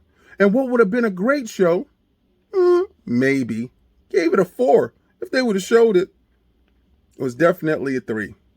So hey guys, enjoy your mismanagement, and remember, today's sponsor is brought to you by Sony's Mismanagement Team. Hopefully, we'll do better. So he got his thoughts on Fractions. Last of Us Fractions. The King has spoken. See, we gave y'all some thoughts for the King. You know he wouldn't want to be here. He had to do something very important. But we got his thoughts on Fractions. Let's get Bad Bit, who's been actually let's get Big Cloud. Let's get Big Cloud this time. Let's change it up order. Your thoughts on this whole Last of Us Factions situation? Ooh, where do I begin? So again, it all started with a video. I was like, it was more like a rant over the fact that we had to pay $70 again for the remake of Last of Us. There was no factions included, period. no new mechanics. And, you know, a lot of people come at me saying, you know, it's not needed because we're going to get it this year. I flat out say, you know, it's best we have it. So that way there's no pressure, you know what I mean, on Naughty Dog to have to rush this thing. It's best we have it to fall back on and, you know, build even more anticipation, because a lot of people who are getting into this, you know, they can play this at a better frame rate, better, you know, new mechanics, you know, you can change it up a bit. But then we got the tweet, and ironically, they put the tweet out after the showcase, the day after the showcase. It said the reason why it wasn't there. And, you know, a part of me was just like, you know, I wanted to laugh somewhat. Just because of how all the ignorant replies I got leading up to that particular tweet. But real talking, how I feel about it, I mean, it's just like, I don't even know how to feel, because they said it, people saying it's delayed. I mean, we never got a release date to begin with. Basically, the window is, just say that it has a bigger window of you waiting. That's a good point. I don't think there was a release It's like, you ain't hearing this for a minute. Yeah, they never gave us a release date. What Neo said, if y'all remember, he said you'll be hearing more about it in this year. He didn't say it's going to flat out release this year. So he could have had a gameplay, you know, they could have had something revealed at us, but, you know, with Bungie now overseeing it, you know, in a weird way, I'm happy they got that, because that guarantees that whatever they do come up with, it will, you know what I mean, it will work in a sense. But at the same time, it's like, this isn't something that Naughty Dog has really done proper at all. If you look at all the Uncharted games, the multiplayer, they never really had this like, you know, they never really had anything like this. That where the industry is heading. They tried it with some play. They even tried it with loot boxes. I don't know if you remember Uncharted 4. But the multiplayer for that, they tried it with that. They didn't really hit those strides. So the fact that it's delayed, it's just like, well, okay, what's next? You know, and that's when you go back to the showcase, and it's like, yeah, not much showing after Spider-Man. Yeah, no, fair enough. Mr. Bad Bit, I need your thoughts, sir. How are you feeling after about this? Yeah, I do have to head out. And for everyone who's staying extended time, if you gotta leave, please let me know, because I really appreciate y'all for rocking. But if you gotta, we're here. And first and foremost, thank you for having me. No doubt, of course. Trophy room. You know, my thoughts on this is, my only thing that I'm upset by this news, first off, I was excited for Factions, right? Or Fractions. Right? I'm a big fan. I'm a big like. I was looking Fractions now. I know it's like LastOfUsFactions. Has a fraction of a chance. Oh my god!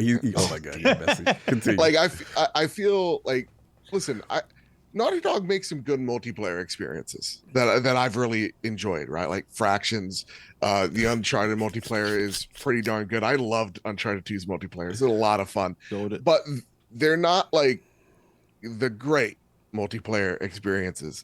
And the thing that I have regrets on is that they spent 4 years making this game, where they could have been out here making something else. Right. So when people go, oh, look at how can Bungie have that much sway or that much power? I think that's the wrong question to ask. There's a reason why they axed this game. Right. They saw something that was a fundamental issue. We just don't know what the issue was. This game was 4+ years in development. This game was supposed to be an add-on to Last of Us Part 2. It's easy to say that this thing had at least been restarted once or twice. Right.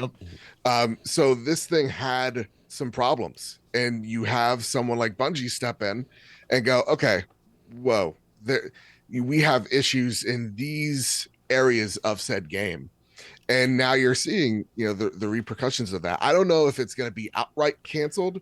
I would think that for how much time they've put into it, there's maybe something you could put together in a Last of Us Part 3, but at the same exact time, it's disappointing as a Naughty Dog fan to know that, first off, it's exciting that they got other projects, right?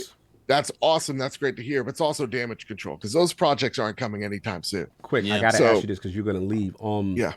Do you think that the new IP project, do you consider that new IP, or do you consider Last of Us 3 also like a new IP based on version? It's probably that game with the torch. Remember they saw it in that live action game reveal where the girl was in the cave with the little torch? Like, they showed it briefly. And then like it should switch. I mean, I mean, if it was a new IP, they'd probably say new IP. When they're like new experience, I'm like, that's probably The Last of Us Part 3. Oh, so you feel new IP? Yeah. Okay. I wanted to get your thoughts on that. Yeah. So at the end of the day, for me, this news really sucks. And when I heard it first, I was like, all right, this. I was thinking, all right, we won't see it for a good year or two. But then after the Jason report, it's a bummer. But I'd rather have no game than a bad game. So as long as they get it out of the way now, they make something special with The Last of Us Part 3. I don't much mind. No doubt. Well, look, let me give you the proper exit. You know what I'm saying? My man, Mr. Babbel, always coming through some of the best takes and one of the most loyal members of the PlayStation Nation. Very informative. Tell the fine people where they can find that trophy room and more of your commentary, sir. Of course, you can find me on the Trophy Room, a PlayStation podcast made by the players for the players, where me and my best friend Kyle talk about the latest, the greatest in all things PlayStation each and every Thursday. And we record live on Wednesday nights at 8 p.m.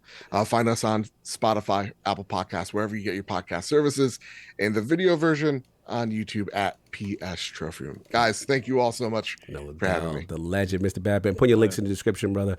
Great contact. So always fun when I am invited. Say what's up to the ninja for me, the fellow ninja for me, fellow man. Absolutely. You know what I mean? Yeah, everybody give Kyle some love, man. He's had a real terrible week. So make sure at Mr. K-Step on Twitter, show him some love. Yeah, show him some love. Good dude, really man. And what I love about you guys are actually on the floor talking to the devs. You actually do interviews. And actually, real talk, I almost forgot. This week we are interviewing Ben Starr, the voice actor of Clive from Final Fantasy 16. Nice. 49-minute interview. It's one of our favorites. The man's one of us. The man's a gamer. The man is on his way of platting Resident Evil 4 remake. It was such a fun interview. So yeah, make sure to tune in this week on the Trophy Room. And before you go, 3-Bit says you're the other best bit. Just 3-Bit is the better bit than me.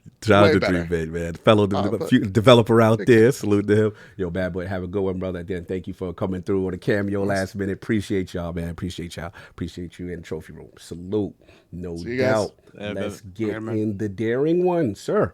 Your thoughts on the Last of Us Factions. I'm not going to be able to get over Fractions. That's King's ridiculous. So, I mean, maybe Colin can help tag team me on this one because he's going to have a little more industry experience. When they say pause. When they say that was hilarious. Continue. When they say that they're pulling resources from this project, I mean, isn't that kind of a death knell that this is pretty done at this point? Yeah, I would assume so. I mean, I think it's interesting because they have multiple options. I don't think Bungie came in and said it was bad, right? So Bungie is saying that this can't work as a long-term. Correct. And so now I think Sony has to think about, well, do we want to put a bow on this thing and get it out? Do we want to throw it away? Do we want to attach it to a future Last of Us product or whatever? I think that they just have to figure that out at this point, but you don't move people onto other projects if they're in active development. It might be in some sort of review now, and maybe they'll bring everyone back to it when they figure that out. But this is what I was saying earlier about, I don't think Sony needs to get any bigger than they are right now in terms of their first parties, because they've always given Naughty Dog a ton of rope. And in fact, Naughty Dog didn't even have producers until The Last of Us, I want to say, or maybe even Uncharted 4, which is crazy. If you know anything about game development, that is nuts to make games without producers. Nuts. And they somehow just did it. And so I think they've just been given a lot of leeway, and this might really have Sony rein them in internally, which is interesting to think about. But yeah, that basically does mean that, I would think. No doubt. And to your point about the options, I can't imagine they're going to put a bow on it and ship it, because I think you end up redfalling yourself if you do that. Because I kind of feel that that's a little bit of what happened with Redfall, is that Microsoft, I don't think, wanted to take another L for having another one of those games they promised in 12 months slipping again. And they're like, out, let's go. It's out the door. I think Sony would far rather cancel it and eat that thing rather than ship something that's not up to Naughty Dog quality. Because, I mean, when have we seen Naughty Dog miss? When have we seen Insomniac miss? We don't see the big, flagship studios from Sony miss. And you, but they would rather... That's a lot of money to just, it's good. But you got to keep up that PlayStation... I hear you, but there's prestige. sometimes, and I'm sure Kala can speak, there's sometimes in this industry, unfortunately, where that bottom dollar is more important than something else. Yep. Well, the important component here is... I'm sorry, go ahead. I didn't mean to interrupt you. I was just about to say, you can't have say that you're the premium experience and have one of your flagship studios put a turd out there. And I think Sony is much more willing to eat that than I think Microsoft was. I think they wanted to get Arcane Austin onto the next project because I don't think they felt like they could save that. And I think Cog, by you and Maddie and Tom's impressions on the last show, between what you saw and what we got of Redfall, I don't think there was any saving that. And so they're like, we're done, let's go. And they're going to get what they get out of it, which is Game Pass content. Colin, you was about to say something before. Yeah, I just think an important component to the equation is that they probably didn't intend for any of this to become public, so that if they were going to release the game as it wasn't going to be in this thing of like, well, we're just kicking it out the door. And they probably, if that was going to be one of the options that were on the table, they probably have to rethink that now because it's going to have some sort of taint. But we have to remember too that Naughty Dog's kind of I don't want to say decline. That's really unfair. Last of Us Part 2 is one of the greatest games ever made. It's like not even close, in my opinion. Yeah. But they did release and put their name on a PC port, although Iron Galaxy probably did a lot of the work on it that they, for The Last of Us Part 1 on PC, that is not good.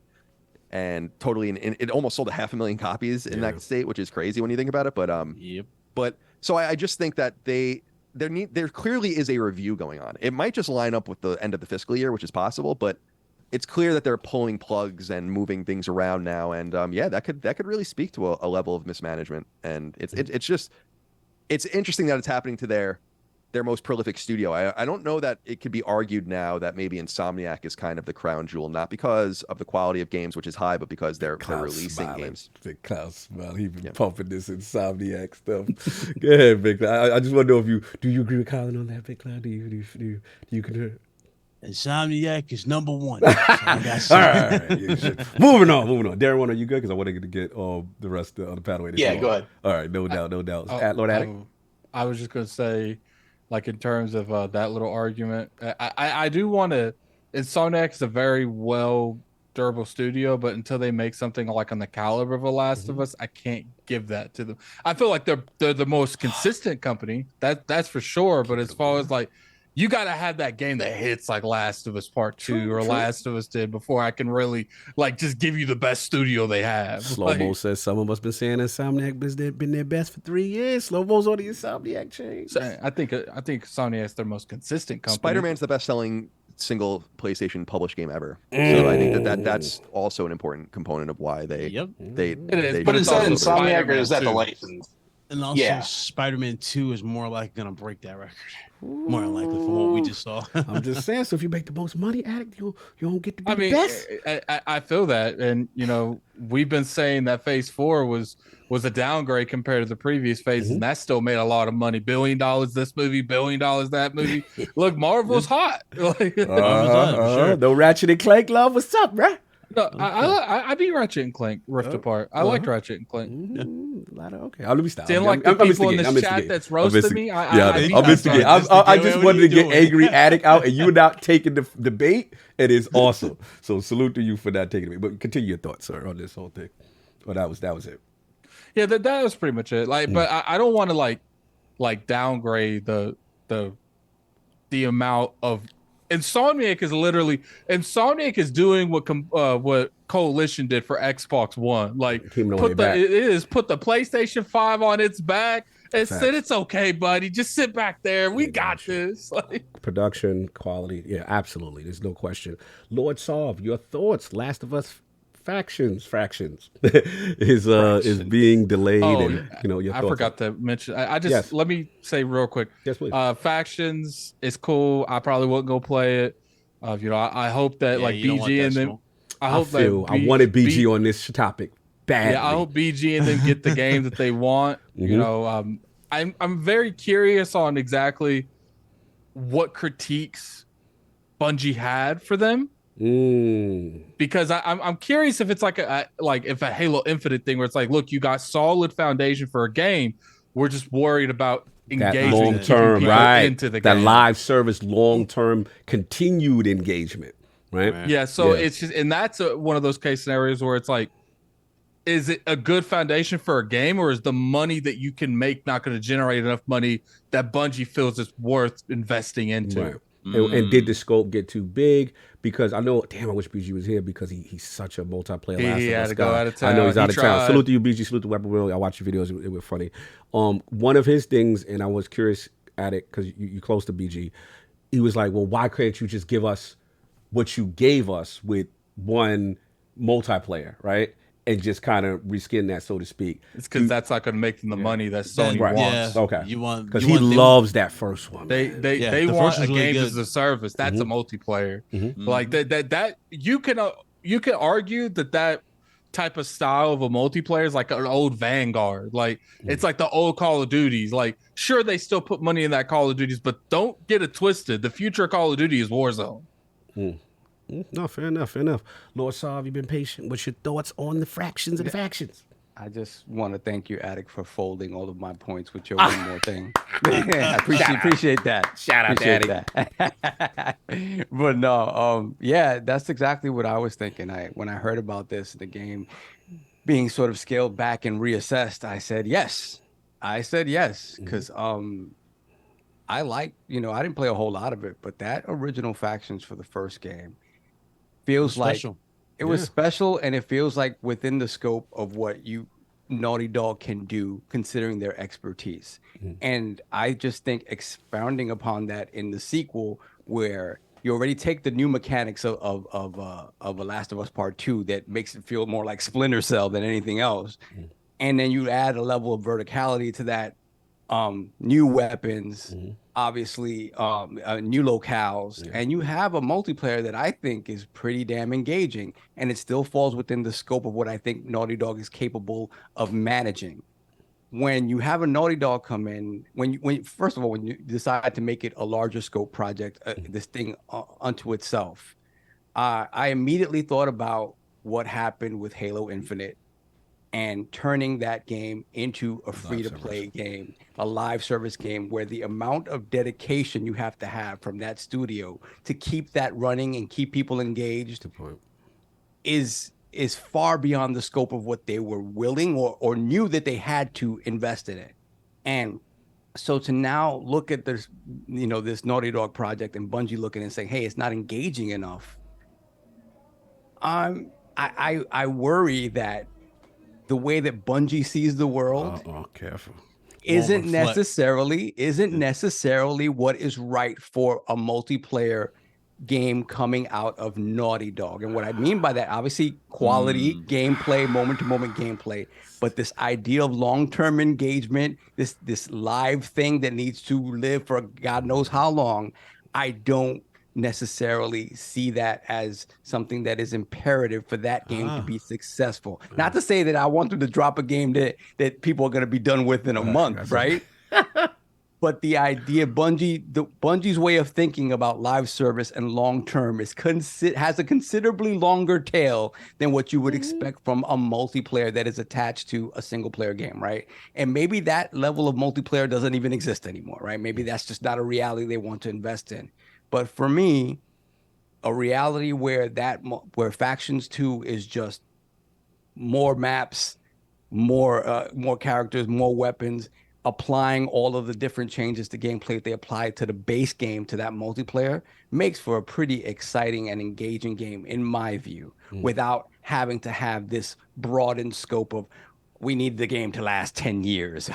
What is the roadmap for 10 years? I see what you're doing. I see what you're doing. Let's so finish, to me, again, that is great for a certain type of game, I don't feel that all multiplayer games have to be that, especially that one in particular. Because again, who does that fall to manage at that point? As good as Naughty Dog is, their expertise is in a certain lane.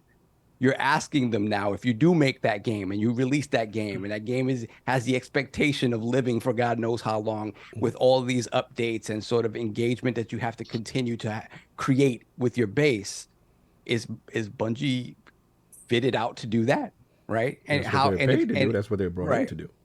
Right. Well, no, I'm sorry, not Bungie. Is Naughty Dog outfitted to do that? Sorry, not Bungie. Bungie is absolutely outfitted to do that. I was about to say, oh man, is Naughty Dog outfitted to do that? Right. Is Naughty Dog outfitted to do that? Because there's no, it doesn't say there's an expectation that Bungie is going to take the reins on making sure that this game continues to be supported and continues to be engaged. It's just one of those things where it seems like they walk in, nah, that's good, that's not it, that's good, it. Yeah. See y'all later. Like almost like think about it like a consultant, right? Like you bring a consultant in and it has an expertise in a specific area, exactly, and they're going to go around and then making assessments. And to your point, on what Naughty Dog has presented. Right. Well, and that's a good point too, Saul, because if they came in and they said like this isn't going to work as games as a service, and they are assuming that's what they came in and said, and they were looking at releasing this as a $70 game, then like that was gonna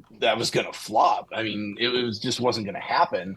And conversely, if you make it free to play, then are you going to make your money on it? Whereas, and maybe kind of what Colin said for option 3 earlier, can you end up with tacking that on to Last of Us Part 3, and now you have a great single player game with a standard multiplayer game, to your point, where now you've got a combination of something that can work together. Right. That's what you want.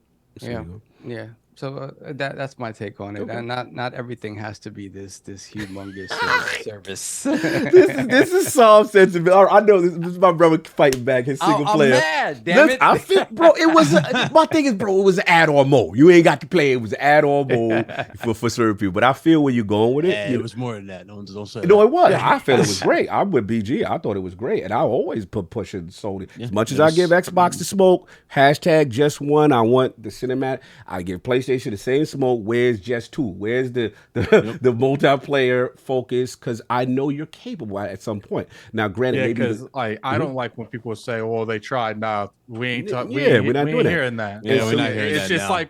It's just like Xbox has dropped the ball a couple of times on trying to make that single player experience. Then you get right back in that workshop and you keep trying. I want you the don't attempt. leave till it's done. I'm not the guy that's freaking out over the live servants balance stuff. But I will say this. Again, I got to give my LSM brethren, you know what I'm saying, Long Island Viper here in the building, his flowers. He did predict the shift, right? And the fact that this is where it's going, guys. Like, this is where it's going. We could throw, rocks at the cloud all we want, but there's going to be a battle. Not saying that the single player #just1 cinematic experience is going away, but they're going to invest in it, because the thing is, if you land with just one of them, right? If you make 10, you hoping at least 2 to 3 going to hit. And if you got 2 to 3, it could generate a lot of revenue for them. And they're looking at this stuff. Now, granted, there's a lot of risk. So to me, when you bring in a Bungie, you are trying to mitigate that, and you're trying to pull someone who, I see a lot of little haters in the chat, but for people who don't like Destiny, the numbers say otherwise. The numbers say 1.3 million active users as of right now on a down season, right? Then you're talking about Madden, and you're talking about the creator of Halo. What are we talking about? So again, it's one thing to not like Destiny, but let's not talk about let's get our biases out of the way as far as longevity and who does this live service thing. Few can match Bungie. So Sony, in my opinion, made the correct decision by saying, hey, you look at our portfolio, right? You see and assess what we have going on. They looked at that. Now, the thing that's surprising to me is this. I shouldn't say surprising, but because Naughty Dog's reputation to me is so immaculate, like Colin said, you can make the argument that they literally are the GOAT studio for PlayStation. Last of Us is arguably the greatest game of all time, right? You can make these arguments. It is interesting to hear this report that Bungie made the suggestion from a long-term stability, sustainability and engagement standpoint, they don't think that what they presented would have those legs. I mean, and it's not hard to believe. It's not that it's hard to believe, not that part, but the part that Sony agreed with the cosign and allowed Bungie to basically. That's part of why they brought him in, right? True, but it's just part of the you're acquisition. absolutely right. It's just for me. Same thing with Nixus. Yeah, it just for me, it is interesting to hear because if you compare, studio to studio, it's just an interesting thing to hear. That's all I was gonna say. But as far as this whole situation, look.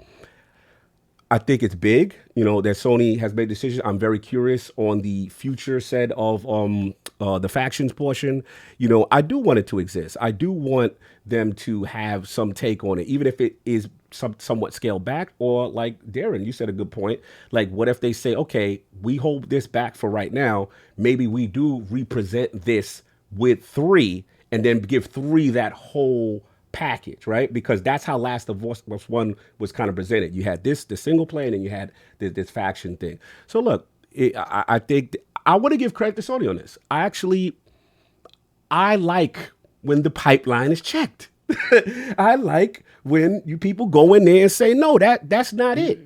You know what I'm saying? They see the leaks and they're like, okay, let's fix that instead of waiting for it to explode. I gotta be fair. Like I like that. I like that level of quality control and checking across the assembly line before you say finished and push something out that is not going to be received well, and it could sully your reputation. So true, like a Suicide Squad.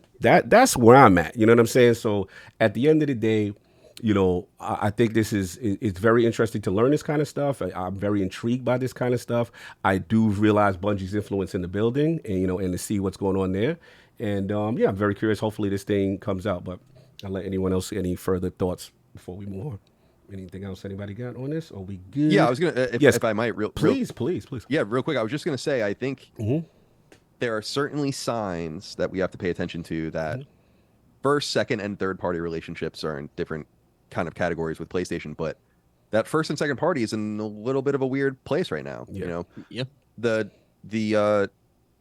are like the whole monoculture gorilla that I was saying before. Like, I'm really concerned about that, and I'm really interested in what happens at Bend and how much power they kind of gave those guys to steer in their own direction and do all these other things. I do think Sony needs to claw at its only advantage, which is quality. Like when that's all it has going for it. So if they let that go, and especially from a studio like Naughty Dog, I think that's a bad sign for them. So I think that we have to ask ourselves as PlayStation fans, ideally we would want all of these games to come out. And most of the time you don't even hear anything about the games that are canceled. And sometimes Sony just lets games go and they come out anyway. Like Remember Me is a good example of that, right? That was supposed to be a second party PlayStation game. So sometimes they find their way out, but I think that games like Days Gone, like Last Guardian too. That game was in development hell for a long time. They still let it come out. Exactly, and it was it seemed like it was obvious that it was going to be canceled and all that, and they did let it come out. But I look at these different relationships, and I hope that Sony continues.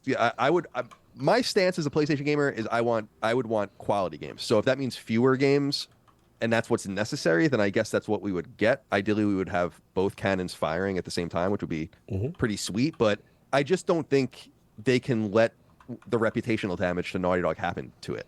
Because I think that's just too serious. I mean, I think they saw what happened to BioWare. They saw what happened to CD Projekt Red. They saw what happened to some of these other teams. You just don't want to mess around with that. And I really hope it underlines a new stance that they're going to take, hopefully, which is say, like, why don't you let your teams that make single player games continue to focus on those, and let your teams and bring in new teams as you've been doing. We've used the reference on Sacred Symbols that they used to really like getting into bed and like dating and like, release a game, release 2 games, and you can see the courtship going, and then sometimes they abort them with Quantic Dream, and sometimes it goes through with a lot of these other teams. And now we call them one night stands. Like they get with Haven, they're like, all right, yeah, everything's good, we're in alpha, whatever, pre-alpha, okay, yeah, fine, we'll get with you. Like they seem to be under the gun, and it's clear they're going to spin off part of the company, Sony's part of the company, to raise capital to buy more studios and to buy more things, and that sucks. because I don't think that this necessarily portends of their ability. We often criticize Microsoft for their clear inability to manage their studios. Yep. Sony is already running into that problem, I think. Look at Media Molecule, man. I mean, I said do you think it's like they've never been in this realm before? Hold on 1 second. I want to attack the chat.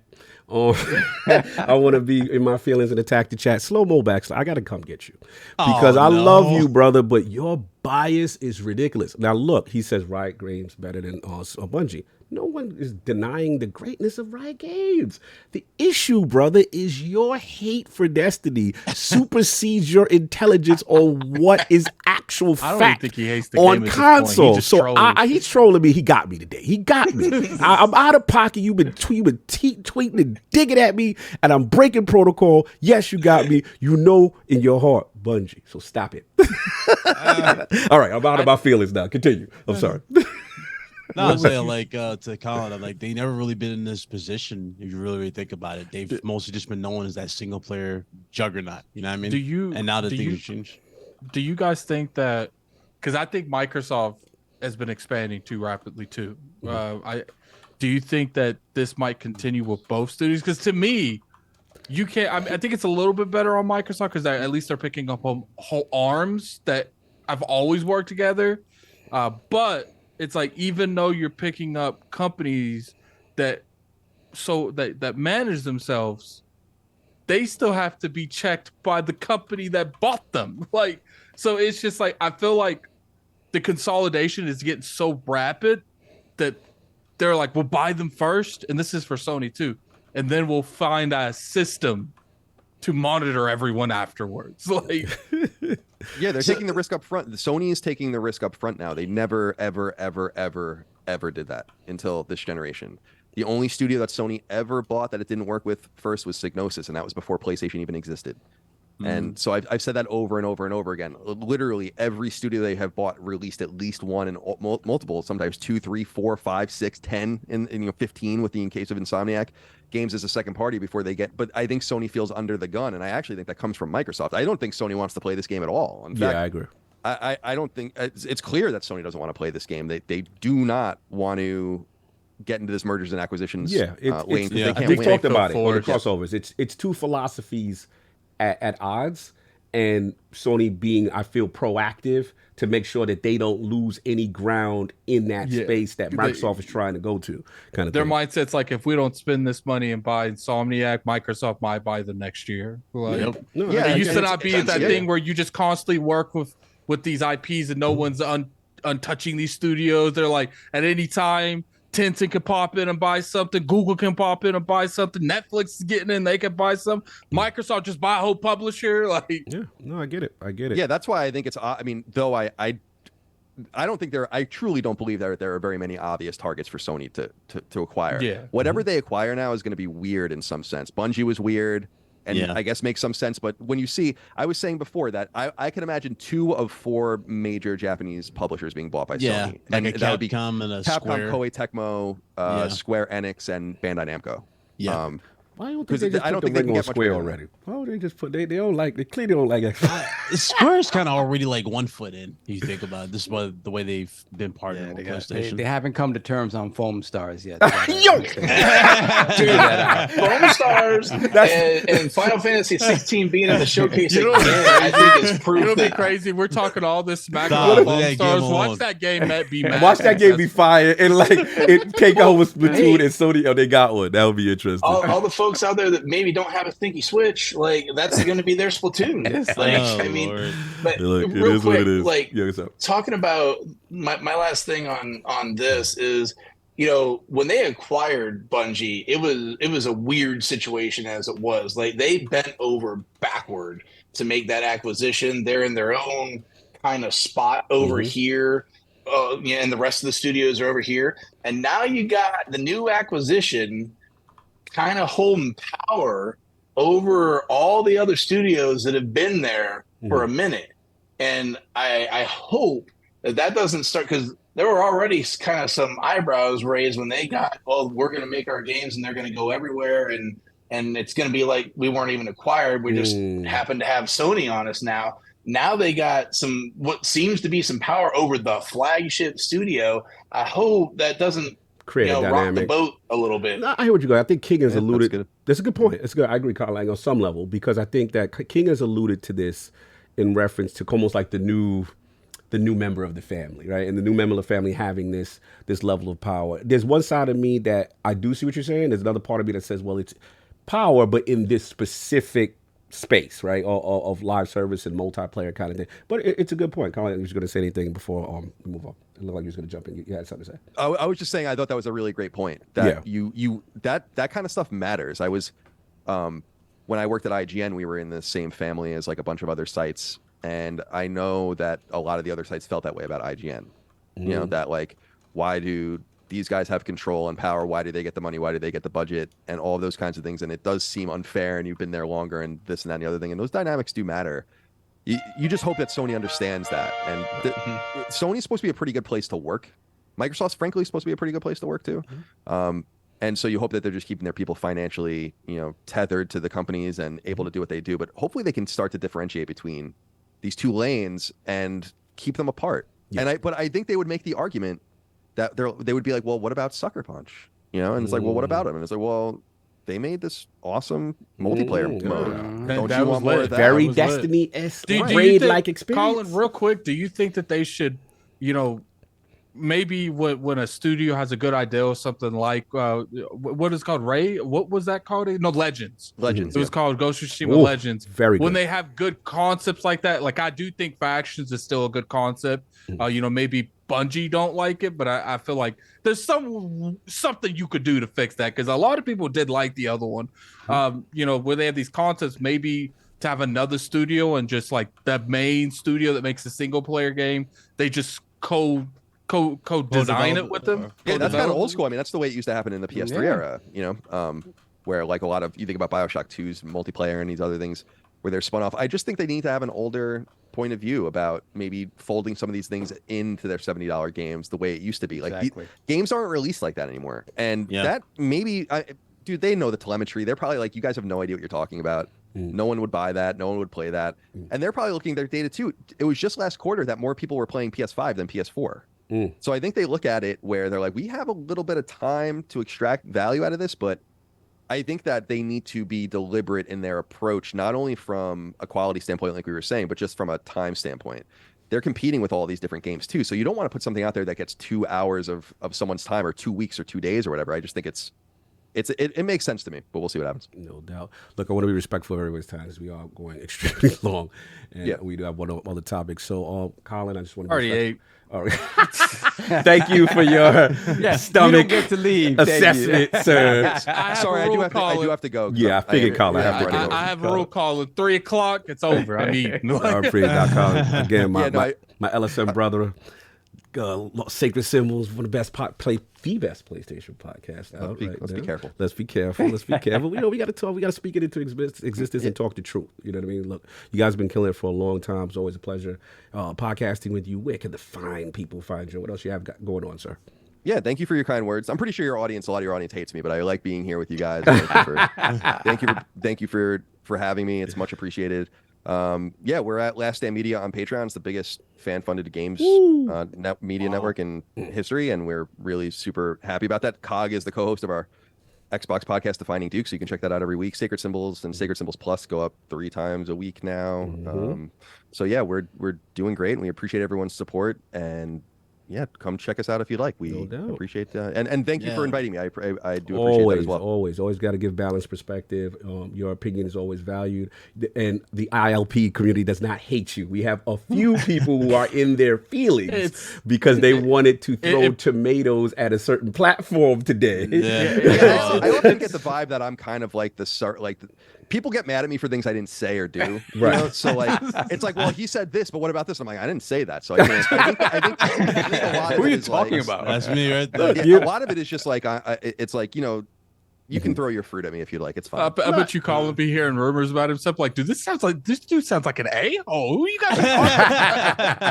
Nah, one thing we always promote here, and what I like is that we could all, me and you disagree on a ton of stuff. But the thing is, we have that respect to agree to disagree and hear each other out. And I love that platform on LSM and on ILP. And it's always a pleasure to have you, man. Enjoy your day.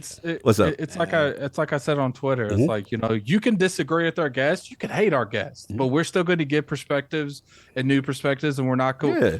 IOP was built around not being an echo chamber. Facts. And it's always going to be that way. Talk that talk, addict. Well, I appreciate it. I'm going to break protocol real quick. Jaffe's in the chat being messy. Wait, Jaffe's in here? Oh! $2 Shout out from Jaffe. Get it off. Get it off. Thanks for having him on. Shout out to Jaffe, the legend. I love Greg Miller. Yo. We'll talk soon. I just emailed you back, by the way, Jaffe, today, so check it out. But guys, I appreciate you guys. Thank you again. Have a great long weekend. No Shout out, by the way, to all the families out there who lost someone in engagements overseas. We appreciate you. No doubt. All right. Be well. Colin, it was nice, good, brother. Nice talking to you. Nice to talk to you, too. All right, brother. Have a good one. Chaffee, always good to see you, brother. No doubt. Good to see you up in there being messy. That was funny. Because I always be like kind of gauging who I'm going to send the IOP community to after the podcast. Jaffe, he's on. We went.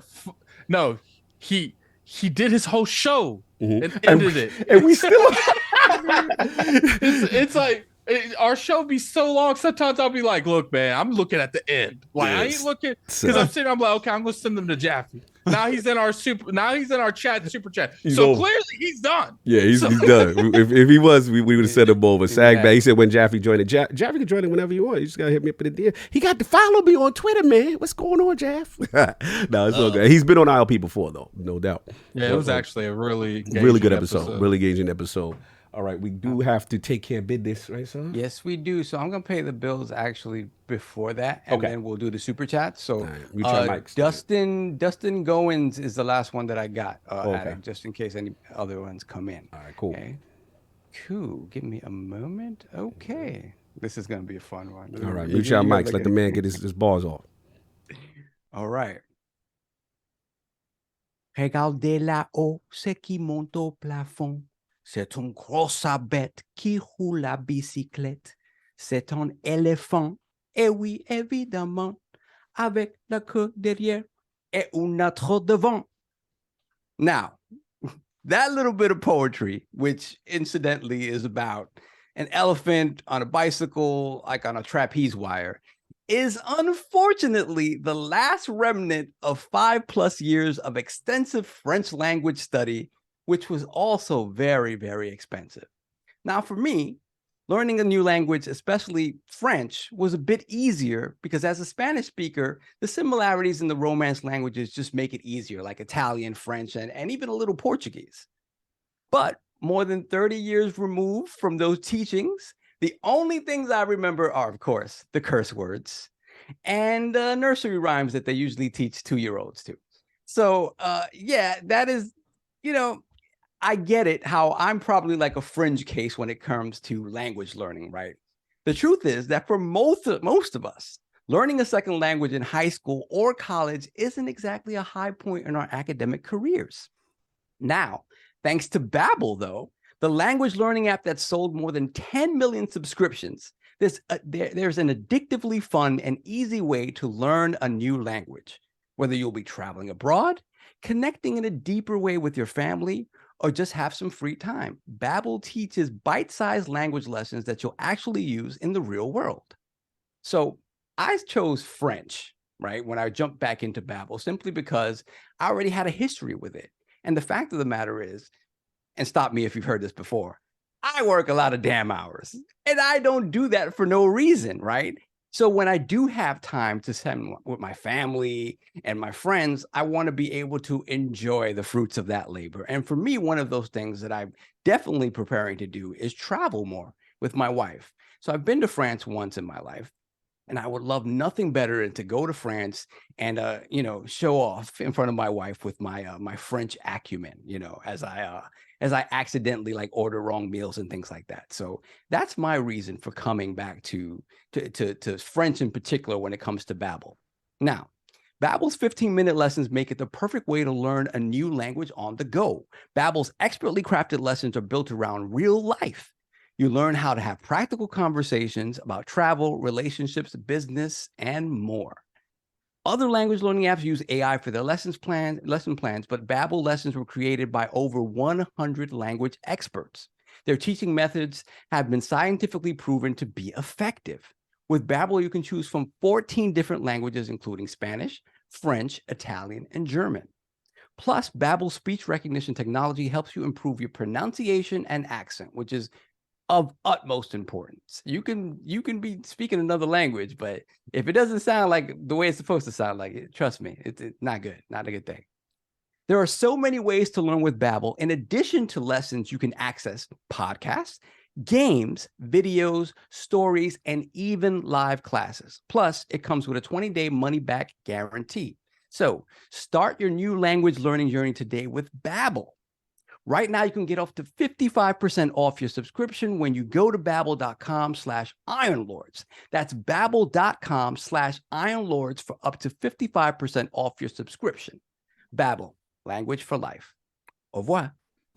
All right. I guess So, what the hell? What was we doing out here? I'm gonna be real with you. Okay, you doing the classic. I'm gonna do this because I want to go. I want to learn different languages so I can just talk smack to people on Fortnite in different languages. I want to start in English and end in Spanish.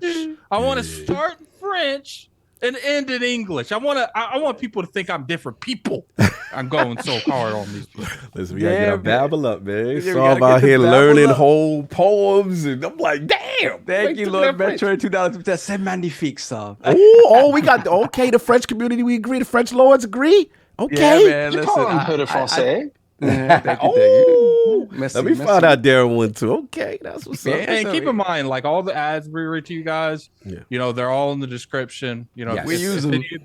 If any of these interest you, definitely go down there, use our code. It definitely helps out the podcast. Yeah, Absolutely. We appreciate you know, all the support you guys do. We had over 1,000 people in here today. Yeah, like love, that's just love. that is just And to crazy. be honest, it's because of the support you guys that we are and the host able is to gone now. king. Yeah, you know what I'm saying? Like, remember, this is just the Jacksons.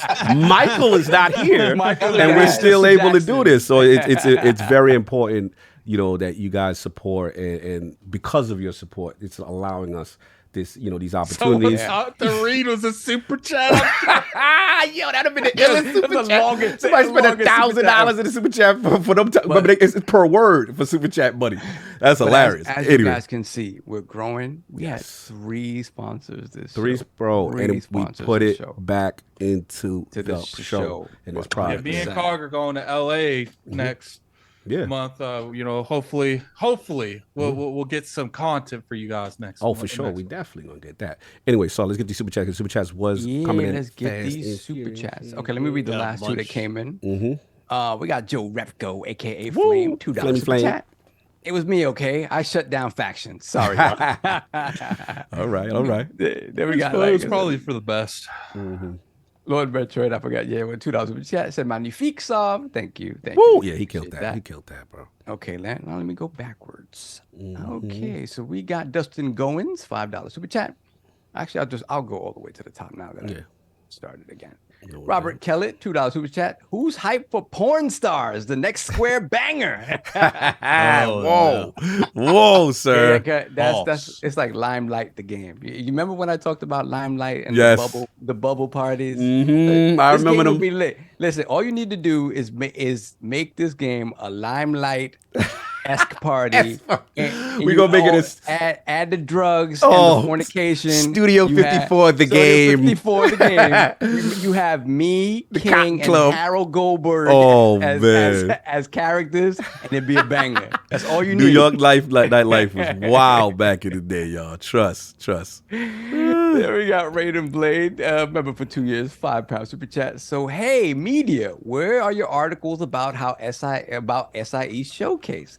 Colin, your media, what are your thoughts about the lack of SIE first party games? Is it Jim's way or your way? Okay. Okay. I mean, Colin's not media anymore, so he kind of says whatever he wants to say. Yeah, he ain't media, so I don't know how He's that not play out. media. Colin's made it clear he ain't beholden to anybody. Exactly. He speaks his mind. P1553D. Sorry if I read that wrong. Maybe it's just pissed. $2 super chat. IOP showcase thoughts. Here for them. Let's go. Yeah, you got those. You got those. Then we got TSWS Gaming member for 1 month. Hamster in the building. $2 super chat. What past PlayStation Showcase was worse than this one? Yeah, it's kind of hard. Like even Flute Man was like they were showing good stuff. Yeah. So yeah. And we got Raiden Blade again, member for 2 years, £5 super chat. Firewalk looks like they want to have the answer to Starfield. I mean, look at the color of the CGI shown, Concord, whatever. See it in 5 years. I mean, what is Adam doing? What is going on? This is what happens when we leave our youngin' unattended for too long, and these type of things kind of happen. I don't know what's happening. What mask is that? I don't know. What is going on? What is up going there? on? Continue, sir. I can't with this man right now. Yo, Alex is in blackface. I mean, what are you doing, Alex? Hey, no, I don't appreciate that energy. You just I'm disturbed. Look, I can get canceled for that. Don't say that stuff. Said blackfish. What is happening? I'm done. Like, what are you doing, AJ? All right, hold on a second. Then we got. Hold on a second. Then we have. So yeah, Firewalk. I don't know. I mean, it's if you're just going by the colors, I don't know about it trying to match Starfield. Yeah. So we got Gerald Mack, member for 2 years, $5 super chat. It's obvious the games as a service games transition is going to be rough for the Sony fan base, but business is business. All hail the IOP. Salute. Thank you. Then we have Hargeet Shani, $10 super chat. Yeah. Just pointing out games like Knack exist. PlayStation has had stinkers. It isn't the end of the world. Not sure why there's an assumption that PlayStation only puts out good games. They've had bad first and second party games. Okay. All right. Narrative. Oh man, they doing. Robert Kelly. They got calling stuff everywhere on Twitter right now. Oh really? He said why we arguing about what's a multiplayer? Everything should be on everything with that conversation. Like, they going to town with that. The nation is upset right now. We understand there's a lot of anger. The nation. Stop it. The nation. The nation's obsession. Nation domination. Remember that? Oh God. Continue. Then we got Robert Kelly, $2 super chat. Link used the Ultra Hand to make that Q thing. Chill. Wow. Then we got JD Gamer, member for 2 years, $10 super chat. Colin, you're analytical when I think you know PlayStation well. So my question to you is, if you were Microsoft and wanted to beat PlayStation, what third-party games would you go for? What acquisitions? What marketing techniques? Sorry we weren't able to read all of this during the topics, but it would have been crazy. Yeah, he did mention the acquisitions towards the end. Yeah. Hargeet Chini once again, member for 1 year, $2 super chat. Logitech G Cloud is $350. Q not likely cheaper. The G Cloud is kind of an everything machine though, so. This is specifically for PlayStation. I do not think it's going to be $350. They're not. Three maybe. Yeah. I'm thinking 300 at least max.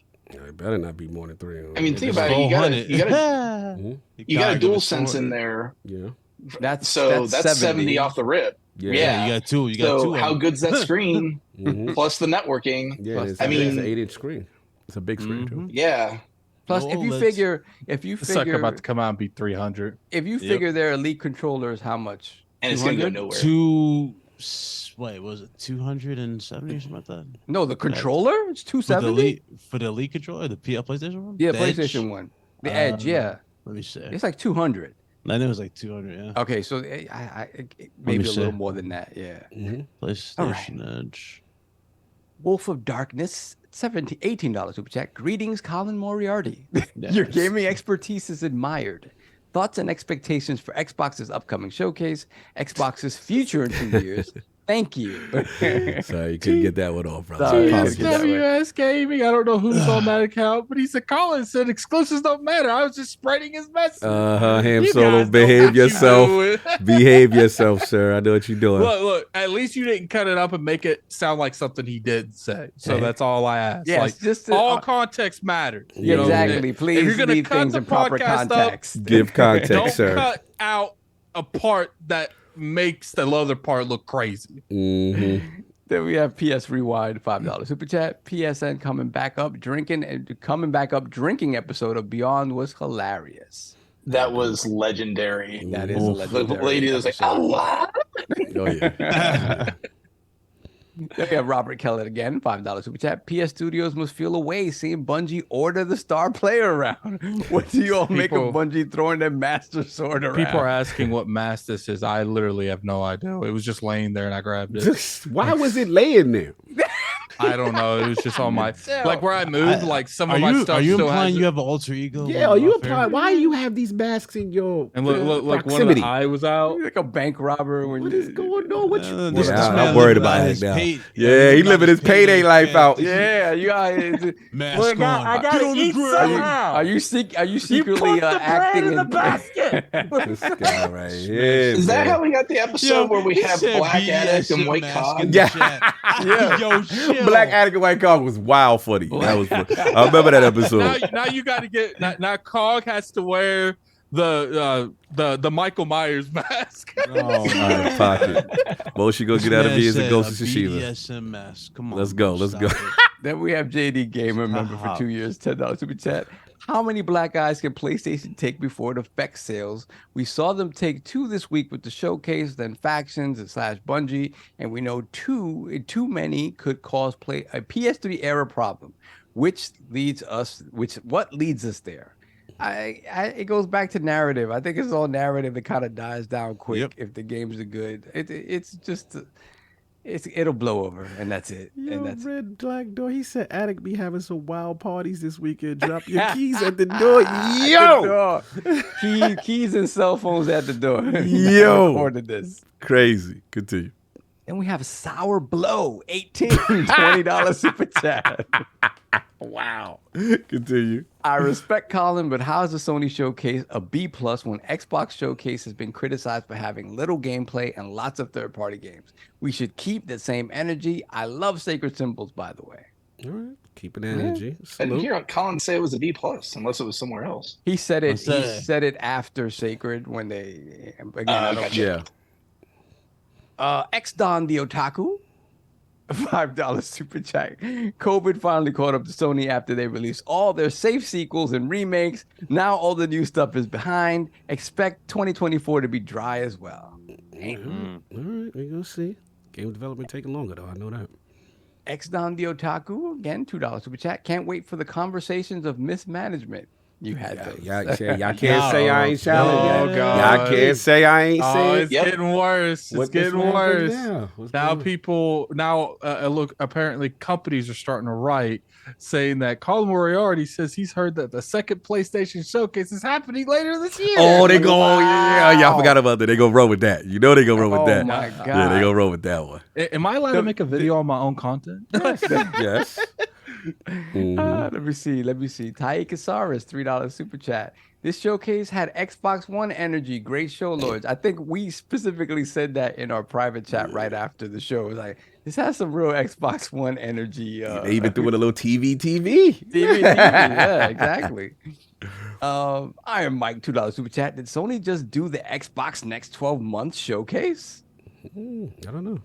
There was stuff a lot of 2024. Shout out to Paris. He said PlayStation could take 43 more black eyes. Showcases don't matter. It's all about when games do release, they aren't scoring Exactly. 58 on Metacritic. Facts. Yeah, Fact- you're right. That's You're facts. right. You're That's right. facts. You're right. Narratives only go so far. And gamers will get over stuff. See, When the the thing is games though drop- too is even though that like Redfall like really under delivered to a lot of people, including myself, like you're only as good as your last game. You know? Yeah, so what have you done for me? Xbox can literally drop a 58 for 3 years in a row And then the moment they start dropping those good, the people are gonna forget all about that year. They're gonna call it the dark time. Remember that time? Remember the dark time? Yeah, that's true. Yeah, us gamers have short memories. Let's recall that. For sure.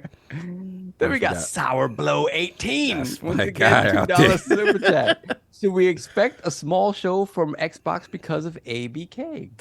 I hope not. Listen, COG won't survive it. I want to be surprised and delighted. Yes, COG won't please. survive it. Attic Surprise will and melt delight before is the phrase. That's what I want.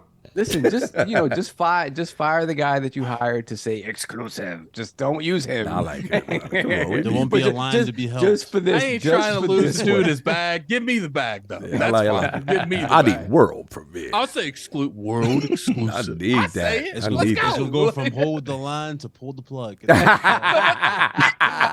Hey, you watch your mouth, buddy. That's what Yeah, I you was watch telling your King. mouth, buddy. That's what I was telling King last week. I was like, hold the line. We gonna hold this 65 line. Metacritic. We gonna hold this line. We ain't gonna disrespect the king in here. We gonna hold this line. We made it this far. I mean, I hope- it's gonna pull the plug.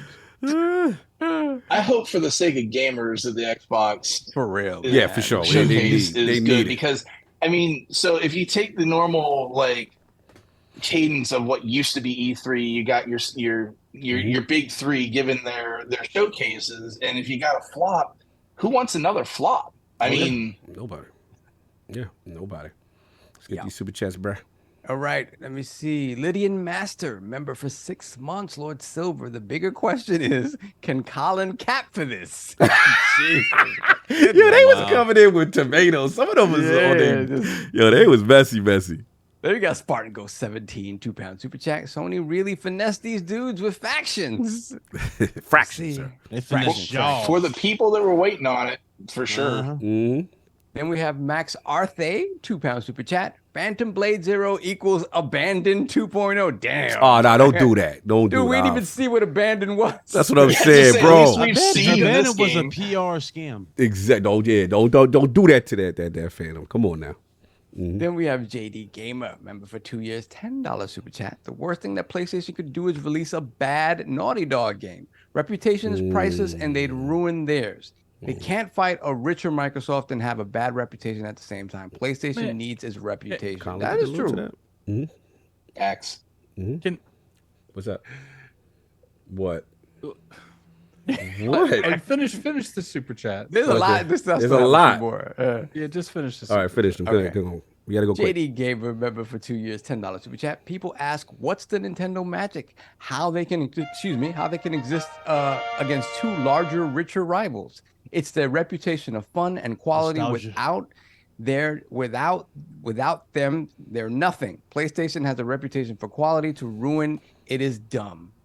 Yes, it is dumb to ruin it over some multiplayer games, for sure.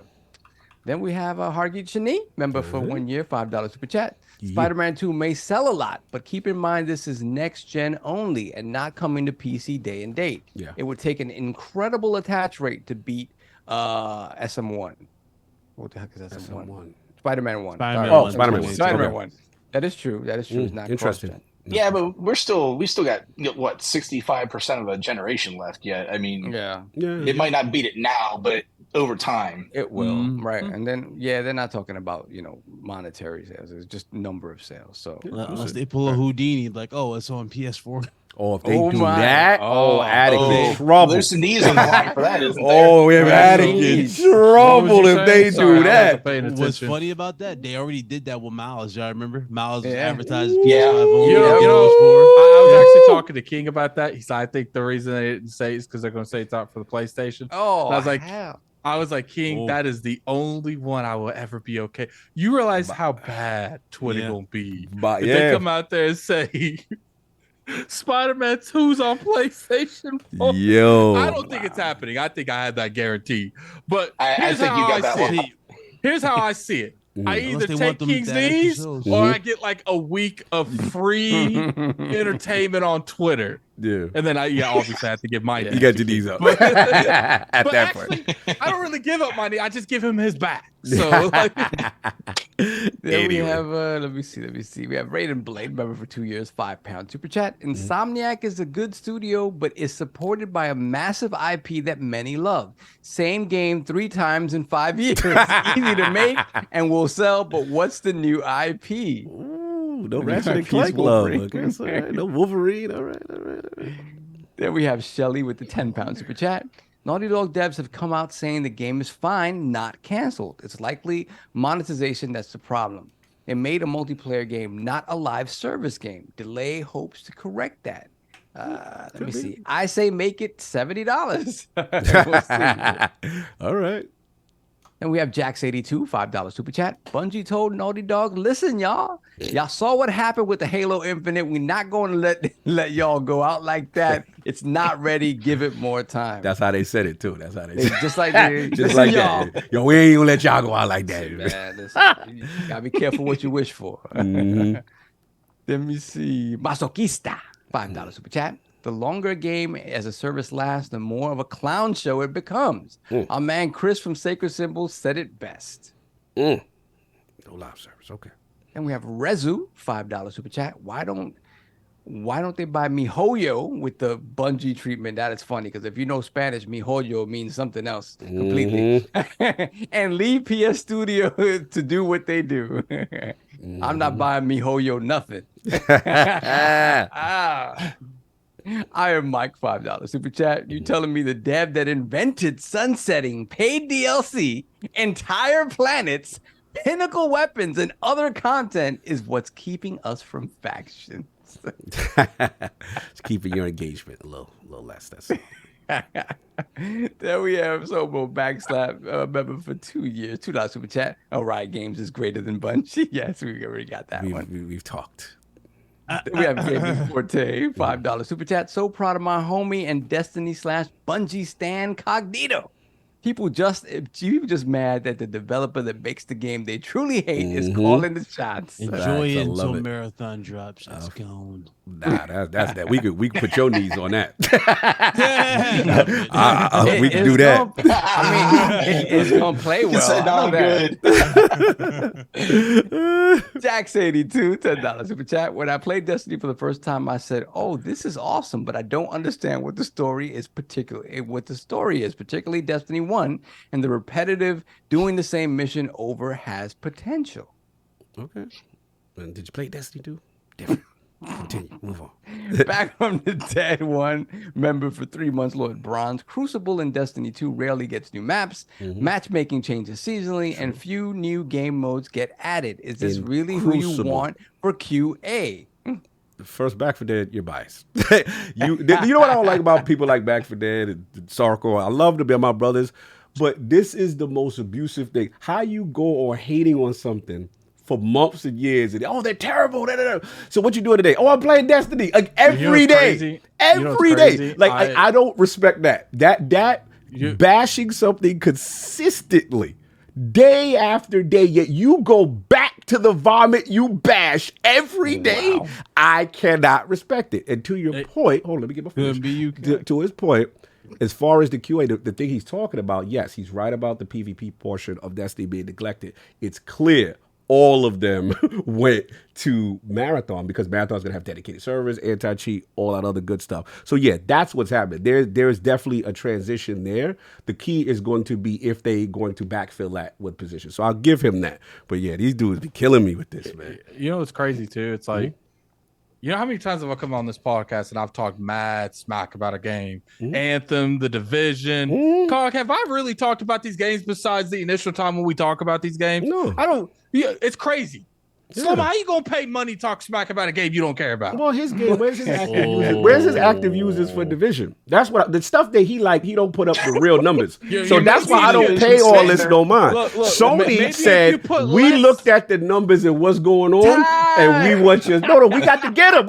I've been holding this. I gotta hear these run. dudes in the I got bars for this. Like slow mo. You can to argue jump 'em slow in. mo that this money you be throwing into everyone's super chats just to hate on this Slow mo game. is in the If Destiny, the ILP Destiny look, can and plays come every on, God. expansion. Look, so hold on, slow mo. I got the receipts. No, slow mo. If Yo, you would, Cog just got better during the course of the show. slow He's like, I mo, feel if great you now. would, if you would take an ounce of that energy you hate on Destiny with and put that into playing the division, you have another division right Exactly. You're probably you too busy worrying about Destiny and not fixing your lopsided, terrible game that ain't got no player base. All right, Tom, we finished. Oh, man. Stall 'em And out, we man. have Stall 'em out. X Don the Otaku, $10 super chat. I'm late, but Addict is right. Insomniac is great, making solid 8 to 8.5 out of 10s in a small amount of time. They're not number one, and stop disrespecting Obsidian by comparing them.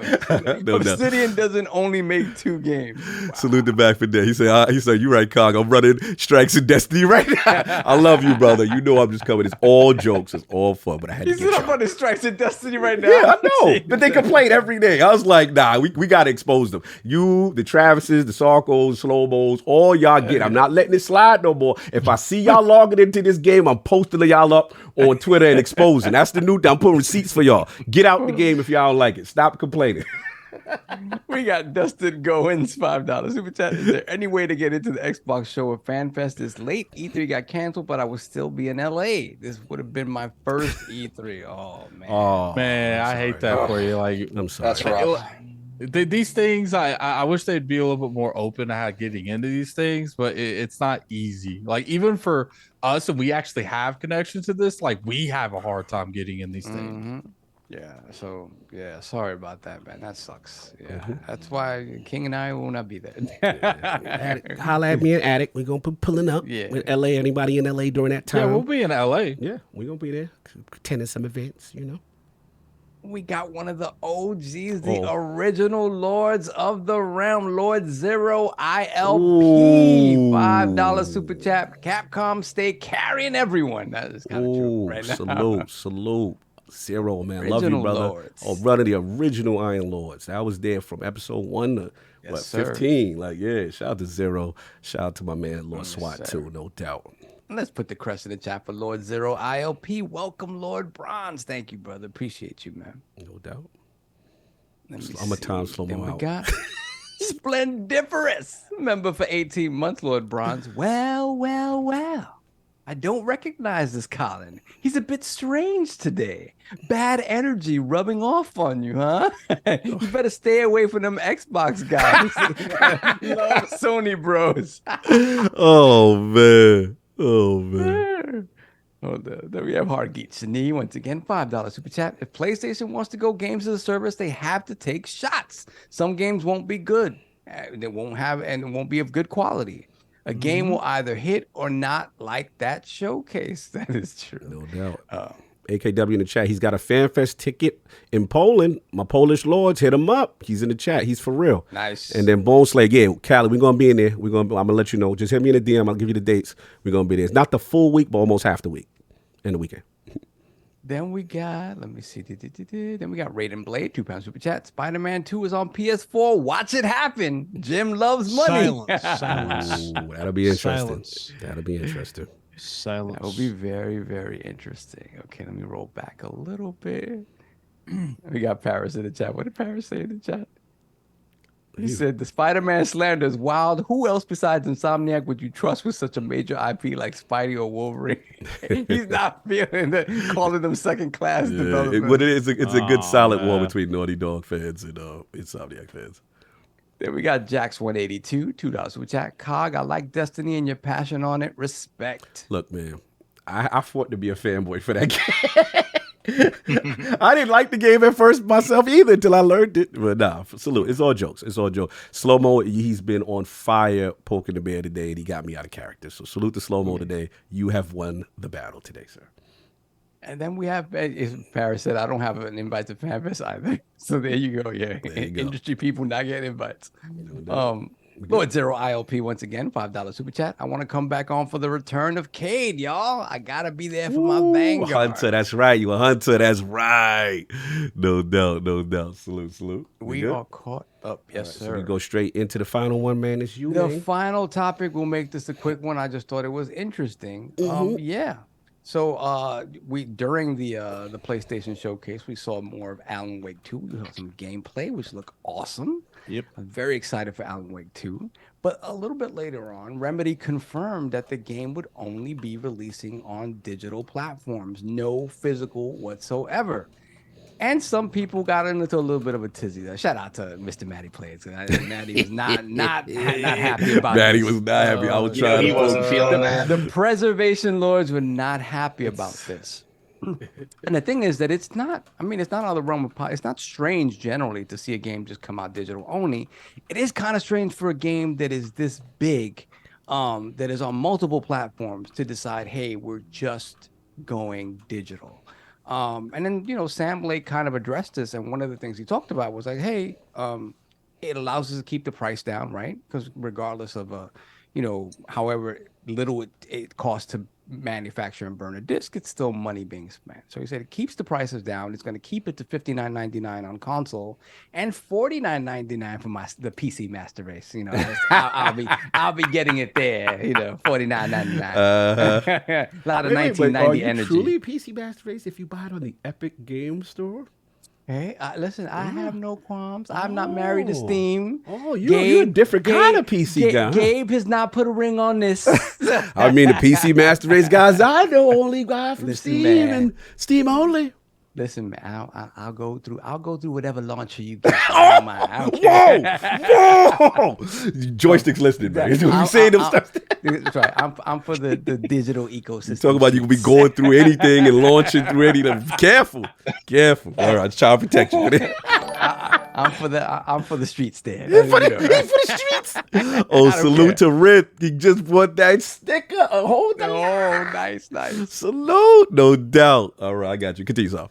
So yeah, what do you guys think of this? Because it's interesting that a game this big has decided to do that. Again, Sam Lake gave some reasons, but there are other reasons as well. You could talk about just the fact that, again, we're in a point in time where everybody's trying to cut corners someplace, right? And the fact that you don't have to worry about production, you don't have to worry about a box, you don't have to worry about any of that, could be substantial for a game that, and we know this game isn't, it's a AAA game kind of in status and what we sort of expect from Remedy, but this game is probably cost $50 million to make or something like that. I don't think it's even reaching $100 million. So, what do you guys think of this? And what does it kind of, does it stick one more nail into the coffin of physical games? Because I think we're getting closer and closer to a reality where in the console space, we're going to have an all digital ecosystem with everybody. And, for a lot of people, that's scary. So what do you guys think? It's scary, and then there's also people who be super vocal, but yet when you check their library, they got digital. You know what I'm saying? Like that's how it be. So it's definitely on its way out. I don't know how long we got for physical. You could say it could be gone by this generation or at the start of next, but Nintendo's all but embraced this. Like they don't even give you a physical game in these collector's editions. They just give you a code for the game. And I think Sony did that with one game as well, if I remember correctly. So I don't know. So it's a toss-up on whether or not they pulled the trigger or not. But one thing's for certain, though. I mean, even if you were someone who just believed all in digital, you can't even get your hands on a digital PS5. So I don't know. Like it's. I have one of the few that are in the wild. You got the digital. I'm with you. I've never I'm seen with you. one. I got a digital too. That's basically the unicorn of the I've physically never seen one. And I got it at launch. Wow. Lucky. Wow. I'm not lucky at all. I don't want to tell you what you want to talk about the depths that you took? I was lucky. I literally got the notification from one of the Twitter guys that was saying, hey, there's going to be a drop. And I was coming home from jiu-jitsu class. I'm on the side of the highway because the time hit when that was going to happen. And I got my way into Best Buy and got my digital PS5. Salute. You know what's crazy? Wow. He's like Saul got no chill with stuff. Oh, like Oh that. yeah, he's a beast. Oh. He's a beast. He's Like, a beast. I will never forget that Xbox Series X thing. Oh yeah. Like I was like, he was like, oh, he's like, I'm not getting mine for a week. And I'm like, okay. He's like, can your brother go with you? Because I was doing like the little wait outside, and I was like, I don't know. He's like, I'll pay you. And then I obviously right there was enough for my brother. He's like, yeah, sure. And then goes in there and I get the console, and then I'm sitting there and I'm like, okay, like they said it's gonna be like $150 just to overnight that too. Don't care. Send it. The Iron Bank, man. Listen, when the Iron Bank give us the go, Listen, bro, I was not. he's 'cause very you know hard me, with us, man. You know, let us rock. Listen, I have very little time to play games. When I set aside time for something, it's wanna- to do that thing. The right. I feel that. So, and I'm great again. Like I said, tell me if you've heard this before. I work a lot of damn hours. Yeah, no, I respect it. I respect it. No So doubt. yeah, that was. And then the PlayStation. Listen, man, PlayStation, bro. I could not get a pre-order for launch. I was not able to get to GameStop. I went right to eBay and looked for local sellers that have a history of positive sales, no shystiness, whatever. And I found a kid that he had already sold out of his disc one, and all he had was a digital. So you bought it legit from a scalper. The most legit scalper in the business. The most legit scalper. You know what's crazy? At that time, it was probably cheaper for you to pay Zachary, because what's crazy is you paid him in snacks too. That's the sad part. Zachary, Wait, what? Zachary, I was like, Zachary. Yeah, because I was like, because I determined the price. I even asked him, like, just send him an extra 100. He literally went to Walmart next door and bought a bunch of snacks with Oh it. my lord, that's hilarious. Wow. Anyway, Yeah, continue. so Continue, man. and that PlayStation cost me $1,000. Woo. Yeah, it was probably cheaper for you to do that with Zachary and to pay the 150 overnight. That would have been to buy that on eBay or anything like that. Crazy. Yeah. So, but dude, that's where you at with it. You just feel like, I guess, for them. What about for them saying they bringing it down by doing the all digital? This avoids the dreaded $70 and then do you agree with that, or are you worried about this kind of sliding into dangerous territory with the physical game?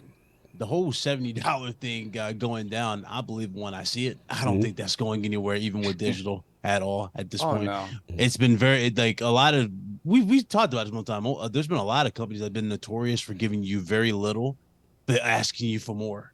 Yep. I don't see that mentality dying with just like physical by itself going away. No, that's still going to be apparent. You're going to have those shiesty, I call it shiesty, but you got those shiesty business modules where, they're just going to give you very little and expect you to pay the most, especially for these collector's edition. You want an example of this? Look at Gotham Knights. Gotham Knights is a prime example of this. The game had little content, right? You got some now, but had little content, no performance modes or whatnot, and it was just a broken mess at launch.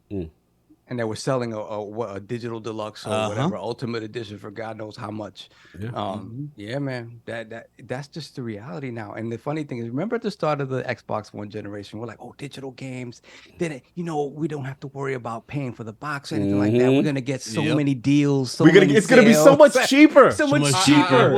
I will say that we don't. Everybody say Fix your hands, Darren. I saw that. We don't see sales up front when it comes to like they might do like a pre-order, you get like an extra $5 off or something like that. But I will say, because digital got so dominant, we're seeing more like frequent like sales on games in general. Sure, they're not new, right. But I do think that because things are so much more accessible when it comes to internet, I'll give you that these developers and publishers, they're okay with putting their game with that deep discount like 2 months later. No, I agree. Digital is probably quicker to get the sale first, more than thing. But Unless I do you're remember, Nintendo. You and ain't then getting remember nothing there was that talk solve about and then we're gonna have a digital storefront. Remember because people were so worried about used games. Remember that? Yeah, they were like, now we're gonna have it so you could trade in your used game and you'll get credit. Digital game.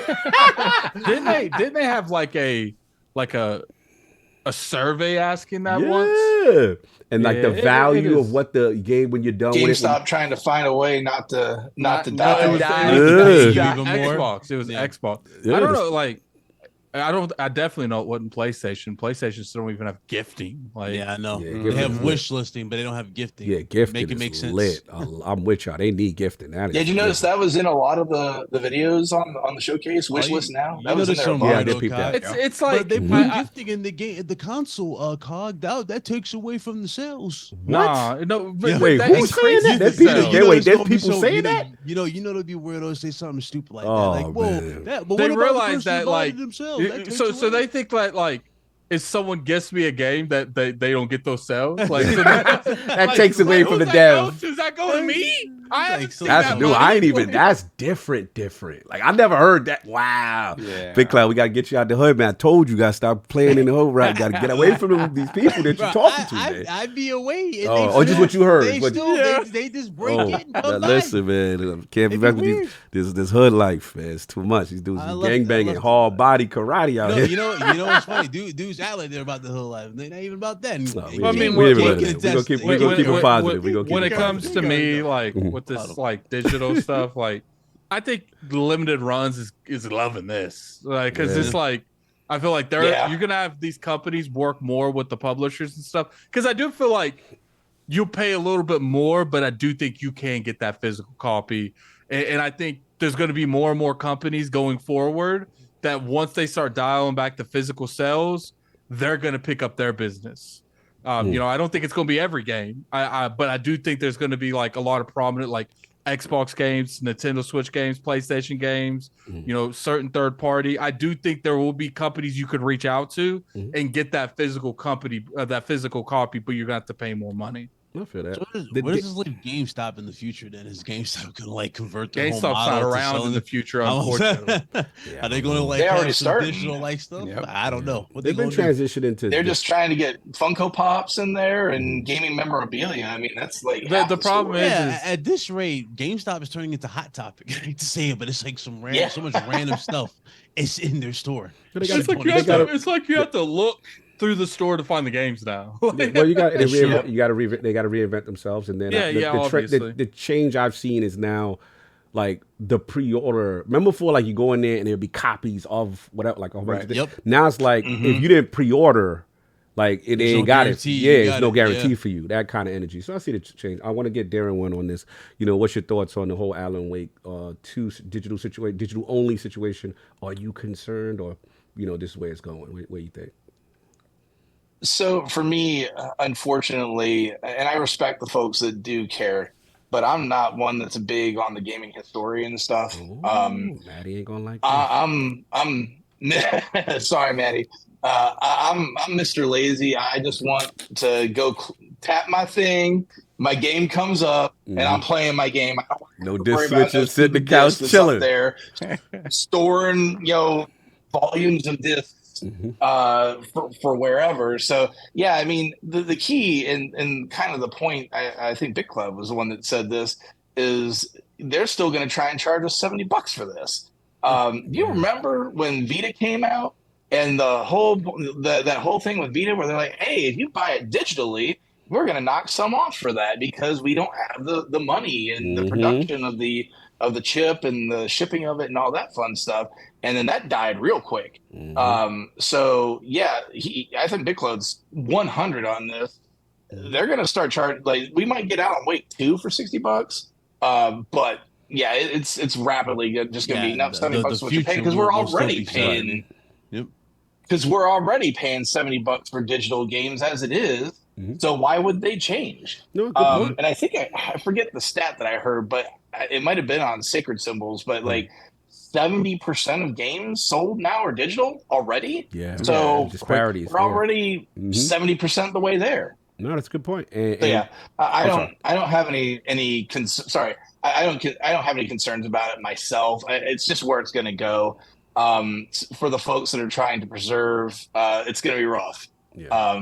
To the point about limited run games, I think they got their own problems already with what they already have. Because talking about Maddie, I know he waited a long time for one of his most recent games to get to him. So I think they while this bodes well for them, I think they already got more business than they can handle as it is. So no, good point. And I'll jump in. I do think the fact that Epic is the publisher here is kind of, helping that part out as far as this particular one just not having to be $70. But I'm kind of with you, Darren. Like the tech in me, the laziness in me. You know what I mean? Like I as much as I love the nostalgia, only thing I will miss is like that collector's edition version of something I really love. I do like to support in that way. So in a sense, I'll buy 2 copies. You'll still have those. I'm pretty sure you'll have the steel book. We just won't be nothing in it. We don't get. There'll be a code like you guys are already talking about. Yeah. Like as long as they keep that, preservation alive, I'm okay. But look, that's where we are. That's where the generation's going. I'm a techie at my heart, at my core. When things transition into a different direction, I'm generally the person that's going to be most likely for it, unless it's some supreme drawback that I can't see. But I do want to defend my co-host Maddie on one thing. The only thing that concerns me when we shift to this era is the storefront owners, because the storefront owners, in any event or any reason, something can get pulled from a storefront is scary. For whatever reason. And plus, people don't realize how much power they have too. Yeah, and it's like if that happens, with a beloved game that and you're like, damn, it's on. Mostly like right now we've been seeing it happen with games we don't really care about. You know what I'm saying? Oh, Crossfire X is shut down. Yeah, get rid of it. You know what I'm saying? Like that kind of thing. But it's like, sometimes it's those classic joints, and you're like, man, I wish. I could go back to that, and there's no way to go back to it. Or if like your Marvel game that you love, read my mind. I was just about to say it. If Kaibatsu was in the chat, what killed me is Marvel Heroes. Now, granted, it's special case because it was an online only game anyway, so those tend to not be preserved. But I just think of situations like that where some legal or something crazy happens, and the studio, the game shut down, or the license or whatever shut down. There's no way for you to play it. That part is a little scary, and that's the only thing about the future that I do want to be cognizant of and respectful of. But I think eventually what's going to happen is I'm with you on that. Yeah, I think the more and more that we are in a digital era, you're going to see like governments start to regulate the industry. Yep, there'll be regulations. Because it's like you can't just pull something just because you sold it digitally. Like, it's going to. What was the game recently where they did yank the whole thing? They yanked the whole game. It was the whole thing. It was a single player game. What was that? Was it Cyberpunk?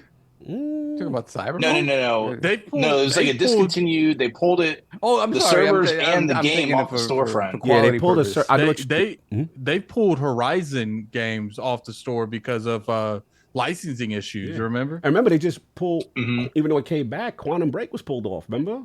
It was pulled off Game Pass stuff. Kind of thing. And now they explained it was. But you could still get to that, like if you had previously downloaded that, like and owned it. Yes, true. You're right. No, you're right. You're absolutely right. You're absolutely right. That is. There was something. I wish I could remember what it was, but there was a game here recently where they shut down the servers, and not only were they shut down the servers. Teenage Ninja Turtles, Lucius Augustus. I think he's right. I think it was like the Steam version. I think Maddie was talking about it too. And the Surge was pulled as well from people's Steam libraries. Yeah. Really? Yeah. It's crazy. Yeah, that's the scary part. That's not it. Yeah, you got this big library. You woke up and you're like, yo, I can't play this anymore.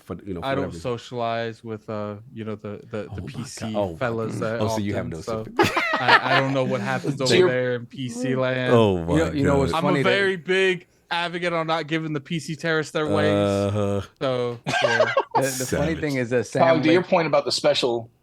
Good. No, I was gonna say Sam Lake flack. No, you go. Go, Darren. I was just say, Cog, to your point about the special editions, I bought one special edition in my life. But speaking about Sonic earlier, if they come, they come with that Wolverine. They come with that. They got something with Wolverine. Yeah, you in. Then I'm gonna be in on it. I feel that. Most of the time, when we review games and stuff. Solve just sends me that digital. When that Fable one, I might need the collectors. Collectors, come on. When it's something I love. Watch it be a black and white PS5. Just watch. They do that with Ghost of Tsushima and some cherry blossoms. It's over. Time. It's time. Yes, I know that. I'm there. Real quick, like for Sam Lake caught some flack because he said something like, "Oh yeah, we also don't want." I don't know if it was Sam Lake particularly, or just the spokesperson for Remedy was like, Yeah, we also don't want, we think, having to get a disc-based game and then have to download something is not something that people want to do. It's like, well, but you're telling us to just download the whole game then. Like, so the download's still happening, right? Mm-hmm. So I think even people, they're having problems, like even coming up with arguments like that are going to appease the people that really want the physical stuff. Mm-hmm. So yeah, I think it's definitely in the death throes now, for sure. We start seeing bigger games that are on multiple platforms, not just on Steam or whatever the case. Like, it's kind of a wrap. I think much like everything, Nintendo will be the last to fall on that. Probably. Yeah, 100%. Nintendo will probably survive it. That's the sad part. Yeah, they're the stewards. And my dumb ass went full digital with Switch, and that was the dumbest decision I've ever made. I shouldn't have went I'm on hurting digital on that right now. Yeah, I shouldn't have went digital. So I did with a couple but games, my SD card. What happened? Crapped out? My SD card reader bit the dust on me on my Switch, so I had to buy Tears of the Kingdom physical because I didn't have any choice. And I sure as heck wasn't buying another Switch knowing that it's 6 years old and there's about to be another one released any minute. No, I feel that. So, look, like, times are changing. That's what we got. Yeah, let's get these super chats and head up out of here. Yes, Addict is ready. Addict is ready. Okay, so I'm going to super chat. You want to do the poll? And then I'll do it. Yeah. All right, so I'll do the poll. Go do the poll. All right. With the recent PlayStation Showcase not receiving overwhelming positive reviews, which aspect has you the most concerned?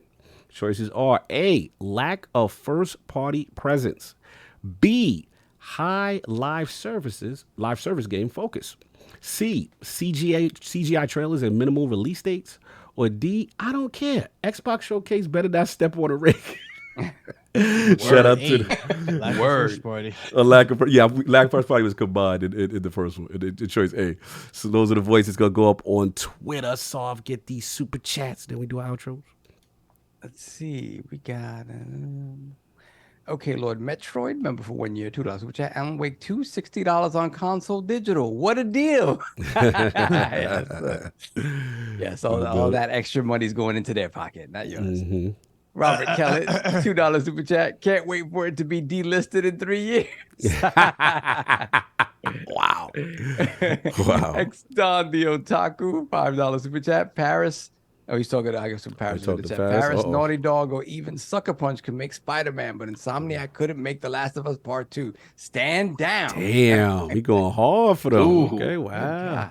I will say this, though. I seen other people's Spider-Man. What's that one big cloud where they had the Zumba hips and the bass? Oh, no, that was Marvel's when they was doing. Remember they was doing this, and then that was Electric Company Spider-Man. With the Electric Company Spider-Man. I don't know if you want somebody else other than Insomniac doing that, y'all. That Spider-Man had the shingles, the way that was. There we have free R. Kelly. That man was pop locking. Oh, that was horrible. That's why that had some childbearing hips. I know that. You know, it was wild.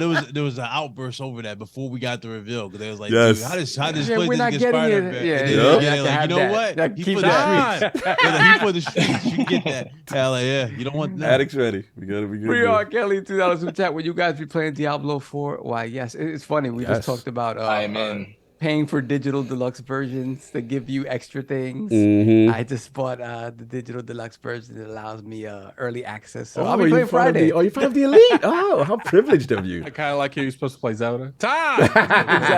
Exactly. I'll be trying to play on Friday.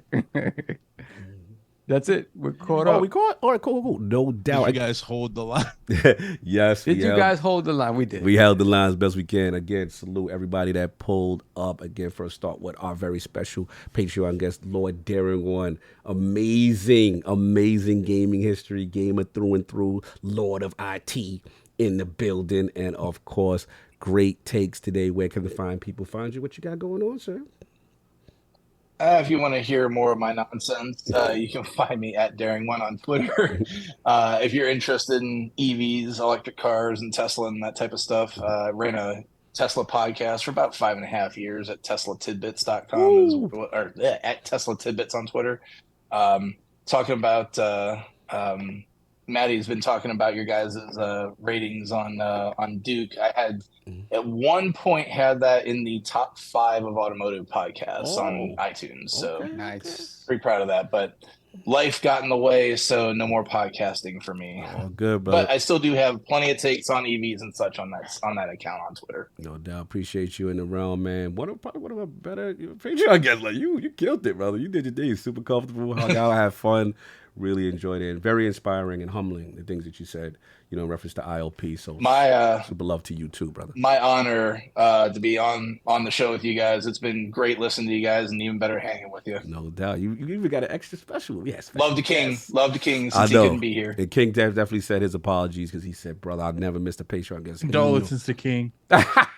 He would have been here, especially this week. He wanted to be. Everybody was ready. Geez. People was ready to do the coronation for King. That's how This bad. was already a 5-hour show. I think we've been Imagine going if 2 more. oh god, it would have been Kings on the show. we'd have broke records. We'd have broke records, no doubt. Salute, and of course, my brethren, LOGNET's own and RGT podcast, and host and creator of the Big Cloud Gaming YouTube channel and everything, man. So salute to you, brother. Always hard working, always intelligent content. Where can the people find you? What you got going on? Yeah, man, thanks for having me. It's always fun hanging out with everybody. It's good to see Sav, Addict, you, of course. No doubt. Too bad King couldn't be here because he's going to bend the knee today. Nah, but shout out to King. Nice to meet you, Darren. It was cool talking, obviously Bad Bit, Colin. That was awesome. Oh, yeah. Shout out to you for that, Colin. That was awesome. You guys find me Big Cloud Gaming everywhere, YouTube, Twitch, Twitter. You guys want to see RGT?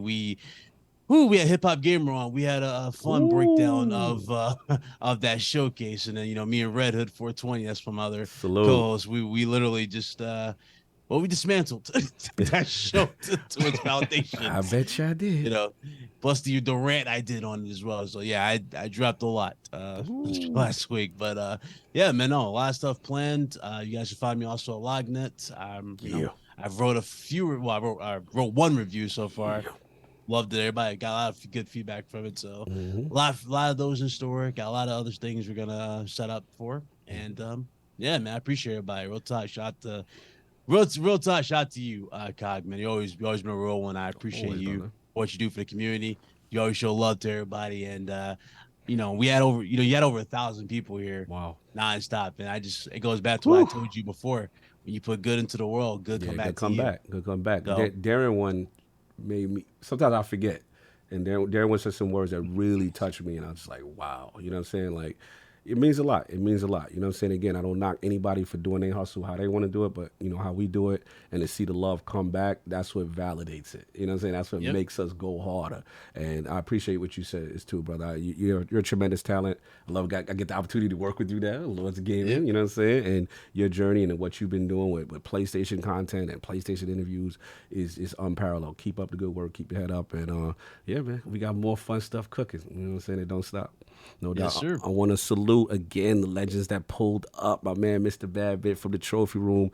Salute, brother. Always fun to have you. And of course, the legend himself, Long Island Vipers' own Colin Moriarty pulled up. Thanks for being mostly respectful. Yeah, you know what I'm saying? I think I think it was a vocal minority. Yeah, they were very good. Pretty good. I think there's people that clearly have their own opinion. And what I noticed that really big ones was J-Dub. Like, we had J-Dub on the reaction. I got calls. I remember I saw a lot of people at the end that was like, okay, maybe I was wrong about J-Dub. Maybe I should actually unblock him. Listen, again, we all gonna have our opinions. We all not gonna agree. Just be respectful. J-Dub just trolls. Like, that's not J-Dub. That's not J-Dub. Yeah, I know J-Dub for a long time. J-Dub's J-Dub, me and him had to talk. I was just like, bro, I don't rock with the dude that's on Twitter, but you in real life, I'm about you in real life. I told you, J-Dub to me, he laughed. It's like people say they don't like Kid Smooth. They like Jerry. They don't like Kid Smooth. Yeah, exactly. You know what I'm saying? Exactly. So that's this what is internet personality. This personality is what he's doing. You already know. Lord Solve, my brethren doing all type of stuff today. Yeah. Different languages and Spanish trouser snakes and they want you to whisper the they want you to whisper reason. ads for some reason. Where's the whisper ad? I find that very uncomfortable. That no one do the ASMR with it. So some of these people got headsets that you want another man to whisper in your ear. Some people really love some. When the first honey read that I did, when I tried to do the honey thing, it was like too low. So it didn't, you couldn't hear it. So I'm not gonna. I'd rather. Yeah, when I was in the car, I couldn't hear that at all. Right. So now I was like, no, I'm not gonna do that anymore. So no, my apologies. Maybe we'll set up a Patreon tier for that. ASMR Sob, y'all heard it first. Let's get it popping. But MRF out of business. Thanks to all you guys for coming through. The Daring One, Bad Bit Cloud, Colin. It was a fun episode, man. It was a fun episode. But you're always here. You're always here. You're always here, like you don't care. I got abandoned everything. No respect. I appreciate the other members of the Jacksons that are here with me. Yes, I got out of bed and everything. You're obligated. That's your job. Good. Get out of bed. Yeah, it was a fun show. I'm excited for this coming week. I don't know how much I'll get to play, but we got Street Fighter 6 coming out. Yeah. And we got Diablo 4 coming out. Diablo 4 coming out. So I don't know about that Street Fighter thing. I played it. It's good, but I'm all about the Tekken 8. Tekken 8. That Tekken look crazy. They dropped, that new Brian Fury. Oh, she killed it. New challenger. Let's go. I know we weren't supposed to see it yet, but Brian looking. The cyborg eye that is going in. I'm gonna be honest though. I think I'm gonna rock with him, of course. But I'm gonna try to go back to maining King, man. I wanna. That's what I want to see. I'm mad at you. Because I felt like Brian was the sexy new thing on the block, and everybody wanted. Yeah. But it's like your sensibility. And King is super top tier. And this is the thing, though. I haven't really mained King. I haven't really mained King since Tekken 3. Yes. Because that was where he got. He was able to get more offense, right? Apart from just grabs. But now he's a beast now in every aspect. I'm gonna go back to King. Then you got the kick reversal. Okay, sorry. We need more of that. Yeah, you're right. Add it right. We need an ILP dojo. We need an ILP dojo FGC. You know what I'm saying? Maybe call up K Bag in them. Anyway, it's a Patreon tier. OnlyFans for that, not here. You try to Tom gate us. They exposed you today. The likes. The King was on time release. They called us the Battle Pass podcast. Anyway, all right, he going to sleep. Wow. Anyway, so look, everybody, thank y'all for coming through. This was a fun show. Obviously, shout out to everybody that pulled up. The chat, y'all was phenomenal. We got probably like 1 or 2 more shows. We got the Xbox show next week. Yeah, Xbox shows next week's another big one. And then after better hit. Yeah. Radic's gonna fill my wrath. Oh yeah. No rakes, y'all. No rakes. Better hit. No rake energy, please, because we don't need that.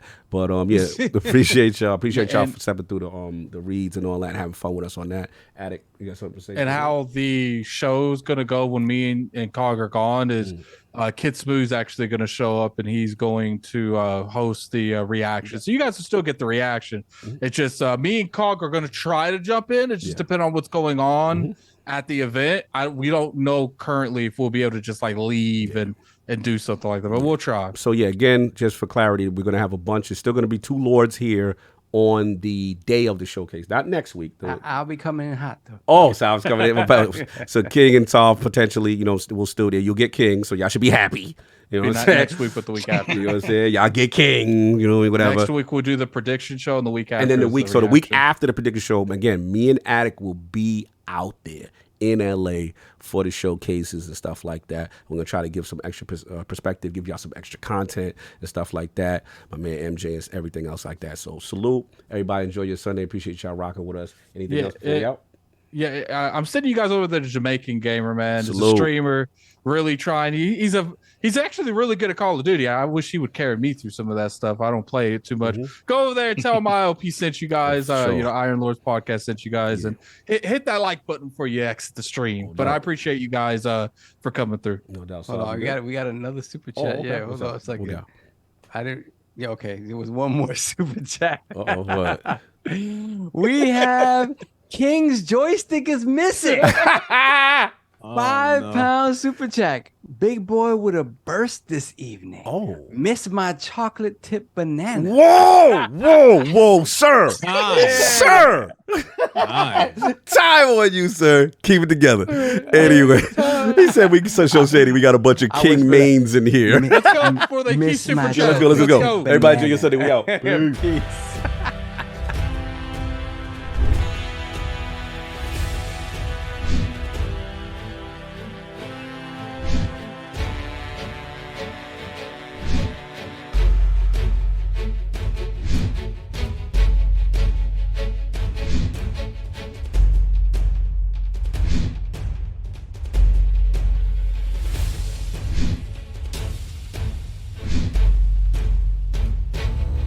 Boom.